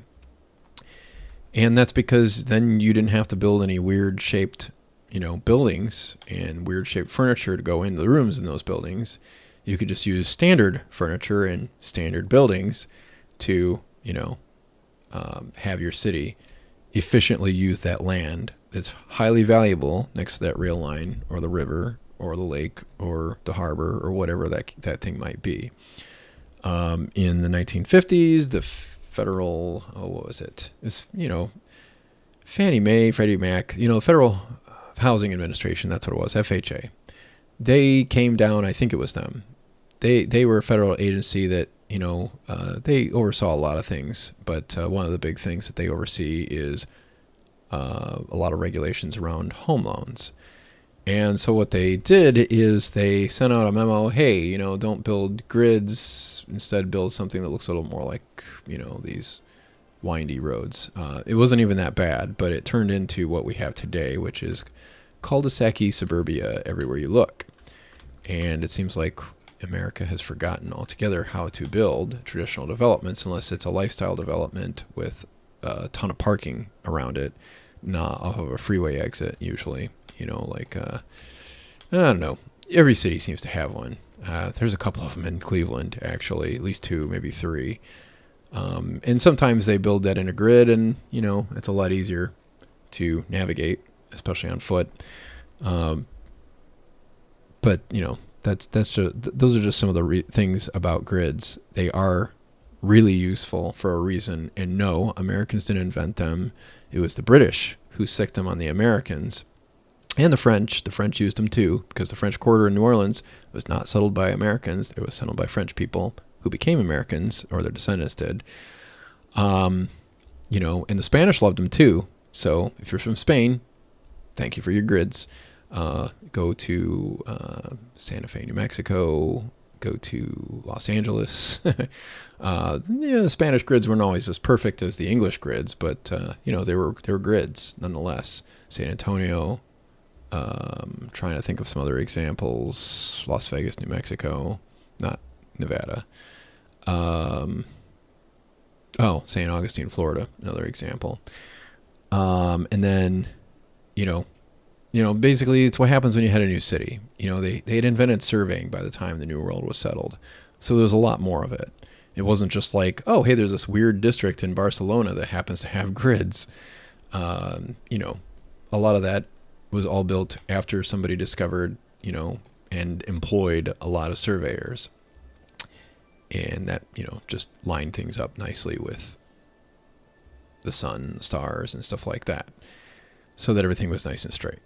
Sort of like we have with these rows here, although not quite as perfect, although more perfect actually.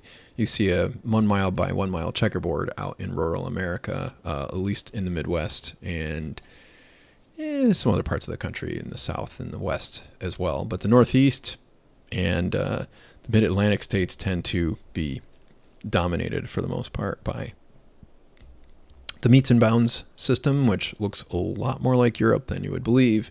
It's just that a lot of towns were set out on a grid because it's an efficient use of space. Europe has its share of grids, but not nearly to this extent because a lot of those cities were medieval and just, got bigger. And, Europeans, I don't think they ever adopted, the same kind of surveying system where they're going latitudinally and longitudinally, if I said that right. That was really easy to do in America because so much of it was wide open space. And another thing that's unique about America is it wasn't like the people fanned out and then somebody says, hey, I own this land. I put a fence around it. It's mine. You have to get off. None of that really happened. That happened, from the get-go in America, but that didn't happen for hundreds of years, thousands of years, really, in a lot of the rest of the world, unless you were in a city. Rural areas, you had some boundaries, but, it wasn't like somebody went out there and laid that all out right out of the gate. In America, that's exactly what happened. Thomas Jefferson sent out a bunch of surveyors, and west of the Appalachian Mountains, especially west of the Ohio River, and by west I mean basically west of Pennsylvania on the Ohio River, so like Ohio, essentially, and points west, but north of the Ohio River. All of that was surveyed, and everything west of the Mississippi up to at least the mountains. All of that was surveyed by surveyors sent out by Thomas Jefferson over the course of probably decades. It took them to survey all of that. And they surveyed it all into 6 mile by 6 mile townships. They were all separated, down into 36 1 mile by 1 mile sections. So if you live in the Midwest and you see section line road or town line road, well, that's a boundary between a section line, two different sections, or the boundary between two different townships. And then if you go, but basically what happened in cities, like you look at Lincoln, Nebraska, I used that in part 1 of More Money, Less Traffic Series 2. You look at Lincoln, Nebraska, and it was easy to take those sections and turn them into quarter sections and knock them down even further. So what would happen, this is really common in Chicago too, is you would knock these things down into, you basically you could make really easily come up with 5 acre lots and, cut that down to 2.5 acres just by cutting things in half again and again and again. So sections turned into quarter sections, which was 160 acres. You could turn that into 80 different subdivisions. Well, actually, they had another thing that was really common. It was quarter sections, which was 40 acres. If any of you are really into history and you think about Reconstruction, after slavery was ended, a lot of people during the Reconstruction era, after the Civil War in the U.S., advocated that all of the freed slaves should be given 40 acres and a mule. So that 40 acres was a quarter section. And that was readily available. Actually, it did take decades now that I think about it. The Louisiana Purchase was 1803. That gave us most of the land west of the Mississippi in America. And, a lot of those lands weren't opened up for decades. There were Indian wars and things like that slowed down the settlement. And, obviously people don't really like it when you decide, hey, this land is mine now. You can't hunt buffalo. In fact, you have to deal with my fences. Eventually they invented barbed wire, which made even more fencing happen, which basically created the situation where you couldn't, even live the way the Indians did before, at least on the plains. You couldn't live the way they did before the Europeans showed up, or the Americans, however you want to look at it, because there were fences, and there were never fences before. So, yeah. Basically, you ended up with the ability to cut that down further and further and further until you ended up with these grids like you have in Chicago and Omaha that all look very, very similar. And they're all cut down from quarter sections and quarter sections and sections and townships. And it goes on and on and on and on. If you ever fly across the center of the United States, you will see checkerboard almost as far as the eye can see, and a lot of times, especially west of the Mississippi and especially east of the Rockies, you're going to notice that, well, even west of the Rockies, you're going to notice that a lot of those checkerboards also have circles, big old circles in the middle for irrigation. I apparently do not have enough electricity. Probably the solar updraft tower isn't keeping up. Anyway, good times with history and geography. I use the Lee grid system, Chris Cullen says. Thanks for coming, Chris, by the way. Glad to have you. In general, I have the addresses draw card. In general, I have the feeling the last 8 years of City Skylines were pretty much testing what a city builder would really need, and then somewhere CEO decided, okay, we got enough data now to, yes. I actually really agree with that. I think that they really threw this together, and I think while the buildings have definitely improved over the years, and a lot of the entire game has really improved, they really did invest a lot in City Skylines, and they came up with a lot of cool things. And they made the best city builder that has come along since SimCity 4, for sure. Probably the best city builder ever, or, right up there. Definitely the most popular one. There are other city builders that have a lot of features that I really love to see in City Skylines 2.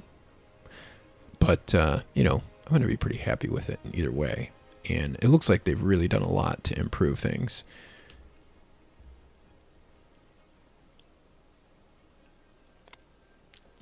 Yeah. So,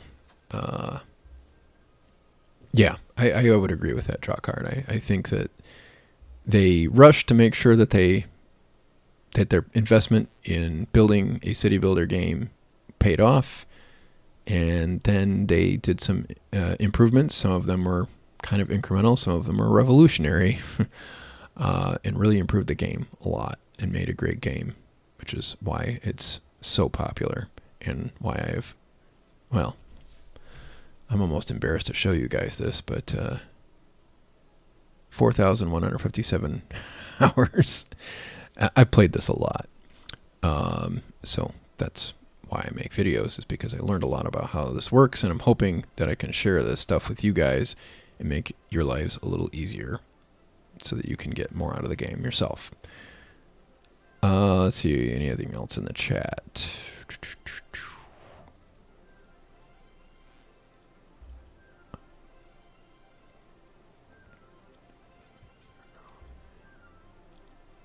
Okay, so Salad says, I legit can't seem to start a normal city. I legit don't know what to do. That is a problem. So why don't you stop by? Have you seen More Money, Less Traffic? I'm not sure, Salad, if you have. Salads, I should say. If you could drop into Discord. Oh, that reminds me, I have to advertise to you guys while you're still here. I have a few things going on. One, I don't know if you've pre-ordered City Skylines 2, but hopefully you'll do me a solid. And I'm going to show you my Nexus page.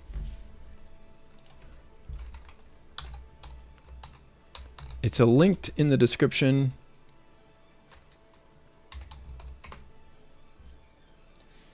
But this is my Nexus page, and it has got City Skylines 2 up there. You can pre-order this. And I will get a small little tidbit of that money. Not very much, but it adds up. So if you do decide to pre-order, that's really cool. The other thing too is if you buy any of the things on my Nexus store, it's all, like I said, link in the description. You can take advantage of all the same sales. There's a discount right now. It looks like on City Skylines, it's 70% off apparently for the next 2 weeks or so. Some of these DLCs have some discounts, but not all of them. I mean, you can wait for a sale, and like I'm only going to get a little bit off of these, but it does add up. So I really appreciate it when you guys take advantage of stuff like this and help support the channel. For the FTC's sake, they're the big brother who says, hey, you didn't say you're going to get money off of that. Well, I am. I'm not just selling it for Steam or Colossal Order or Paradox. I'm selling this for me too, but I'm really not making much money off of this. So if you're going to buy this anyway, boy, I really appreciate it if you buy it off the store because it does help support the channel. If you don't, well, I didn't either. I forgot. I forgot to check it. I could have saved myself a little money by buying it off of my own store. But yeah. And here's another thing, too. I want to say about City Skylines, too. Oh, wow. Chris has almost 6,000 hours. So I guess I'm not as diehard on this as I can be. Oh, by the way. Whoops. Not that one. I've played other games a lot, too. Like this one. Almost 2,000 hours. That is a great game. It's got a learning curve. It is not the easiest one to play, and it is also kind of tedious because it's their first one. But it's a really cool game. You're going to love the trains. I'll guarantee it. It's also really good to learn good urban design stuff, urban planning that I talk about because it still pays off in any city builder game you use because the mechanics of how people get around is pretty much still the same. So yeah. Oh, cool. Thanks, Chris. I really appreciate it. Yeah, the prices should be exactly the same. So I'm going to have more about that in More Money, Less Traffic part 8. So keep your eye out for that. The other thing, I thought I had something else. Well, of course, there's Patreon. I appreciate it if you guys want to support on Patreon.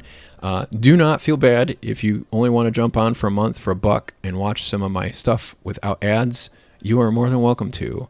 I understand that money may be tight for some of you, especially if you're younger and you're not quite established. Maybe you're just off for college, university, whatever you want to call it, for the summer, and you want to play some City Skylines, but you really like to watch Reddington or More Money, Less Traffic or catch up on 5B1C without having to deal with the ads. Totally get it. Go for it. It only costs $1 to get rid of the ads. If you want early access, I think there's an episode of Reddington on early access right now. There is a I think that's the only thing that's up there on early access. There's also some Patreon exclusives up there that nothing new, but it's been that are up there. This here, if you did not see all of this and you want to go watch more of it, you're welcome to do that. But after I get this thing uploaded to Patreon, it's going to be Patreon exclusive as well. So if you missed anything, do it right now because it will disappear off of YouTube in the coming hours.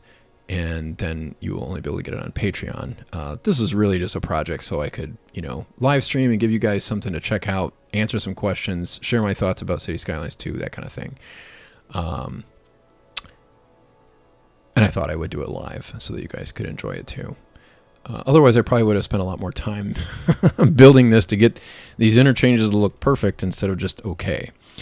Okay is good enough. I don't need them to be perfect, especially not for the really tight shots that I need to make anyway. Yeah, so Patreon, take advantage of it and jump off if you need to. But if you can make a regular contribution, I certainly appreciate it. Just $1 in 1 month. I don't get all of that dollar. I think I only got like 60, 70 cents. It's more than I would get if it was a YouTube membership. But yeah, so that goes a long way, a lot further than watching everything and running the ads. Like I didn't even make a whole penny. If you watched every video on my channel, you probably still wouldn't make me a penny or more than a dime. So the $1 doesn't seem like a lot. So, but it's a big deal. It does add up. The other thing, what was the other thing I was going to say? Man, I can't remember. I forgot to make notes so I could, rattle this off. It's been a long time since I've gone live. The lights get bright. Let's see here. Who else is? Let me see what else is in the chat here. Oh yeah, Discord. Make sure you come to Discord. I don't make any money off of that either. It's fine though because it's a community, and I want you guys to get the most out of the game. That's the reason why I started doing this. That and because I wanted to learn video editing. So if you're thinking, hey, Lee might be able to give me some tips on how to become a YouTuber. Well, I'm kind of an accidental YouTuber. I had a thing apparently a lot of people wanted to see. And, excuse me, I had a way of putting it together, I guess, and it sort of worked for people. I'm sorry if my live streams aren't quite as exciting as my normal videos, but it's hard to do, walk and chew gum at the same time, or pat your head and rub your belly, however you want to look at it. So I got into this purely accidentally, and I didn't expect more than 12 people on Reddit to watch this. So thanks for watching. I really appreciate it. Even if I don't get a penny, it's really fine. I just want to help you guys get more out of the game, and I really appreciate you coming here to live stream and keeping me a little bit of company, giving me someone to talk to. Yes, I'm still here, Chris. That's B-Ball Joe. I am still here. Do you still play Workers and Resources Soviet Republic? Hey, by the way, B-Ball Joe, if you guys... I haven't watched a lot of your City Skylines content, I'll be completely honest, B-Ball Joe. But his Workers and Resources Soviet Republic, if you were looking to get into that game and you want to learn how to play that game, go watch his channel, because he is awesome. He's a lot of fun to watch too. He's much better at walking and chewing gum at the same time than I am. And he makes, some really challenging situations and, solves them. Sort of like I do, sort of like I did with this, except for that I never really, fixed all this traffic coming into this industrial area, because it's kind of hard to fix the way it's laid out anyway, as I established earlier. Go watch B-Ball Joe, because he is super good at that game and has a lot of experience with it. He's probably built just about everything there is to build, and they just put out a huge new update that puts waste in the game. There's so many different aspects of that game. It's a really, really great tycoon / city builder /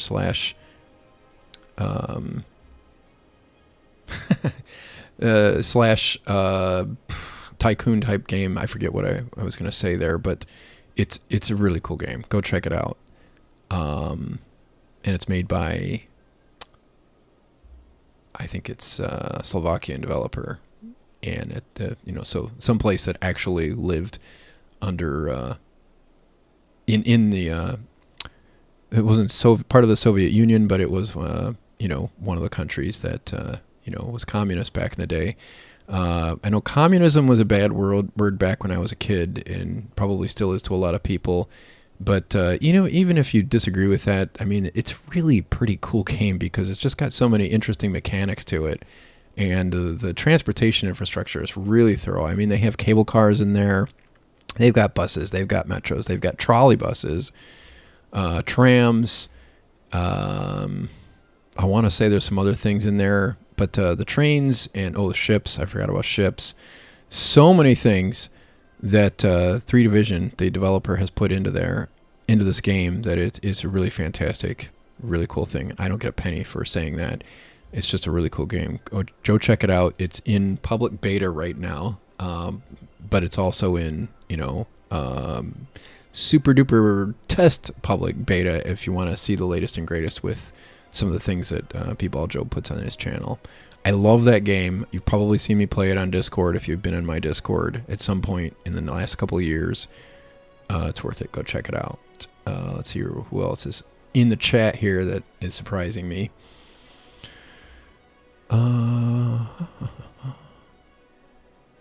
Torawashi, don't worry.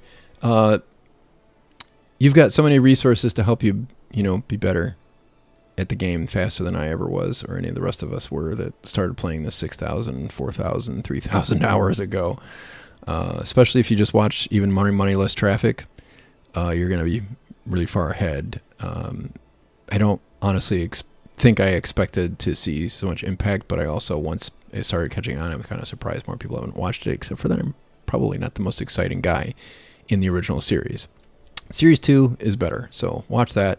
And if you want to, see more tips, you can watch this live stream. I put a lot of stuff in here on this one, although the city is a terrible example by design. B-Ball Joe. No. We are here for you, not to hear about other channels, but you do have a channel. He's got over 10,000 subscribers, so go enjoy his his stuff if you want to see Workers and Resources Soviet Republic, or learn how to play it if you already got it, because he does have the best tutorials. Okay, Drawcart brings up something about Workers and Resources Soviet Republic, where I'm just going to, I don't know what to call this thing. I wish they'd come up with a shorter name. But WRSR is what I usually call it, which still sounds like a mouthful. That game is totally available. There was a legal issue that has been resolved that was really stupid. I'm not going to get into that. But, yeah. There was a time when it got taken off Steam and it made some headlines, but I think that anybody who, found the game was supportive, and anybody who played the game was definitely supportive, because it was a really stupid situation, and the developers have resolved it. And I'm interested to see further about that resolution. But it's a great game and it is totally available, so go check it out. It's in early access, but you can also get in the public beta that has most of the game already in it. I think they're on version 0.8. I don't know what 0.9 is, but I imagine version 1 will probably release before the end of the year. Let's see here. I thought the stream would be over by now, just hopping on. Sterling Rivers, glad to have you here. Thanks for coming in. Anyway, yeah, so great to... Oh, and Torawashi says he has seen that. What game is that? The game I'm talking about, GubDM, is Workers and Resources Soviet Republic. I'll put it back up here on my Steam client, and you can see how many hours I played in here.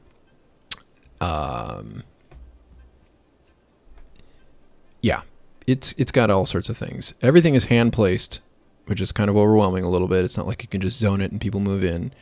But that's the way it was under communism. You had... One of the things the Soviets were really good at, that the society we have here in a lot of the West, especially in the United States at least, in coastal cities, is we do not have... after zoning happened after World War II in the 1940s and 50s, then you had so much restriction on what kind of housing could be built that basically it turned into all suburbs after 1950 or 1955, somewhere in there. And with all those suburbs and not a whole lot of density being built in a lot of parts of the country, then we have had a serious housing shortage. Well, there was a serious housing shortage after World War II right away for in most of Eastern Europe, and especially in the Soviet Union, because there was a ginormous war you might have heard of that devastated so much of their cities that they had to build fast. And so they came up with all sorts of really cool building techniques that made it really efficient for them. By 1960, they could put together some really solid housing very, very quickly and house people and make them a whole lot happier, upgrade them from, kind of the lousy places they used to live into really nice places that were clean and warm and dry, that weren't falling apart because they weren't hundreds of years old.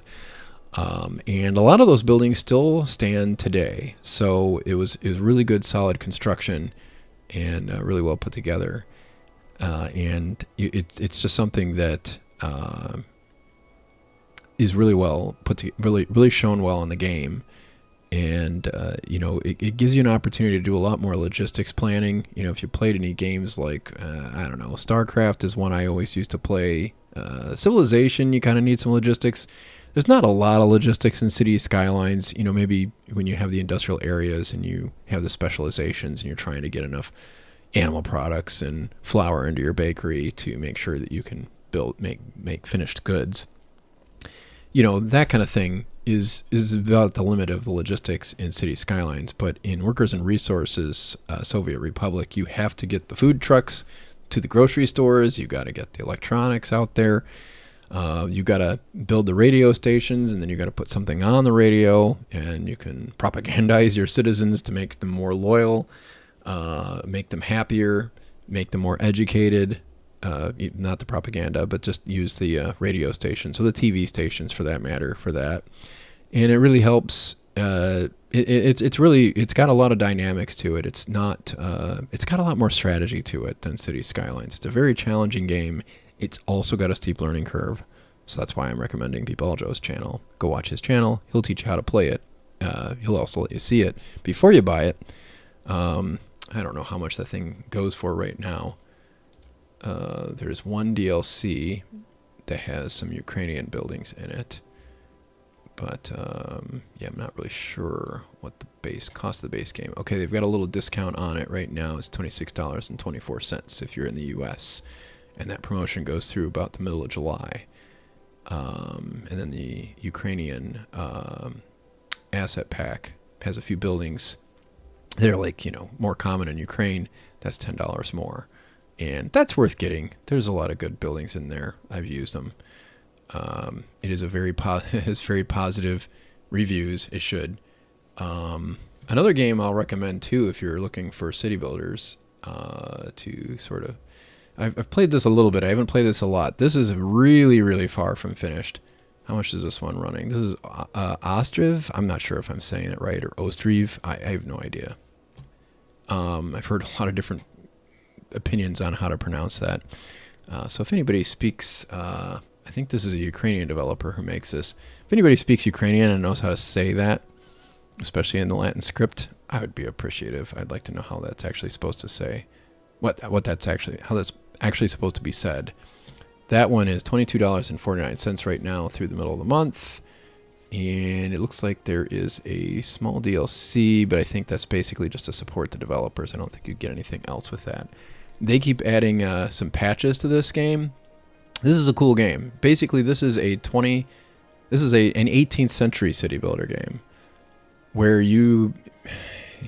it's pretty cool. I really like this game. And you do trade between other towns. You can, build fields and farm them, and then you have to feed your people off of that. You might have to process some of the stuff. You build houses, you build factories, different things like that, but it's all 18th century style. So everything's on foot or by cart, or by wagon. There's no cars, there's no trucks, there's no trains. All this stuff happened in the 19th century or the 20th century, and we don't have any of that in this game. And so it has a lot of really cool dynamics. Some things that I think would be really great in City Skylines if they could be added. A lot of good logistics going on in there too. Excuse me, but not too complicated. I feel like the learning curve is a lot less steep with this game. So if you're looking for kind of a more relaxing game, but still a city builder, this is a pretty cool game. And it's only in alpha right now. It's in early access, and the developer has really done some killer things. Like they just added row houses right here. Those are really cool because they actually have mixed use. Before they even got to beta, this game has mixed use development where you can have shops at the bottom of your row houses. These are market stalls. This is what you get. They're basically little tents with the market. You can create a market sort of like this. You just set up a few of these and they can sell up to 4 products. But you can also build row houses and have a shop at the bottom. And you can put up to 8 different goods, I think, for sale there. So you can really build a bona fide town with that. There's animals in it. The animation, the graphics are actually really good. It has winter, has seasons. So does Workers and Resources Soviet Republic. In fact, that's a big part of the game is you have to make sure that there's heat in Workers and Resources Soviet Republic. But this is a really cool game, and you can even make things follow a curve. This is something I wish they put in City Skylines too. Just make it so that you can curve the buildings around so that you can still have wall-to-wall buildings on a curve. This game has it, but unfortunately it does not look like City Skylines 2 is going to get it. Yeah, it's cool. Go check that one out too. I don't know if I have anything else to say. It looks like everybody's kind of filing out. Let me see if there's anything else in the chat. Workers and Resources doing the last big update. I think it's just polishing. Yeah, I can't remember. I have to check out their roadmap. They have one on their website. And they do about weekly to monthly updates on their progress to tell you how things are coming along and maybe give us some previews of some of the stuff. The traffic planning, the traffic module in that is actually pretty good too. You can do a lot of really good urban planning and urban design in that game. The trains, though, man, I can't tell you how great the trains are. The logistics in that whole game are really cool. Draw a card. Haley, before you go, could you share your thoughts on this city on a hollow hill? Forgot how it was called. Yeah, I don't know. I'm not having that one pop into my head. I'm not sure I know what you're talking about, draw a card. Maybe bring that up in Discord and we'll figure that out.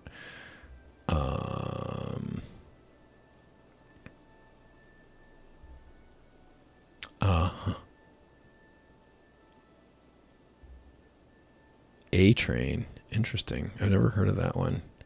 I had a Mac or I had a Trash 80, Chris, if you know what those are.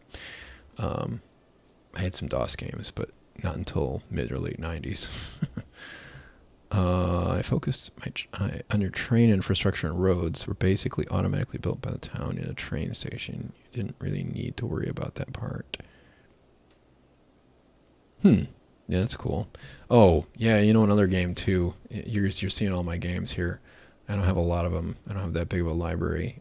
But yeah, don't buy Sid Meier's Railroads. That game sucks. That's a perfect example of of a game that was hastily made like SimCity 2013 and really sucks. But Railroad Tycoon 2, wow, what a great game. Railroad Tycoon 3 is pretty good too, but I don't know what it is. Railroad Tycoon 2, that was a great game. I haven't played that. I just found it cheap on Steam and stuff when there was a sale. I think I got it for like $1 or $2 around the holidays. But that's a cool game. That's an old game. It's a classic. So anyway, that's all I have to say about that. Thanks so much for coming. I really appreciate it. So long.